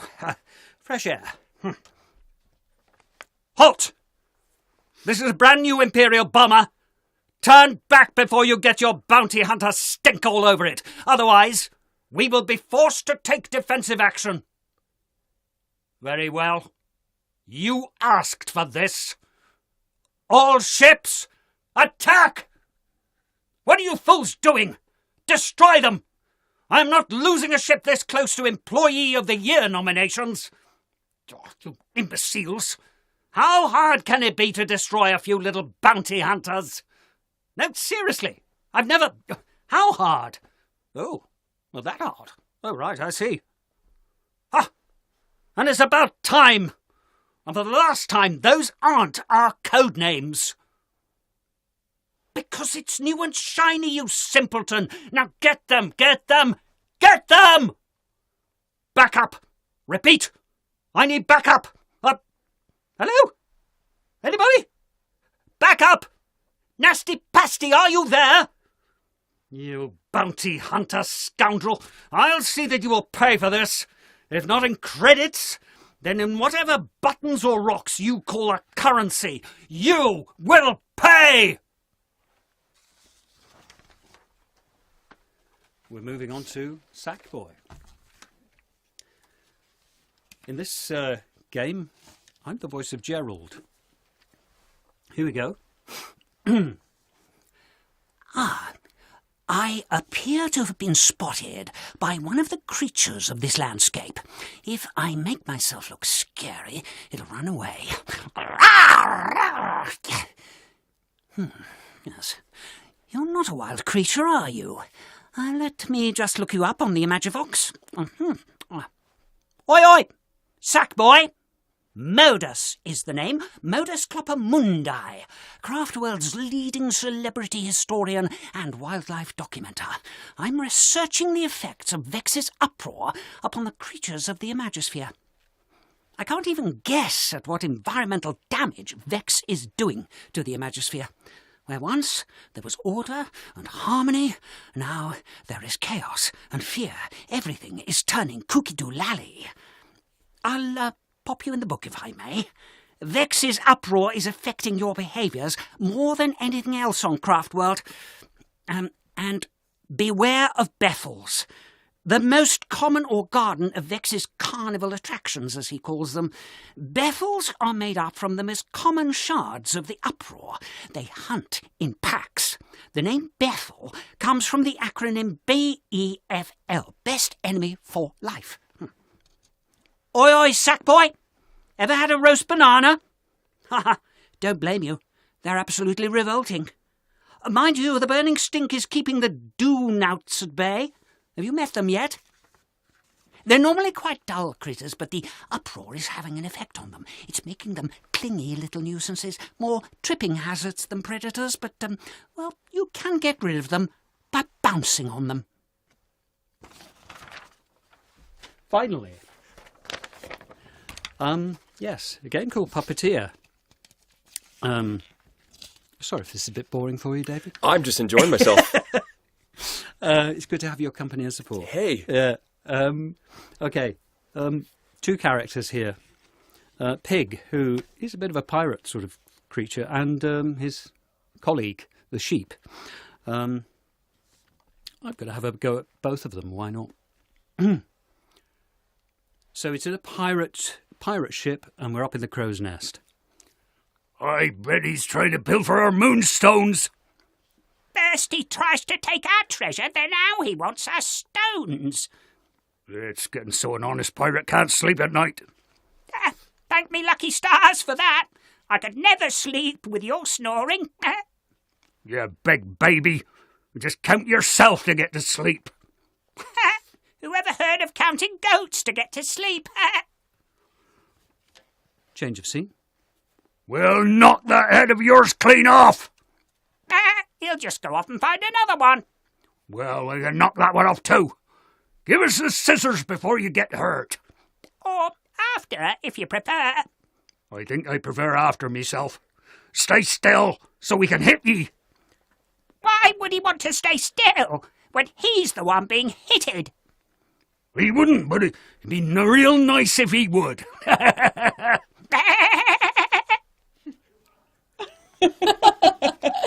Amazing. Now, I know all of the actors we've had so far have been incredible, but if that range is not a reason to donate, then I don't know what is. I mean, that was absolutely fantastic. Thank you, David, I'm assuming you can hear us. David Holt, yes, because yes, we've got two in there. Yeah, there's two my dating history. Multiple Davids. And a range of characters. Double your donation. That's right, double the donation. Now, David, I'm so happy that we've got you with us. Tell us a little bit about what it's been like to work in games for 20 years, because I feel like games are very different now than they were 2 decades ago. Yeah, exactly. I mean, I did some very early... some of the first games I ever did were with Side, and in fact, I go way, way back with Side to the time when they were actually called the Vocal Suite. And they worked in a little downstairs basement studio in Soho, in central London.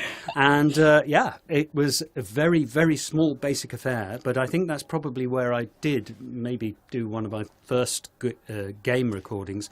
I'm just trying to remember which ones I would have done. Yeah, Broken Sword, Ape Escape. Oh, yeah, I think I've heard of those. Some of these games go a long way back, and may even be more than 20 years. I'm not quite sure.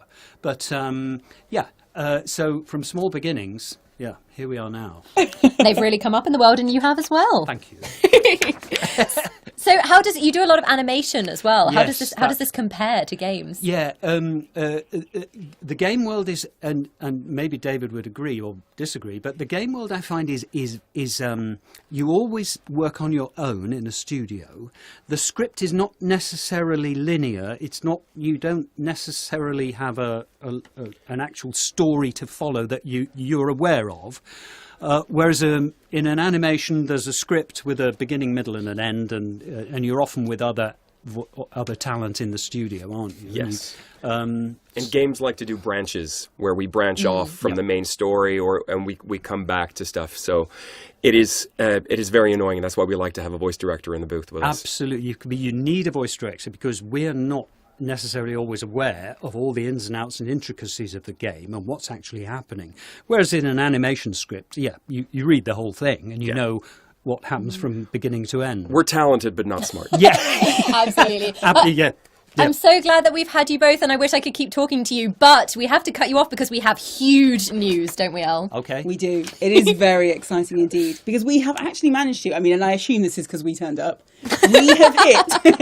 we've hit our next stretch goal, which is absolutely incredible. I know that you were very excited about this one. We were going to have a Witcher Cyberpunk mashup, and you have made that happen. Incredible. We've hit 50,000. In fact, we've hit 51,937, which is basically 52,000. Yes. So well done, everyone. Incredible work. Keep it coming. And we do, as Elle said, we have a big reward for you for all the great donating that you've been doing, which is a rather unexpected conversation between Geralt of Rivia and Alt Cunningham of Cyberpunk 2077. And of course, it doesn't mean you can stop donating. Yes, please don't. We need to push it further. So do head to sideglobal.com/Ukraine. Let's do a celebration donation. That'll take you straight to the Tiltify fundraising page, and we can see what else we've got on the way for you. Absolutely. Do it for the Davids. Do it for The Witcher and Cyberpunk. Now, we have another pre-recording for you now, which is from It Takes Two. So you saw earlier, we saw Cutie the elephant. If that didn't traumatize you too much, we've got a pre-record with some of the other actors from that game. Annabelle Dowler as May and Joseph Valderrama as Cody. So they are... Yeah, a married couple. If you haven't played this game, they're a married couple who are planning on getting a divorce. Sorry, spoiler alert. And after they've told their daughter Rose the news, she takes little handmade dolls which look like her parents. And guess what? They turn into them. They end up trapped in those dolls' bodies. And now, as they try to figure out what to do next, they're going after Cutie the elephant. Hi, I'm Zoe French. I'm one of the production managers here at Side UK. Today I'm going to be helping out by reading in some of the stage directions and scene headings so that you guys know what's going on. I'm Annabelle Dowler and I play May in It Takes Two. And I'm Joseph Valderrama, and I play Cody and Dr. Hakim in It Takes Two. But today I'm just doing Cody. Interior playroom. Bed. Reveal that Rose can't see the dolls. May and Cody beam back and tumble down onto the bed. The dolls look around in search for Rose, who sits further ahead. She's over there! Rose! Sweetie! But Rose is deeply immersed drawing on paper. Darling, this might look strange, but it's us. It's Mom and Dad! Rose! We need your help! May jumps and waves to get Rose's attention. Rose looks at them and reaches out. Look! Yeah, it's us! But Rose picks up an eraser next to Cody and then puts it back and continues drawing. She can't see us.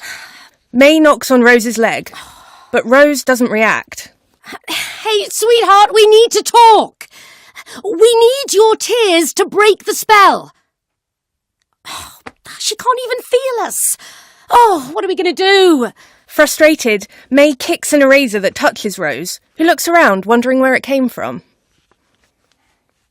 Now it gets a little dark. The dolls chase after Cutie to kill her.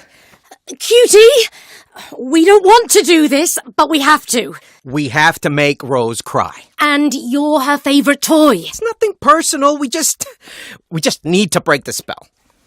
As Cutie runs around in the machine. We'll try to kill you softly? Cody, you can't kill someone softly. You are not helping our case right now. The dolls are still trying to catch Cutie with the claw inside the claw machine. Move the claw! Yeah. Move it! Yeah, I heard you! And there she is! Aim for her! Oh, you used to be good at this! Yeah, with dead toys, not alive, screaming ones. The dolls finally catch Cutie with the claw. Yes! We got her! Oh, yeah, sorry, Cutie. Yes, we're very, very sorry. Oh, Cody, don't drop her! Cutie gets stuck hanging in the claw machine hatch. Hang in there, Cutie! Would you hurry just before she escapes? The dolls approach Cutie hanging upside down with her feet stuck in the hatch. The dolls try to pull Cutie down. We're really sorry for this. Yeah, we don't like violence. May, will you pull harder? I'm pulling as hard as I can. Something's coming loose down there. It's stretching.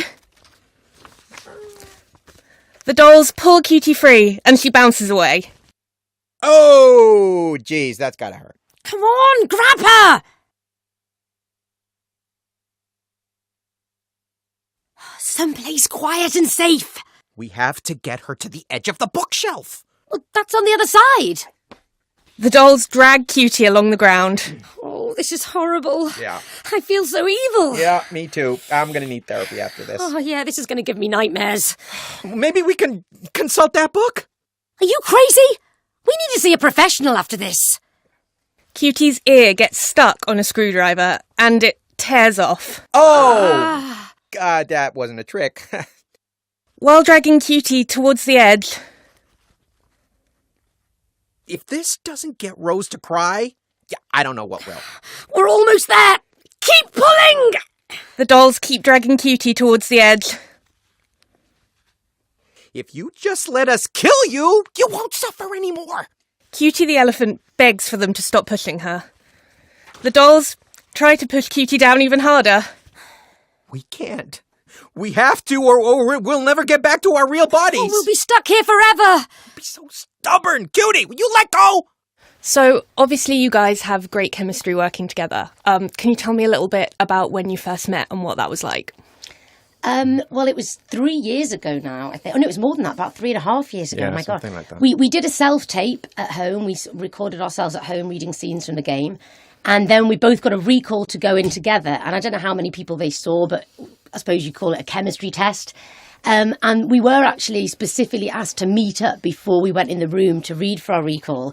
So we randomly went into a hotel lobby, do you remember? Not a room or anything. Just, yeah. We went into a hotel lobby, didn't buy anything to drink, and sat there having never met before and went over our lines together.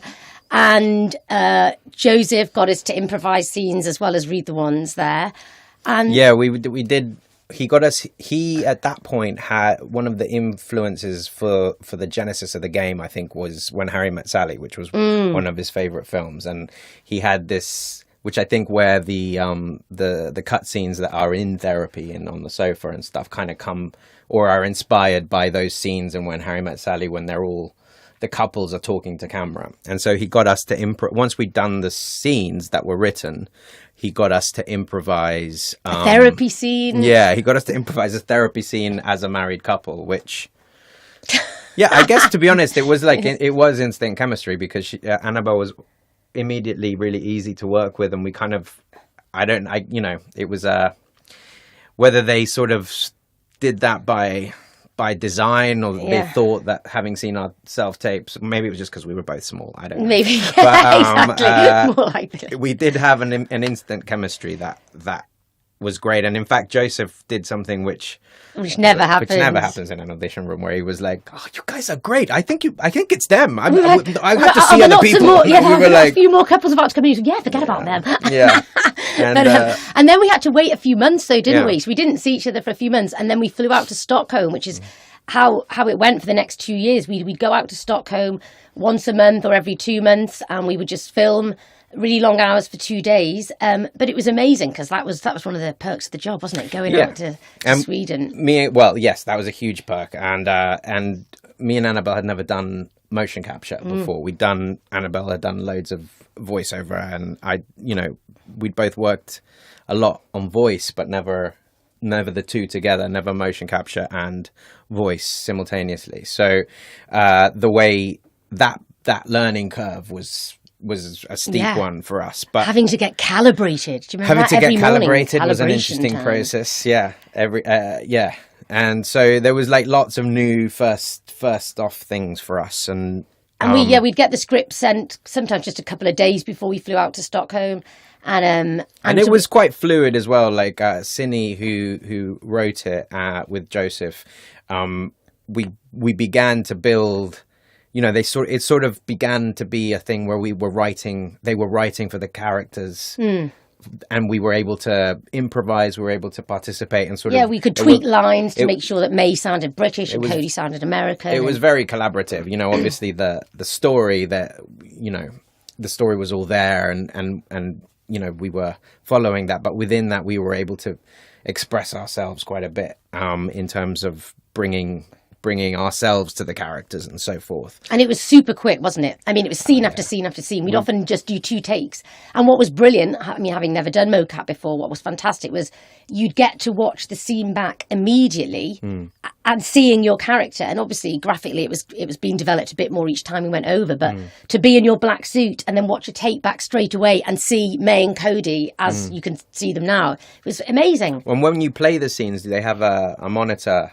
So obviously the cameras are 360 in the room, but there was a screen at one end of the room, one of the long ends of the rooms, and so you could see that would show you what was happening in the scene, and that would often show you, you know, the big hammer or the whatever it was that we happened to be holding, which when we had it was either was not there, or they would make like a massive cardboard cutout, which is what I was carrying most of the time. Most of the time, things that were like 3 times the size of Annabelle, which was in and of itself hilarious. And we had crash mats we were sliding down, and we've never jumped so much in our lives. Every time that Josie shouted action, every scene, I think every single scene started with us landing in a new area, a new world space in the game, and every scene would end with that as well. So we would just try to find different ways to land each time to make it interesting. And the other thing is that we shot it chronologically, so we did that. We took them on a journey, and as we were filming it over 2 years was the journey of the game, which I think also, like, in terms of, you know, if you compare that to filming TV or film, that never happens basically. So it was a really strangely theatrical marriage of like working on camera, because it was all animated, but it was immediate. Like Annabelle says, you'd immediately be able to look at the monitor straight away and go, oh yeah, no, I didn't like that, and then you'd go again. And the efficiency of it was what I was sort of amazed about, in terms of, again, comparing it to working in other mediums where it takes forever, and, you know, it's such a long process, but for the actor in motion capture and voice, the way it works, it's the most efficient. You know, we were shooting 30 pages of dialogue in 2 days, which if you translate that, you know, that takes like a month. and then of course lockdown happened, and we'd done, I think we had about 3 more trips to do. Was it 3? I think we had 3 more, and in the end we only went back and did 1. But so lockdown happened. Fortunately, we shot most of the mocap, and that's when we started coming into side and recording here. And we did some face capture, but a lot of it was ADR, wasn't it, on stuff we already had, and doing all the sort of gameplay bits. And we'd done most of the cutscenes, and then we managed to fly back to Stockholm in between lockdowns, I think.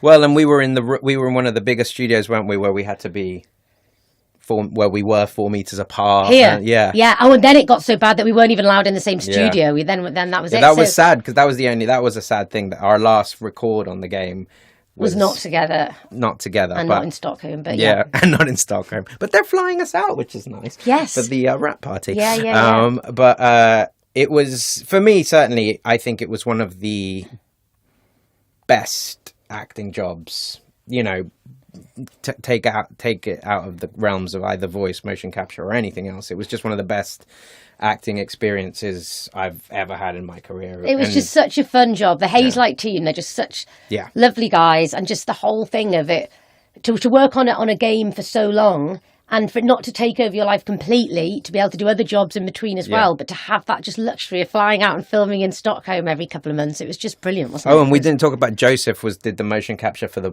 book for Dr. Hakim. So all the motion capture that we did, all the cutscenes that involved Dr. Hakim, that was Joseph doing the physical stuff. And he is very physical, Joseph. We called him Snake Hips. And you've never seen anyone gyrate quite like him. But yeah, he was something else. And so then it was my job to try and afterwards voice what he was doing physically, which was a challenge, even though I was there in the snes with him doing them and watching the performance, I was like, how am I going to make that work? And Fred here, we did a lot of the Hakeem stuff here at Side afterwards, and yeah, that was an interesting journey of like capturing, you know, because you're doing essentially ADR of someone else's performance, and that was like a little extra layer that was super fun and challenging and like, yeah, and unforgettable. Me and Joseph became one in many ways. It took two of us though. So that's good. But and then we got to go to the BAFTAs. And then we got to go to the BAFTAs, which was amazing. Yeah. Which was the sort of cherry on top of the whole cake. Other games obviously had a huge amount of success and won Game of the Year and twice, and two of the I think it was DICE and the Game Awards. And, you know, has had incredible support from the players and from, you know, the awards that it's had since it started. I think it's just over a year now that it's been out, and it's just so gratifying that such a great group of people have had so much success, really, and to go to the BAFTAs and have that as a sort of crowning glory, as it were, was incredibly special. Yeah. So now we're just waiting for Joseph to write It Takes Two, or It Takes Three, you know. Yeah. We're up for it. Awesome, thank you guys. You know, the BAFTAs were great, and I have to say this because Elle was hosting them, so she can't blow her own trumpet. But Weren't they amazing? Weren't they just so beautifully hosted? You know. Also, It Takes Two, you know, great game, great performance. I love that they went with two people in a relationship who had completely different accents. I thought that was really interesting. Yeah, it was nice, wasn't it? I like that we're starting to see a little bit more creativity with voices, or we have for a while, but as in we're really starting to stretch the boundaries of what we do with voices and what we bring into games. It's quite exciting, isn't it? It's awesome. So I hope you're all enjoying all of the performances, and the money is pouring in, which is great to see. As you know, we've blasted through our stretch goals, so we are having that Cyberpunk and Witcher mashup later. But do keep donating, sideglobal.com/Ukraine. But what have we got coming up next? Well, as we said, we smashed our goal, so we've got that incredible mashup on the way. But before that, we're going to be looking at Returnal. Now, this was a third-person shooter developed by Housemarque and published by Sony. I'm sure you know it. You either love it or you hate it, given how difficult it was. And of course, the game follows Celine Vassos, who is an astronaut who mysteriously lands on a planet. And I don't want to give too much away, but ends up trapped in a time loop. And she's a single mother and an older woman in games. Not an old woman by any means, but older than you usually get in a video game protagonist, which we're all very excited to see. So we have the fantastic Jane Perry here with us, who just won Performer in a Leading Role at the BAFTAs for her performance as Celine. Oh, and I really loved her speech. If you haven't heard it, do go and watch it, because she talks about why it is important that we have these kind of roles, that we do have the kind of women that we haven't seen before in games. And of course, I know she's right here and she can hear me, but she was so incredible in this game. I mean, if you have played it, you know Celine sticks with you. She is a character that you will remember, that stays with you, and I think means a lot to all of us who, do you know what, we're suffering through that game. So that tells you just how good she is, that we loved her anyway. How are you doing, Jane? I'm really good. I'm so sorry. It's a hard game. But it's not your fault. You make it all worthwhile. Thank you so much. So I think we have side director Nima Rashad, who is going to read the intro for us. Yes, I will. This is Celine's descent into madness. So we've got several stages of that descent, starting at the very beginning. This takes place in an uncertain time. It could be immediately after her child dies, or after the Origo mothership has received the White Shadow broadcast. This overwhelming guilt of her past has caught up with her emotionally, and she doesn't understand how to absolve herself from it. Again, given the uncertain time, the answer she finds after this moment is either to run away from her old life to outer space, or to run away from her new life to the alien world. There's not really any evidence if she's religious or not, but she could be talking to God. Otherwise, she's just talking to and struggling with herself and her inner demons. I need to talk. I know I keep putting this off, but everything has gone way too far this time. This is the part where I say I'm sorry. So why don't I feel like I'm sorry? I try, but it sounds so hollow. What is this shadow inside me? I felt this before. I can't describe it except that it feels... If I name it, will that make it go away? Now we segue to Celine 10. Scout log, Atropos. Elapsed time, 30 minutes since last crash. Whole areas of this forest are rearranging themselves like a fluid puzzle after each of my... whenever I return. As per Astra protocol, I will not be recovered until I reach the broadcast signal. If you're hearing this, you are stuck here too. Scout log, Atropos, this is my 10th return. There are 4-meter-tall corpses littering the ground, piling up, perhaps centuries ago. I can't tell if there was a civil war or genocide or mass ritualistic suicide, all wounded in a similar manner. Some of them... I don't understand how that could be possible. And now, on to Celine 25. Someone else is here. An astronaut. But that's impossible. Is it guiding me or following? It reminds me of the old photos my mother once showed me, the type of suit she would have worn if it were not for the accident.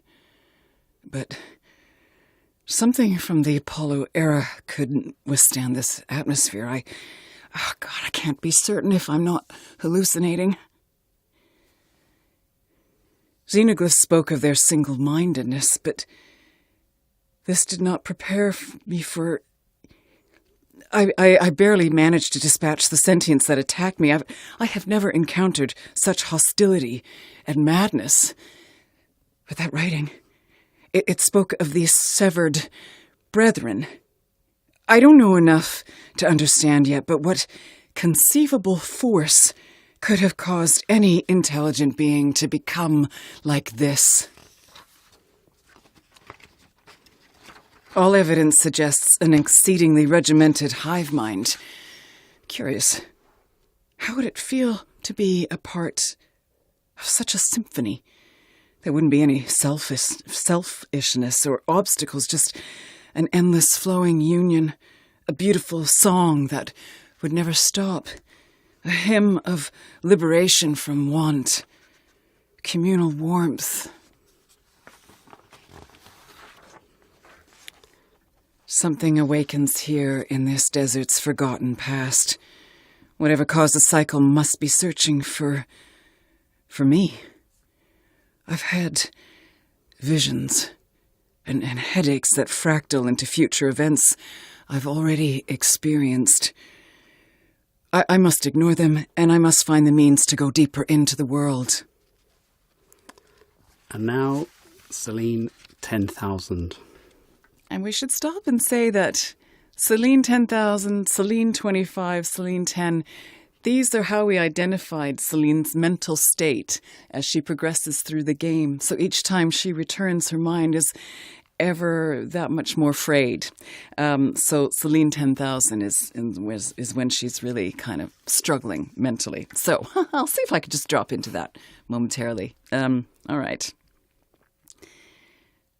I can smell my corpses rotting. Some are watching me from high above, other from pits. They refuse to speak with me except to say, "You are severing. What have I become? This world is my home in an uncaring universe. I do not wish to leave. On the edge of my sight, sometimes I can see a black sunrise beneath the ocean. When will it break through the surface? I will wait as long as eternity to reach it." Glaciers in my mind ablate into a desert of severed thoughts. I follow their footsteps back to the wheelchair. Once I climbed the mountaintop, hoping to ascend. Soon, I will sink into dark waters, transcending as all light is smothered, a kind of religious ecstasy. What wonders I soon will see in that emptiness. I have seen the jet-black skull behind the visor of the astronaut. I recognize parts of myself within those shadows, fighting to be free. If I can show the world one face and then another, have I met it before? What was the name that sat on its head? Was it the first one who said, "Do you see the white shadow?" There you go. Okay, for a little comic relief, we have Octo here. Octo's come to bring some levity to the celebration. Cephalopods are my favourite animals, so I'm always happy to see an octopus. Isn't she amazing, everyone? Jane, I could listen to you for the rest of my life. I mean, in the way I play Returnal, I might just do that. Yes, that's true. It takes a long time. But Jane, I wanted to ask you, what is it like to play a role where you know people might listen to you say the same lines again and again and again? Because it's always difficult, isn't it, to voice something in a video game because of that unsureness about when a player will encounter something, what you're responding to is. That's already difficult. But in this, we might listen to you a good 10,000 times. Which you wouldn't mind. Well, do you know... I think that would sort of be the last thing I'd want to think about when recording something, because I think that could properly freak me out if I was to really put some thought into the sort of hours of Celine that, a person spends time with. Yeah. So... yeah, I don't think about it too much, to be honest. Well, you do now. Well done, Elle. Thank you for planting that thought in my head. Well, let me ask a better question, because I talked earlier about the speech that you gave at the BAFTAs when you won, and of course it was just a beautiful speech. It talked about why we need, roles like Celine. So tell me what you thought when you first read the script, when you first saw this character. Yeah, well, as I've said, I was really struck by the fact that she's kind of a regular person, I mean, she is extraordinary in the way that we all are, in the sense that we all have our hopes and dreams in life. We all have things that we want to accomplish. And she's a very, I think, career-driven woman. And she's also a mother, as we know. And she is struggling just to make things work in her life. And isn't it interesting that her journey is so fascinating and interesting to us? Because I think we all have moments where we're working hard towards something and trying to figure something out and dealing with some of the things that have happened in our past.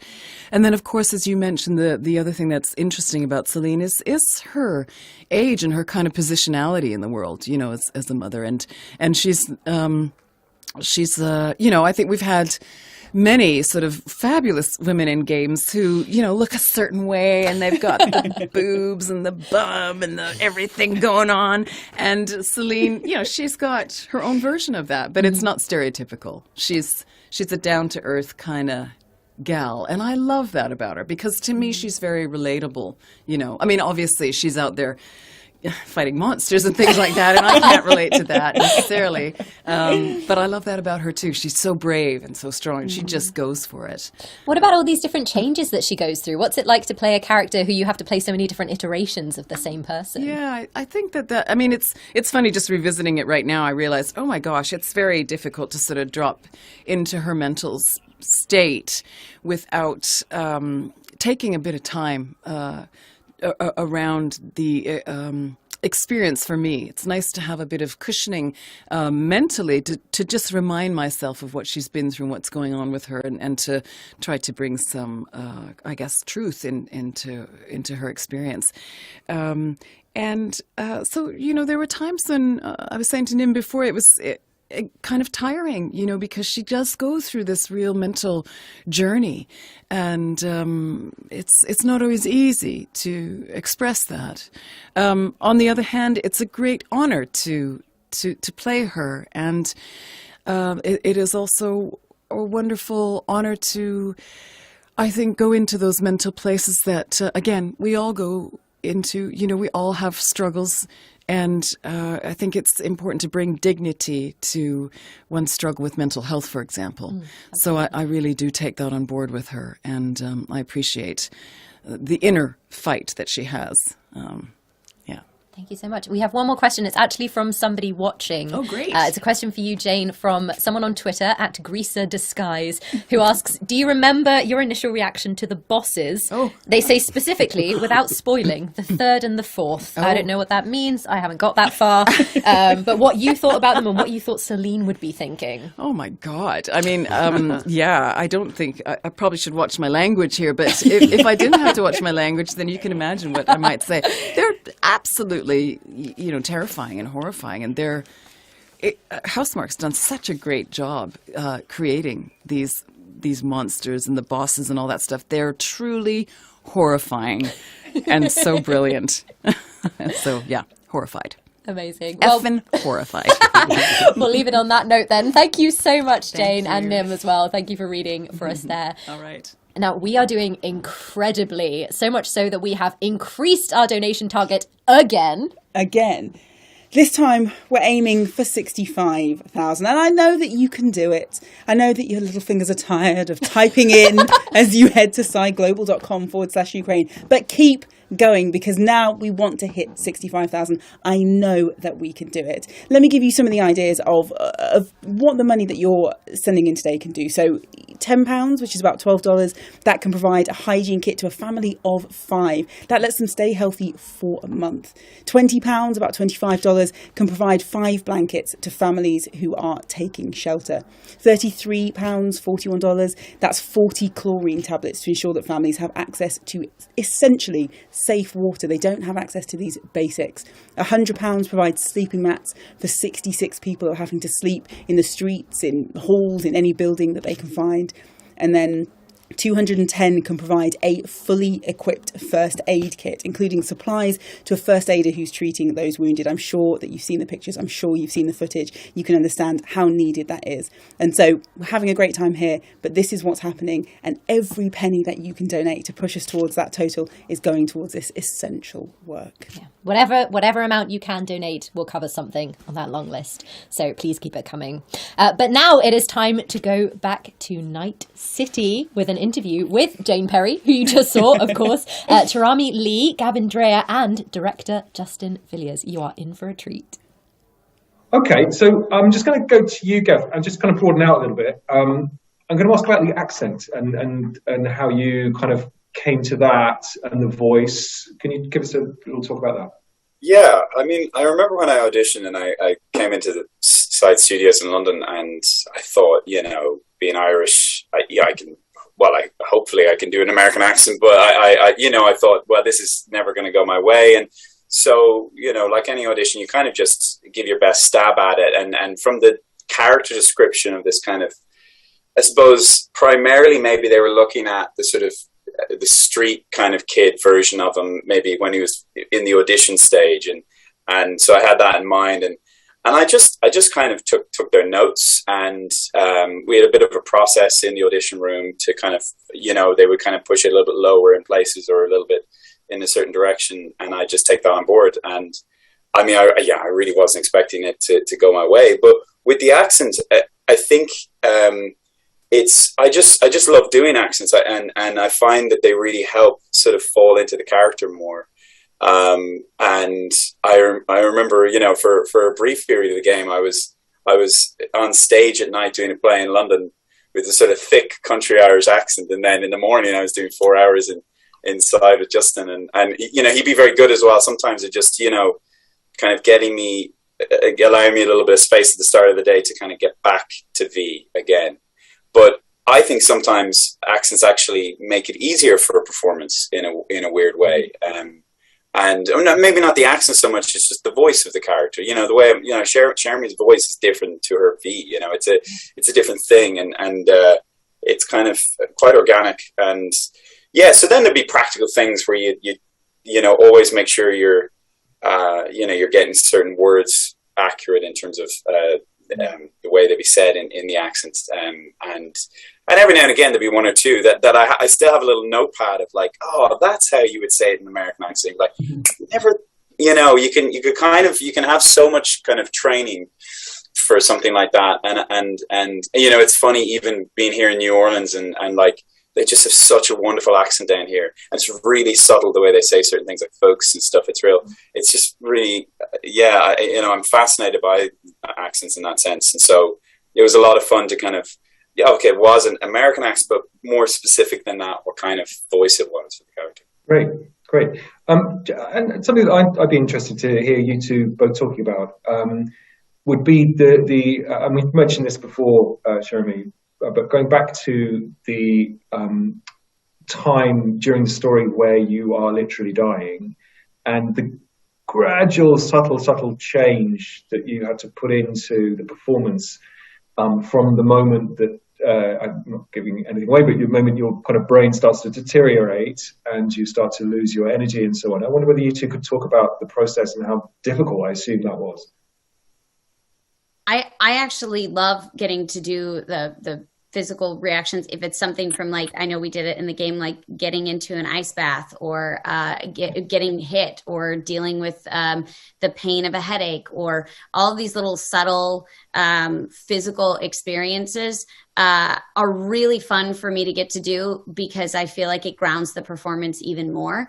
The difference then becomes, or the difficulty then becomes, how far can we go? Do we need to pull this in? And that requires us checking in with the other people in the scene, and checking in with the developers and saying, like, so based on the cinematic and what we're seeing, how far am I in this death process? Because you don't want to be, like, you know, hobbling along and they're like, no, you're fine. Yeah. So it was finding that, like, give and take of what works and what doesn't. But, absolutely, and you had to die literally over hours. Of yeah. Game time. It's hours and hours of game time you've got to die, so you can't just hurry this thing along. It's we got notes that would be like, you could be feeling a little bit more pain here, a little less pain here, a little bit more, and so then you're just going, well, how much is a little bit more? How much is a little bit less? And it's a very fine line, and it's a fun dance to get to do and figure it out, because, like you said, it's not just a quick scene. It's like, this will be over hours and hours and hours, so you don't want to go too far too fast, because then you have nowhere else to go. So yeah, finding that balance was definitely a challenge. Gav, you got anything to add to that? Yeah, no, absolutely. And I think it's that funny thing with a video game, that there's this sort of precision required to the performance to a certain degree, where you have to remember that, you know, if there's a sequence of a game where, you know, a player might be dying a few times and repeating the process a few times, often, you know, if a performance is too maybe over the top in one way or specific in a certain way, that repetitiveness can get really frustrating to listen to too often. You know, if you watch a film or play or whatever, it's kind of, the moment will last a certain amount of time and then it's over. And so you kind of, yeah, you had to find a sort of neutrality to that pain, but it was physically quite tiring. I remember one session in particular. I think, you know, I can remember a late night session where I think we hadn't gone far enough, perhaps, in a particular section of the story. There needed to be more evidence of deterioration, and so we had to go over. And yet, all CD Projekt wanted was just the tiniest addition, so we had to go over the whole thing again, didn't we? And just so we could hear just the slightest bit more. It was very, very exhausting. The hair of what was it? The note, the hair of was that he said? One of them was no, I didn't have to show me how this was like a hair more, I think is that. Yeah, just a hair more. Yeah, absolutely. A hair more of, it was like some phrase, like a hair more of pain or something like that. And we're like, oh God. We kind of sat there philosophically, kind of, what does that mean? You know, like, you know, like, and it's hard. And you would, I remember, I mean, you would play it and you would say, no, that sounds exactly like the previous one. And we go, no, it still sounds like the previous one. We're adding part at a time. Very difficult. Okay, great. So let's broaden out a little here. We still got. Have we got time? We good? Yeah. Characters. Have we done all these? Maybe working with Keanu. Is that something we could talk about? Gavin, what about your experience of playing off him? Oh, you're frozen. Deliberately frozen. Are you there? That's a pretend freeze. Did you catch that? We didn't hear anything from you. Back? You're back. I think. Oh, he's freezing a lot. He looks really happy about it. Okay. I'm back. Am I back? I think so. Yes. Yeah, you're moving. I know you're not. Okay. Well, so Jeremy, where are you? Where are you now? Yeah, I think. I'm in LA now, so okay. I when I was working on the game, Keanu was recording in the LA studio as well. I never got to meet him in person. There was an opportunity where he had been recording, and I pulled up to come to my session. He was leaving, and I saw him getting on the motorcycle and flipped his hair back, put the helmet on, and I was so captivated. I was like, this is the coolest human being to ever exist. And I was like, what would I say? Here I am it was around Halloween because I was dressed like a witch, actually. And I was like, this is how I greet Keanu Reeves? Like, hi, we're working on this game together. But it was, the first time I heard his voice, it was so lovely. And it really helped kind of finesse and figure out the tone of this game, because he has such an iconic tone and cadence, and we kind of got to dip our toes into kind of matching and playing off of that cadence later on in the game, which was really fun, because then we got to play with the cadence and pacing of 3 actors and not just 2. But yeah, it was such a great experience. I hope to get to meet him one day. Great. And Gav, are you back? No, he's gone. No, he's gone. I think his feed is down. No. Back. Yeah. Oh, it's good. It's good. Yeah, so, it's been okay for the last minute. Yeah, just a brief about Keanu and fitting into his performance, fitting around his performance. Yeah. Well, it's just an awful guy, you know. Tinker. Quote me on that. It was great. I mean, he's. I mean, what a wonderful person, and you know, you'd have to. I don't know. I'm sorry, I missed what Jeremy was saying about it, but I'm sure she said that, like, the moments where you just have to pinch yourself. Yeah. You know, you're literally, you have Keanu Reeves in your headphones, and he's just it's such a brilliant. Having played the game as well now, and having to kind of experience the thing as a whole, Johnny Silverhands is such a wonderful character. He's really funny. Yeah, I think it's inspired casting. I think I mentioned this at the beginning, guys, that when we first learned that it was him, obviously everyone was really excited, but it was like, how's that going to fit in with the world that we know and the characters that we know? And it turned out to be absolute genius casting. And yeah, as you say, he kind of created that character. It sort of met halfway. It was perfect. Okay, well, listen, this is where we're going to wrap, folks. So thank you very much, Jane. Thank you, Gavin. Thank you, Jeremy. It's a pleasure talking to you. We're going to be, we'll be raising money, I think, with this, won't we, for the Ukraine Fund. So fingers crossed this all goes well and get some of the thing else. Thank you, everybody. Let me just say here, the 2 V's to go. I've got a joke here too. just a faster joke. Look, 2 V's together. They do both exist. Oh. Look at that. Okay, double V. Double V. Okay. Thank you, everyone. Thank you so much. Thanks. Thank you. It's nice to meet you both, Gavin. Oh, don't go. Yeah, great to see you, Jeremy. Good to see you. And Justin, I suppose. Amazing. Isn't it great to see a little behind the scenes in an interview like that? Because you don't normally get to see that kind of thing, do you? You hear these people every day, but you never get to meet what they're actually like as people and hear from them. I love seeing them interact as are. well. Like that's it's so funny to like hear these voices and see them all talk to each other. Like that's the bit that's kind of blowing my mind a little bit. It's really great. If you can't tell, we are having an absolute ball. We're having loads of fun, but we do need to remind you, of course, we are here for a reason, and that is to raise money. And we have got a plea coming up now from the volunteers of the Red Cross. So the level of death, destruction and suffering that continues to be inflicted on civilians is obviously completely heartbreaking for all of us to hear. And your donations will continue to support the Red Cross and their volunteers to get humanitarian aid to those who need it now. So please donate whatever you can. We've said it before and we'll say it again. It doesn't matter if you are donating pennies. It doesn't matter if you are donating pounds. Please, anything you can spare makes a difference. Head to sideglobal.com/Ukraine and you can donate there. It'll take you straight to the Tiltify page. But for now, here's a closer look at some of the incredible work the Red Cross are doing. Hello world. We are volunteers of the Ukrainian Red Cross Society. We are recording this video from Ukraine that is currently affected by a large-scale armed conflict. The whole country is under fire. Close to 100 people have died. Many more injured. There are children among them.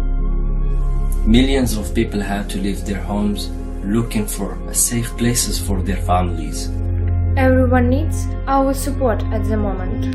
In Ukrainian Red Cross, we have around 3,000 volunteers, and for last 2 days, 1,000 new volunteers come to join us. At the moment, the situation is in Ukraine only worsening. Many more people will need to help of Ukrainian Red Cross. We're staying here and working for these people. We will be very grateful to any support to the population of Ukraine. Pass this message to those who should see it.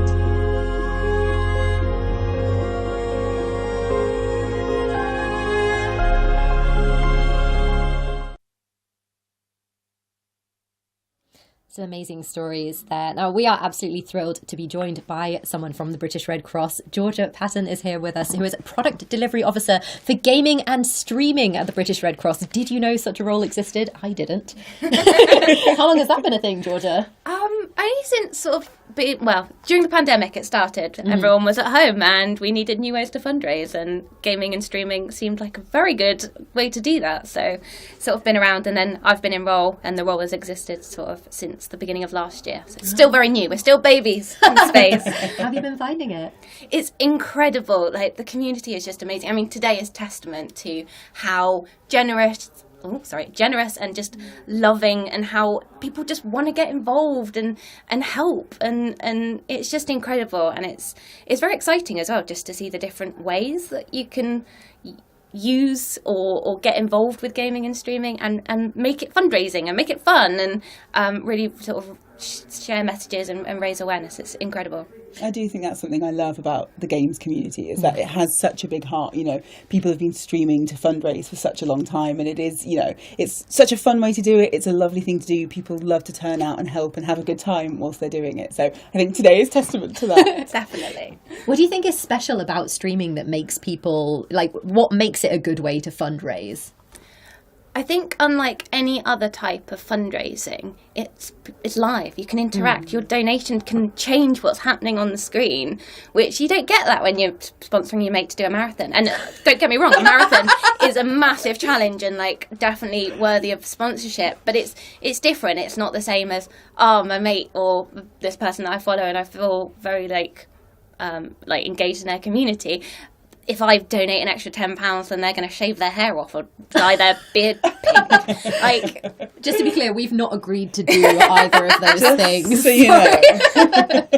So let's talk about why we're here then. So what is the current humanitarian situation in Ukraine? So the minute in Ukraine, the situation is pretty dire, pretty desperate. And in just a mere couple of weeks, houses, homes have been turned to rubble. It's really sad. And over 5 million people have now fled the Ukraine. It's estimated that 7.7 million people are displaced internally within Ukraine. So it's a really massive change. It's like upheaval for everyone, and it's estimated that 18 million people will be affected. So essentially nobody in Ukraine will be left unscathed by what's happening.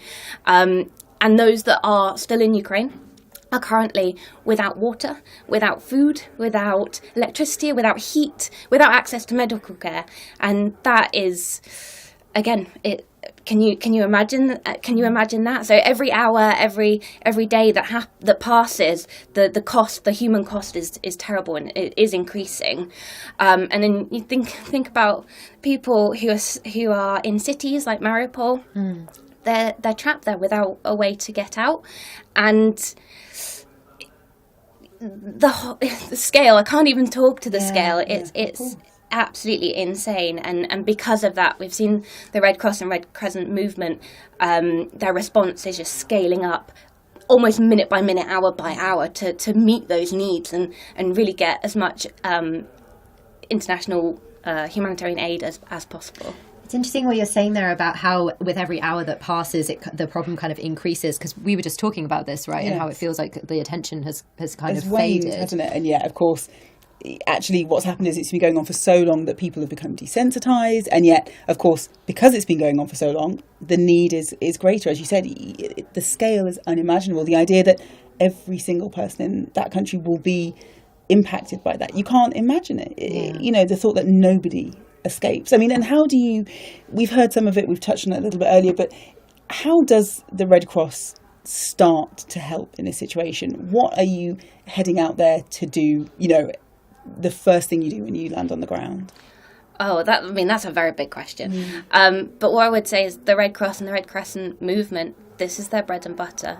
It's going out and helping the most vulnerable civilians in conflicts, in climate disasters, in natural disasters.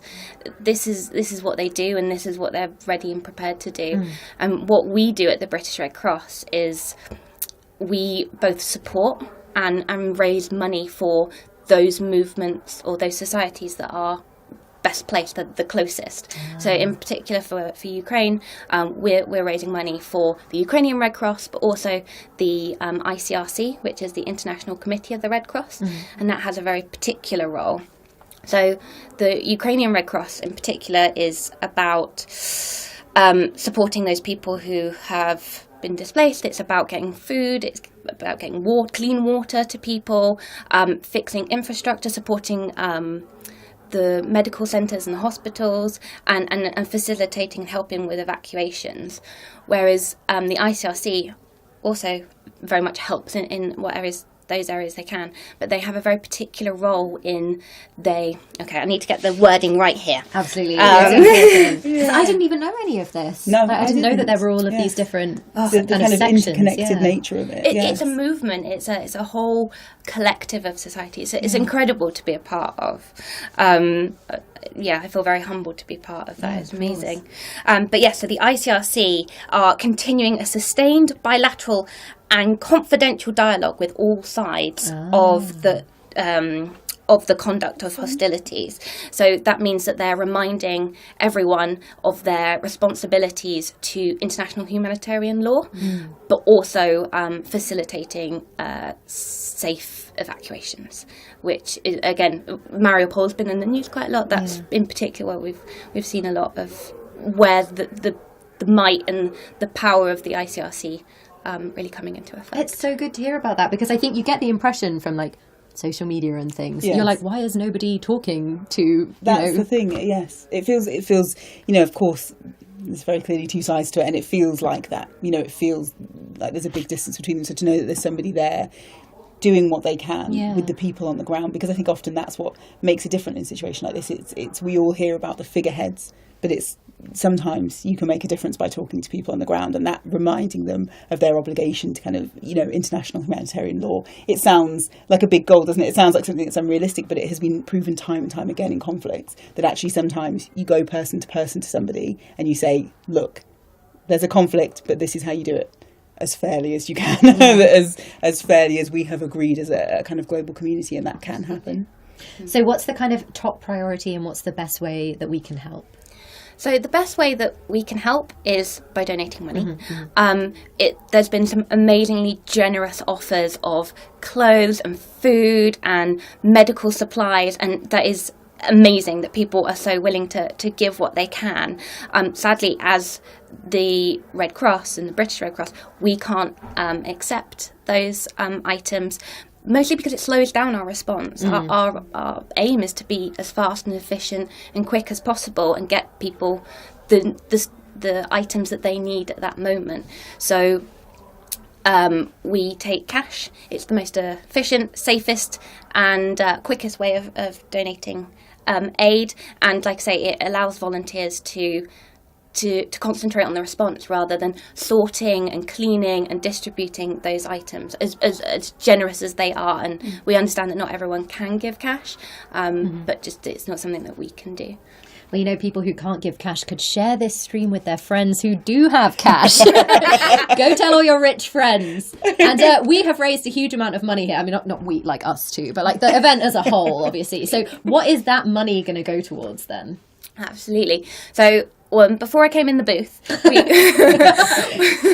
we were at just under 60,000, which is insane. Yeah, I think you can see there 59,362 and 69 pence, of course. Just mind-boggling amount of money. Yeah. It absolutely blows my mind.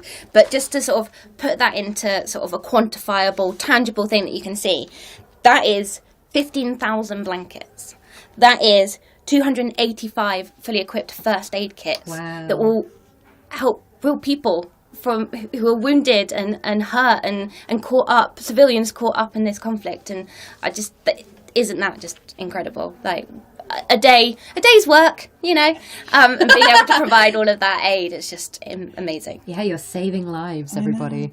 And beyond that kind of initial emergency response, because we've talked about the fact that, you know, we are in crisis mode at the moment. There is that initial need to clothe people. We need water, we need shelter. But beyond that, what's next? Because, of course, when the cameras go away, when people stop talking about this on social media, people have to rebuild lives there. People have to continue with their day-to-day. So what's next after this first stage? I mean, who knows, really? We don't know what's going to happen. We don't know when this conflict will end, and so the focus will always be about the civilians and making sure that the most vulnerable in society have the help and support that they need. So that is the priority, but the Red Cross will be there, obviously right now, but also in the future to help rebuild Ukraine. The Red Cross and Red Crescent movement has been in Ukraine for the past 8 years as well, so this isn't new to the movement. And rebuilding schools, rebuilding hospitals, supporting those hospitals like they are doing now. But we also do have a massive focus on refugees. So in the UK, the British Red Cross is the largest independent provider of services for refugees and asylum and people seeking asylum. So it's about supporting those families, those individuals, to rebuild their lives here and really give them the tools to thrive if here is where they are or wherever else they might find themselves. And the Red Cross provides kind of psychosocial care as well, don't you? Because it's not just about, as we've said, clothing somebody, giving them water. It is about how you cope with a situation that for most of us is utterly unimaginable. Yes, well, yeah, but a big part of what's happening is like telephone helplines. To help people find missing family members, but also with that psychosocial support as well. It's a big part of what we do. When we were watching the video with the volunteers earlier, you were saying how great it is to kind of hear the stories from people on the ground. What are some of the kind of stories that you've been hearing from people? Wow, there's a lot. They're very powerful. They're incredibly powerful. I'm not 100% sure if we've shown some of these videos, but just people talking about how their family are in a conflict zone or they are trapped, but they're just carrying on because that's all they can do, and they're carrying on helping other people. Is sort of a story that I've heard echoed.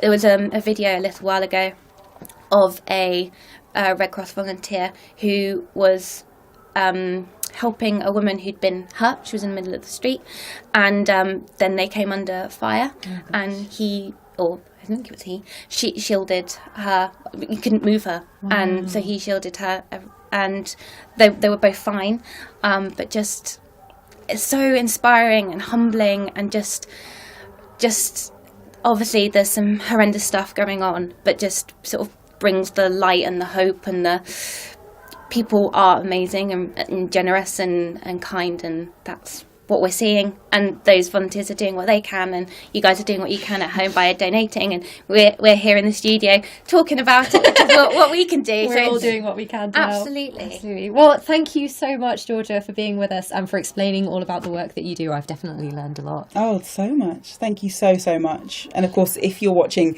and thinking that it's time to donate, which I imagine that you are, don't forget that you can go to siteglobal.com/Ukraine. That'll take you straight to the Tiltify page, and you can donate there. As we've talked about, every penny counts, genuinely. No matter how much you can give, it'll make a huge difference. We're talking absolute essentials. People don't have clean water, they don't have blankets to sleep under, they've had to leave their clothes behind, their homes have been reduced to rubble. So genuinely, every penny you give makes a difference, and you have been so generous, but we're asking for just a little bit more.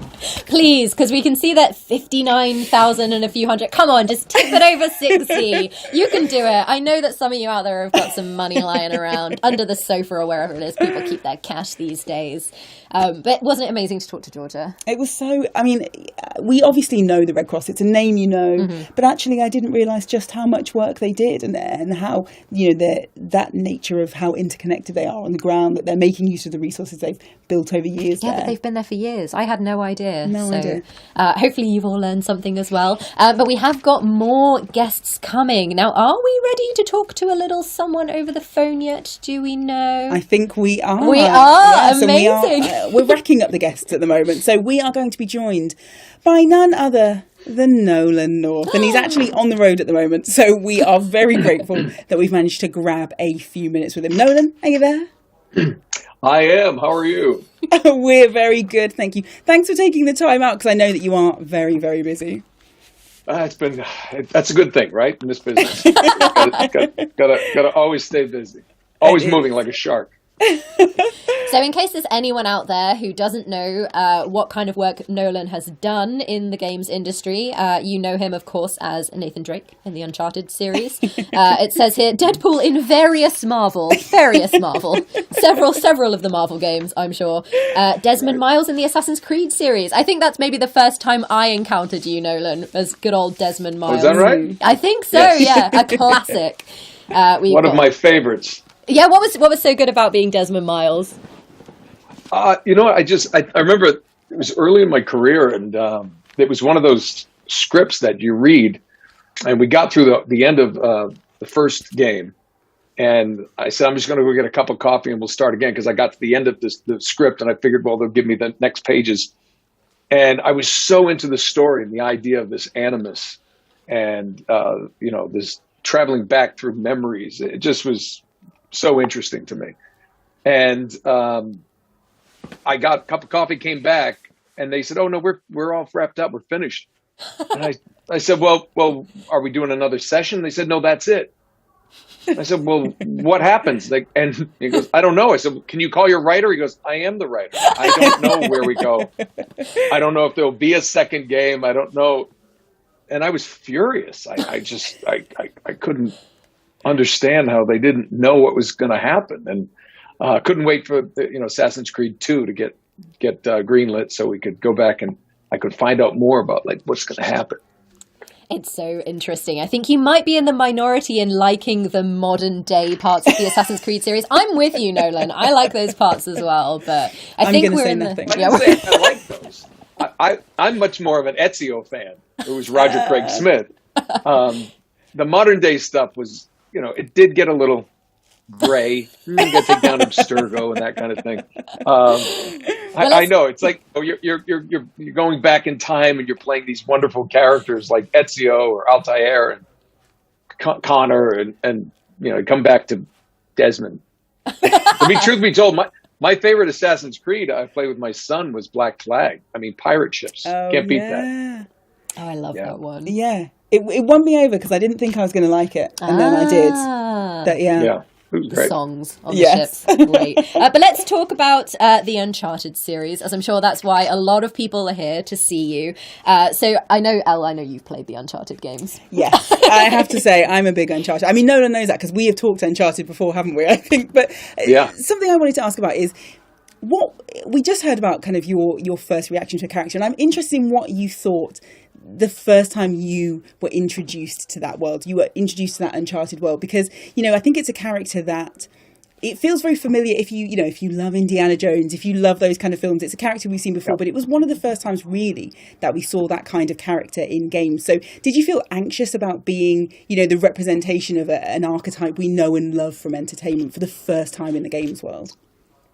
No, I think that's actually what kind of intrigued me about the character. You know, he being like a Indiana Jones or a John McClane from Die Hard. It's that I think that first tagline for the first game was one ordinary man, one extraordinary adventure. Ooh. And I think that's what made him so relevant to people and so relatable. You know, just overcoming the odds that most of us can do in our everyday life. You know, just to, you know, and I thought it was great that they allowed this character to be someone who was really vulnerable, you know, someone who would fall and not just jump right up ready to fight, just, you know, would make the little quip here and there. You know, kind of like John McClane picking the glass out of his feet in that one famous scene. Yeah. You know, see that, you know, come down, have a Christmas together. He's pulling it out, and it just that kind of you know, maintaining your sense of humor through adversity like that. I think it was just fun, you know. So I didn't really feel any weight or any pressure to bring that together because they just invited me to play myself as much as possible. And Amy Hennig, who wrote the first 3 games, she really wrote to my character, to who I am, and did the same for Emily Rose, who played Elena, and Richard McGonigal is very much like Sully. And I joke with people, I say, aside from the amazing ability to climb just about anything, I'm very much like Nathan Drake. So, yeah, I can barely climb a ladder anymore. But no, it's you know, it was just so exciting to get into that space. Put on a mocap suit, you know, this was not just voiceover. So, and you know, do all the moves, do the scenes, do the in-game moves, the rolls and the guns. It was fun. It was like being a kid again. And who wouldn't like that, right? It's interesting that you say, you know, you can hardly climb a ladder anymore, which I'm sure is not true, but it does make me think about Nathan Drake getting older. And we have a question here from a fan who wants to know, where would you like to see the Uncharted series go next? What's the future for Uncharted in your ideal world? Well, I mean, right now, I think the main focus of Uncharted is the films. You know, I think Tom Holland was brilliant in the film. I thought he did a great job, and I think it's smart play by you know, the filmmakers to like take us to a Nathan Drake that, you know, isn't us, because the truth is, if you're playing Uncharted, you're Nathan Drake. It's not me. You're making those moves. You're making those decisions. So where was Drake in his 20s? You know, when a lot of movies that will take a game to a film, a one-to-one adaptation, you know, you don't have that same sense of immersion that you have in a game, and you're forced to kind of watch that, go, oh, I wouldn't do that, I wouldn't have gone there, he doesn't sound like my Drake. But to go in his 20s, you know, it was a great move, and I think the movie did well enough that, you know, knock on wood, they're going to get a sequel. As for the game series, I don't know anything. People always ask me, oh, what are they going to do? You know, nobody tells me anything. The developers are too smart to tell me anything. So I think the idea that, you know, there might be another game, I haven't heard that. I thought Naughty Dog may want to move on and do something different. God knows they deserve it. Those particle artists and the you know, everybody, they don't want to be doing. oh, we got this guy climbing this thing. You know, maybe they want to go to outer space or underwater. I have no idea. You know, so they you know, the world is their oyster, as they say. So I don't know. Where would I like it to go for me? Just keep chugging along. I love that people have found the games through the movie and vice versa. So, you know, I love that so many people all around the world have, it's touched them in some way. You know, it's something I never expected, you know, I would have a hand in, when I was growing up. So I'm very, proud to be part of Uncharted and proud to be Nathan Drake, you know, sic parvis magna. I mean, spoiler alert slightly, but of course you did have a cameo in the film, didn't you? So tell me, what was that like? I did. It was great. You know, they called me and they had a couple other directors had kicked around some ideas to me, and you know, I just didn't want to be, you know, telegram for Mr. Drake, you know, and then look right down the camera at you. It had to, you know, and I did, because I also didn't want it to be so strange that it would take away from the film, you know, because I don't want to take away from what they're trying to do. But yeah, they called. It was funny because it was middle of the pandemic, October 2020, and I had to fly to Barcelona, and it was one of those huge jumbo planes that had maybe 15 to 20 people on it. It's terrifying. It's just like empty, you know. I kept telling people it's like murder plane. Something bad's going to happen because there's so many empty seats. Somebody snuck on here. Probably a clown, for my luck. But that's my nightmare.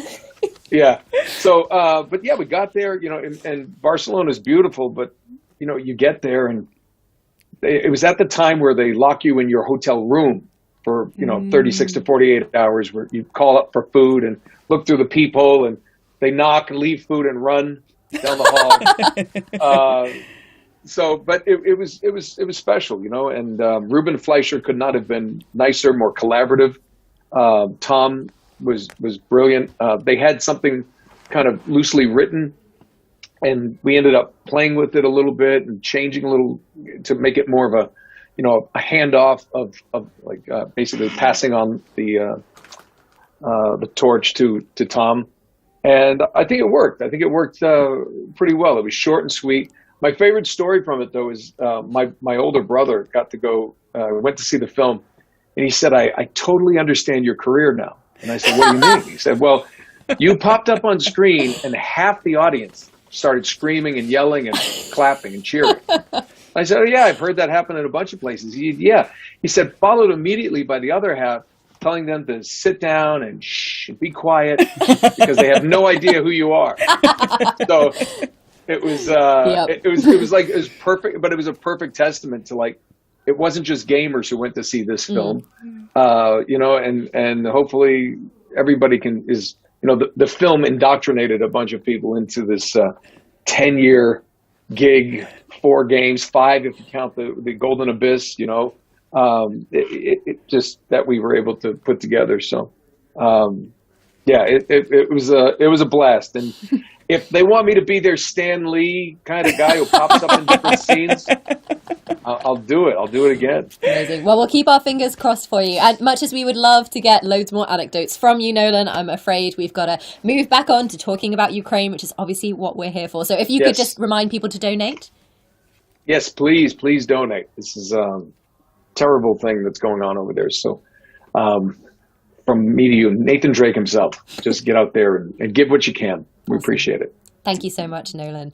So obviously throughout this whole event, we have been getting help from voice actors to revisit many emotional scenes from video games, but there are heartbreaking and heartwarming real scenes taking place daily in Ukraine and neighbouring countries. And as fun as this all has been, and it has been very fun, we're here to raise money for Operation Ukraine. We need to get humanitarian aid to as many people as possible, as soon as possible, and even a small amount makes a huge difference when combined with other donations. I mean, so far we have raised 64,000. We are so close. So close. So, I mean, what's about £600 away? And it's so easy. Just head to sideglobal.com/Ukraine. You'll go straight to the Tiltify fundraising page and you can share whatever you can. As we've said before, it really doesn't matter how much you have. Pennies, pounds, just anything you can spare. Absolutely. So let's see if we can bump those numbers up while we have a very special reading now, a little video for you from Mass Effect 3, which I'm very excited about because I absolutely adored that game. So let's cue that video so that I can watch it. Hi, I'm Cindy Downing, producer of In the Game for Ukraine. Thanks so much for joining us. We have two fabulous ladies reuniting for this special cause. We're back to Mass Effect 3 and a well-loved, much fan-fictionalized relationship of Commander Shepard and comm specialist Samantha Trainer. Jennifer Hale, Alex Wilson-Regan, thanks so much for doing this. Thank you for having me. We're across the globe today for this, so thank you so much. I'm going to be reading in scene setups and a few stage directions just so the viewers know where we are in the game, but otherwise we'll stay out of the way. So here we go. Awesome. In the scene, Shepard invites Trainer up to her cabin for R&R. Trainer comes up intending to play a game of chess with Shepard after an earlier conversation. There are various branches the scene can follow depending on whether Shepard has romantic interest in Trainer or just wants to be friends. Trainer, if you're not doing anything, I've got a few hours free. Would you like to come up? Sounds wonderful. I'll be right up. Your cabin is gorgeous. I've seen apartments smaller than this. And an actual shower. Yeah. The faucets in the women's bathroom are crap, by the way. In any event, I thought you might be in the mood to play. Trainer holds up a chess set. Chess? I bought a board on the Citadel. GUI interface, not nearly as much fun as real pieces, but I hoped you might give me some pointers. That's funny. I figured you'd be more interested in a shower. I didn't realize that was an option. It's an option. Well, just give me a moment to grab my things. Fades black as she goes to get her things.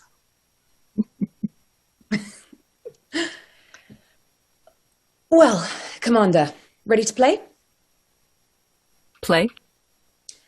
I recall you delivered something that closely resembled a challenge, so interested?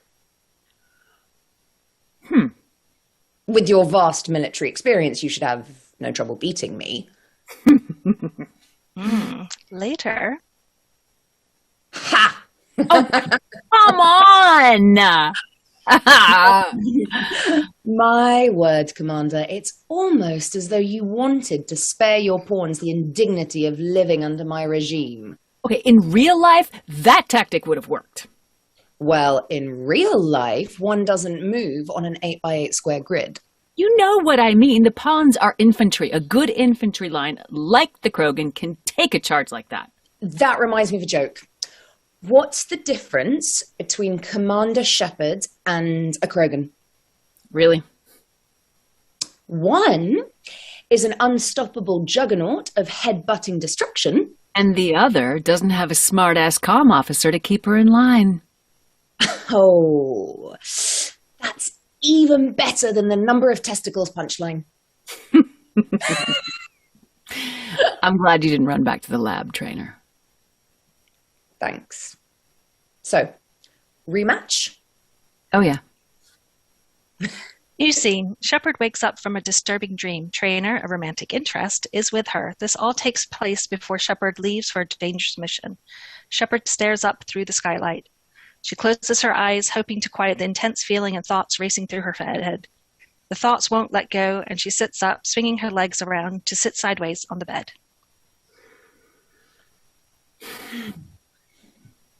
Dreams again? Yeah. Well, I'll be damned. What? Nothing. Just never thought I'd see a woman under all that armor. You remember how scared I was when I met you? I was terrified of the Reapers, the war, everything. You helped me. I wouldn't mind returning the favor.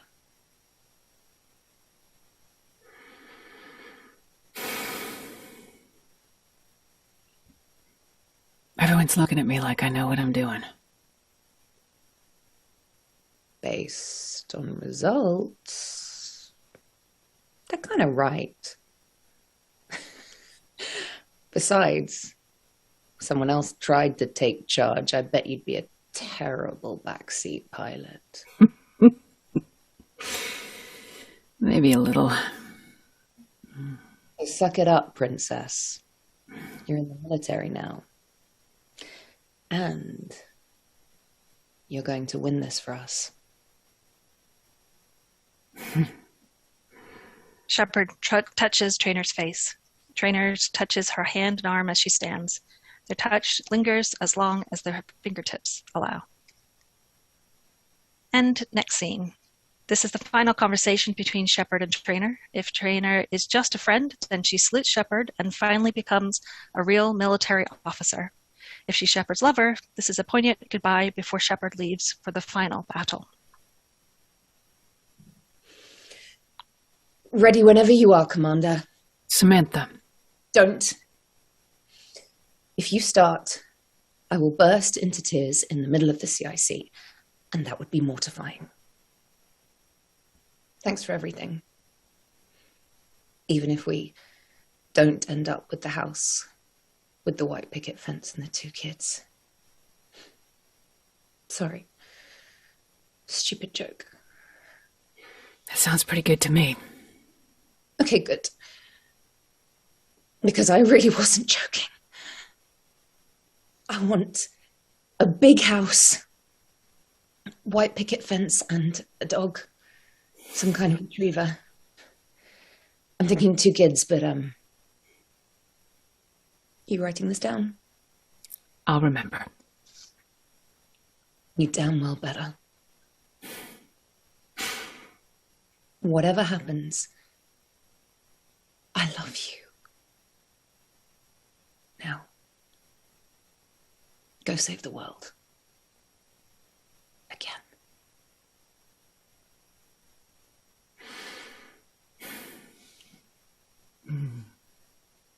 Wow. It's the end of the world as we know it. Hugs. Hi. That So was so fun. lovely. Can we just do more of that? Can we do that for like 3 hours? Yeah, And let's just go. It's good, right? Fab So stuff, great. ladies. Fab. Alex again. I get to Alex. This is the project we met on. This I know. project. This is what we met. Yep. Yep. It's amazing. Yep. Recorded So at site for me.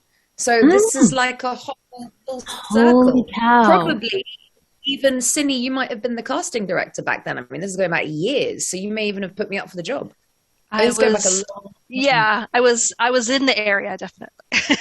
So, well, thank you so much. And yeah, oh, shivers. So lovely to have you doing that all again. And we have some great questions from some of our fans who have sent in things. So I'd love to ask you a few. And following that big scene at the end there, Chris W. Brown asked, what do you think Shep and Trainer would be doing for fun following the conclusion of the trilogy? Gosh, writing a book about it all. Or having their own reality show. Do you know what? I could definitely see them as parents with like 2 really bright kids. Like one's like a kind of mathematician, chess player, and the other one's like building tree houses or something like that. I could definitely see that. Yeah. I love that. I kids love thing. that. It's great. And actually, someone had asked, who was it that was asked? Faith Stevens had asked, do you think Shepard actually ever wins a game of chess against Trainer? I'm going to say every now and then.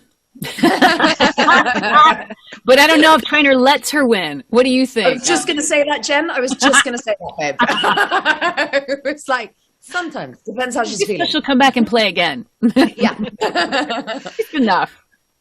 Now, of course, with games that have such great characters, great narrative to play with alongside the actual gameplay, we sometimes get some fan fiction. So Ken at Zero Sum Face had asked, do you ever read any of the fan fiction about your character's exploits post-game or even pre-game or even in an alternate universe? Well, I was given a fair bit of fan fiction after I was in Assassin's Creed Origins about what happened to Aya's story after that. So it was quite fun to flick through some of that. And it's always so impressive, like the level of detail in the writing of the stories and the images that go with them, especially if they've been done kind of comic book style. I think that's amazing. So if I get given it, I'll always have a look at it. Definitely, yeah. Yeah, I get to glance through it, and then life just takes over, and I don't get a chance to dig into it. But like you said, Alex, to your point, the level of detail is impressive, and just the passion for the the storyline is just amazing. Yeah. Fab. We all got a little bit shivery at the end there. So the fifth Dawn had asked what line or moment in particular made you the most emotional, whether you laughed, cried, or said, "Oh, that's so sweet." It's always the goodbye scenes for me. I mean, this one, and then in the recording process, the goodbye to Garrus, particularly, the storyline. I mean, just all of the goodbyes are super difficult. And the whole Morden thing, it's really hard. Yeah. For me, it was probably this scene. I think this was the first time I ever cried in a booth. And I remember being like, I didn't know that would happen in voiceover. Yeah, it really does. And for me, I mean, obviously Jen had, 3 games to do, but for me, there was definitely, it probably was this scene. I just remember crying and being so moved by it. Yeah. Yeah.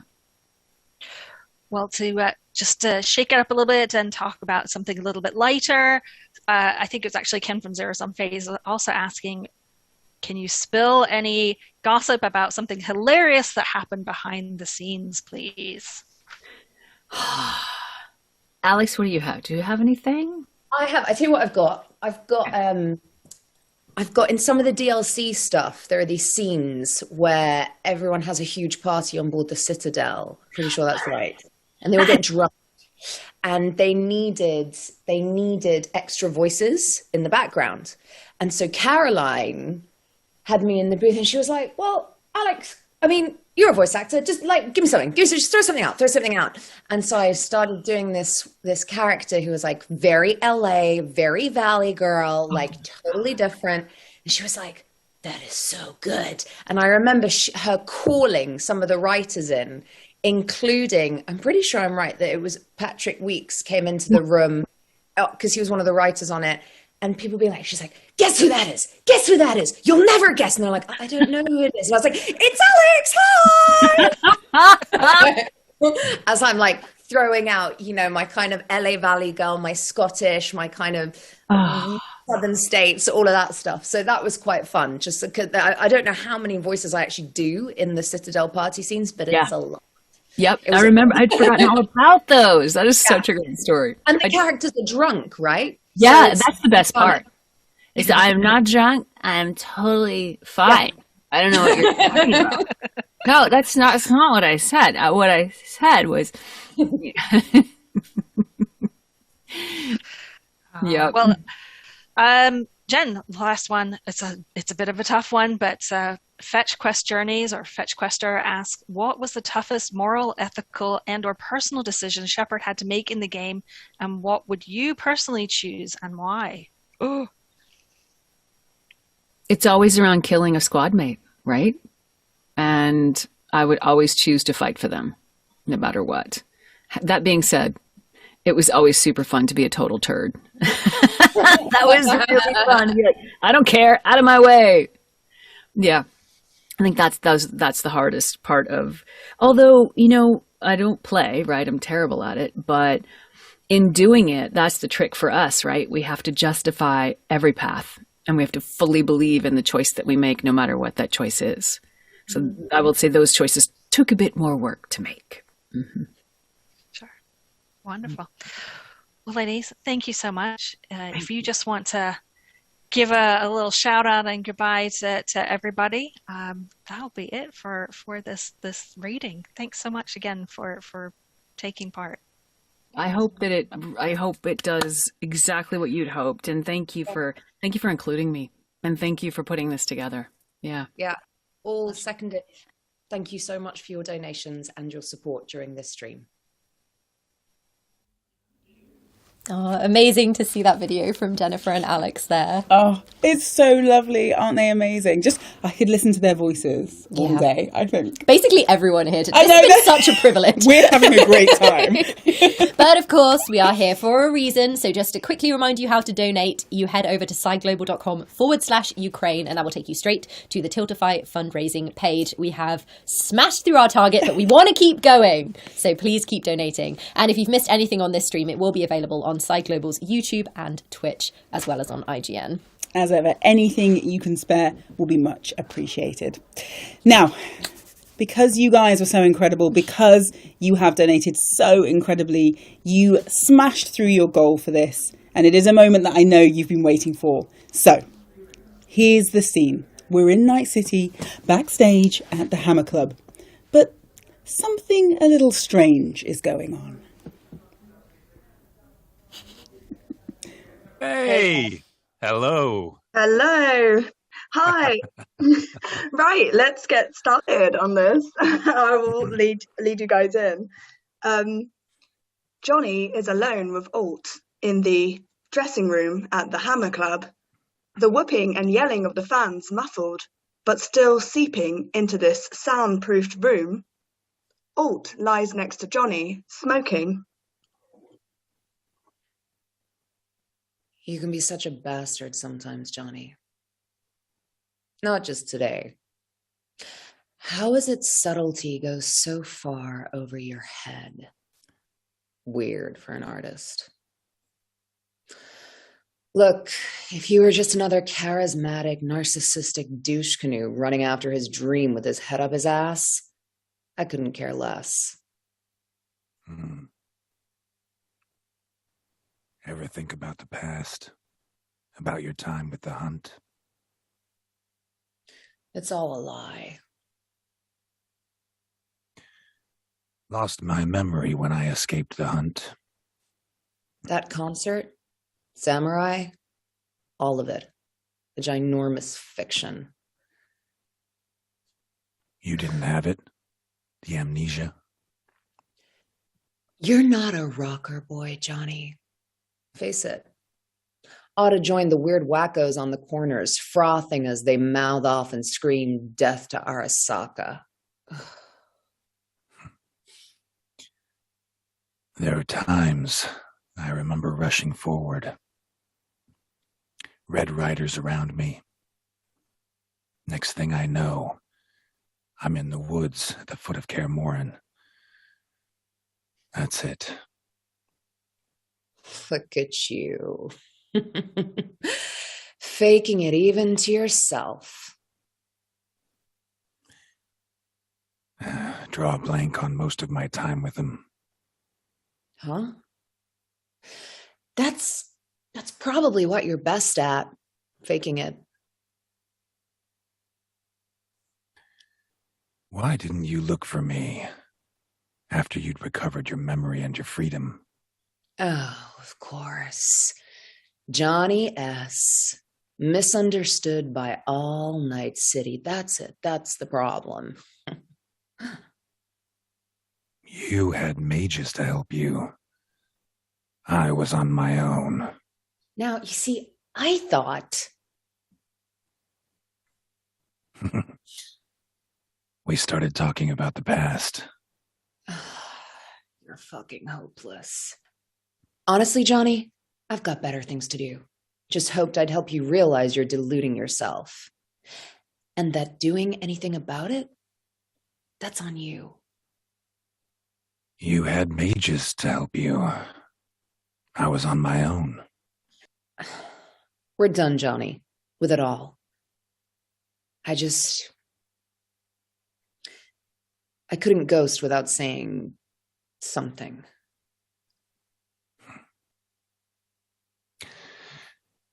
Thanks, Yen. See you later.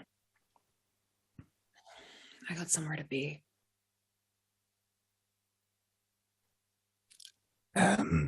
We started talking about the past. Alt. Save it. I don't know for who. Playing again tomorrow. Uh-huh. You could drop by. You still don't get it, do you? So how long you think you're gonna be mad? Ugh, you just don't get it. Wanna play some Gwent? Huh? Typical. Come on, Alt. Let's play. Who the fuck is Gwent, Johnny? Who is Gwent? Okay? Gwent. It's a fucking card game. Oh. God, Alt. Why didn't What's you wrong with say you? Where's my guitar? Wait, who is Yen? What is it? What's a guitar? What's a Where's guitar? Dandelion? Dandelion? Oh, he's singing tonight, isn't he? He's singing tonight? Yeah, and who is this Yen that you mentioned? Oh, You're such a douche canoe, Johnny, honestly. A douche canoe. Yeah, that was the word, douche canoe. Okay? I don't even know what a canoe is. Well, nobody does. That's the point. I know what a douche is, though, and you're mean. So mean. Wait till you see what I do next.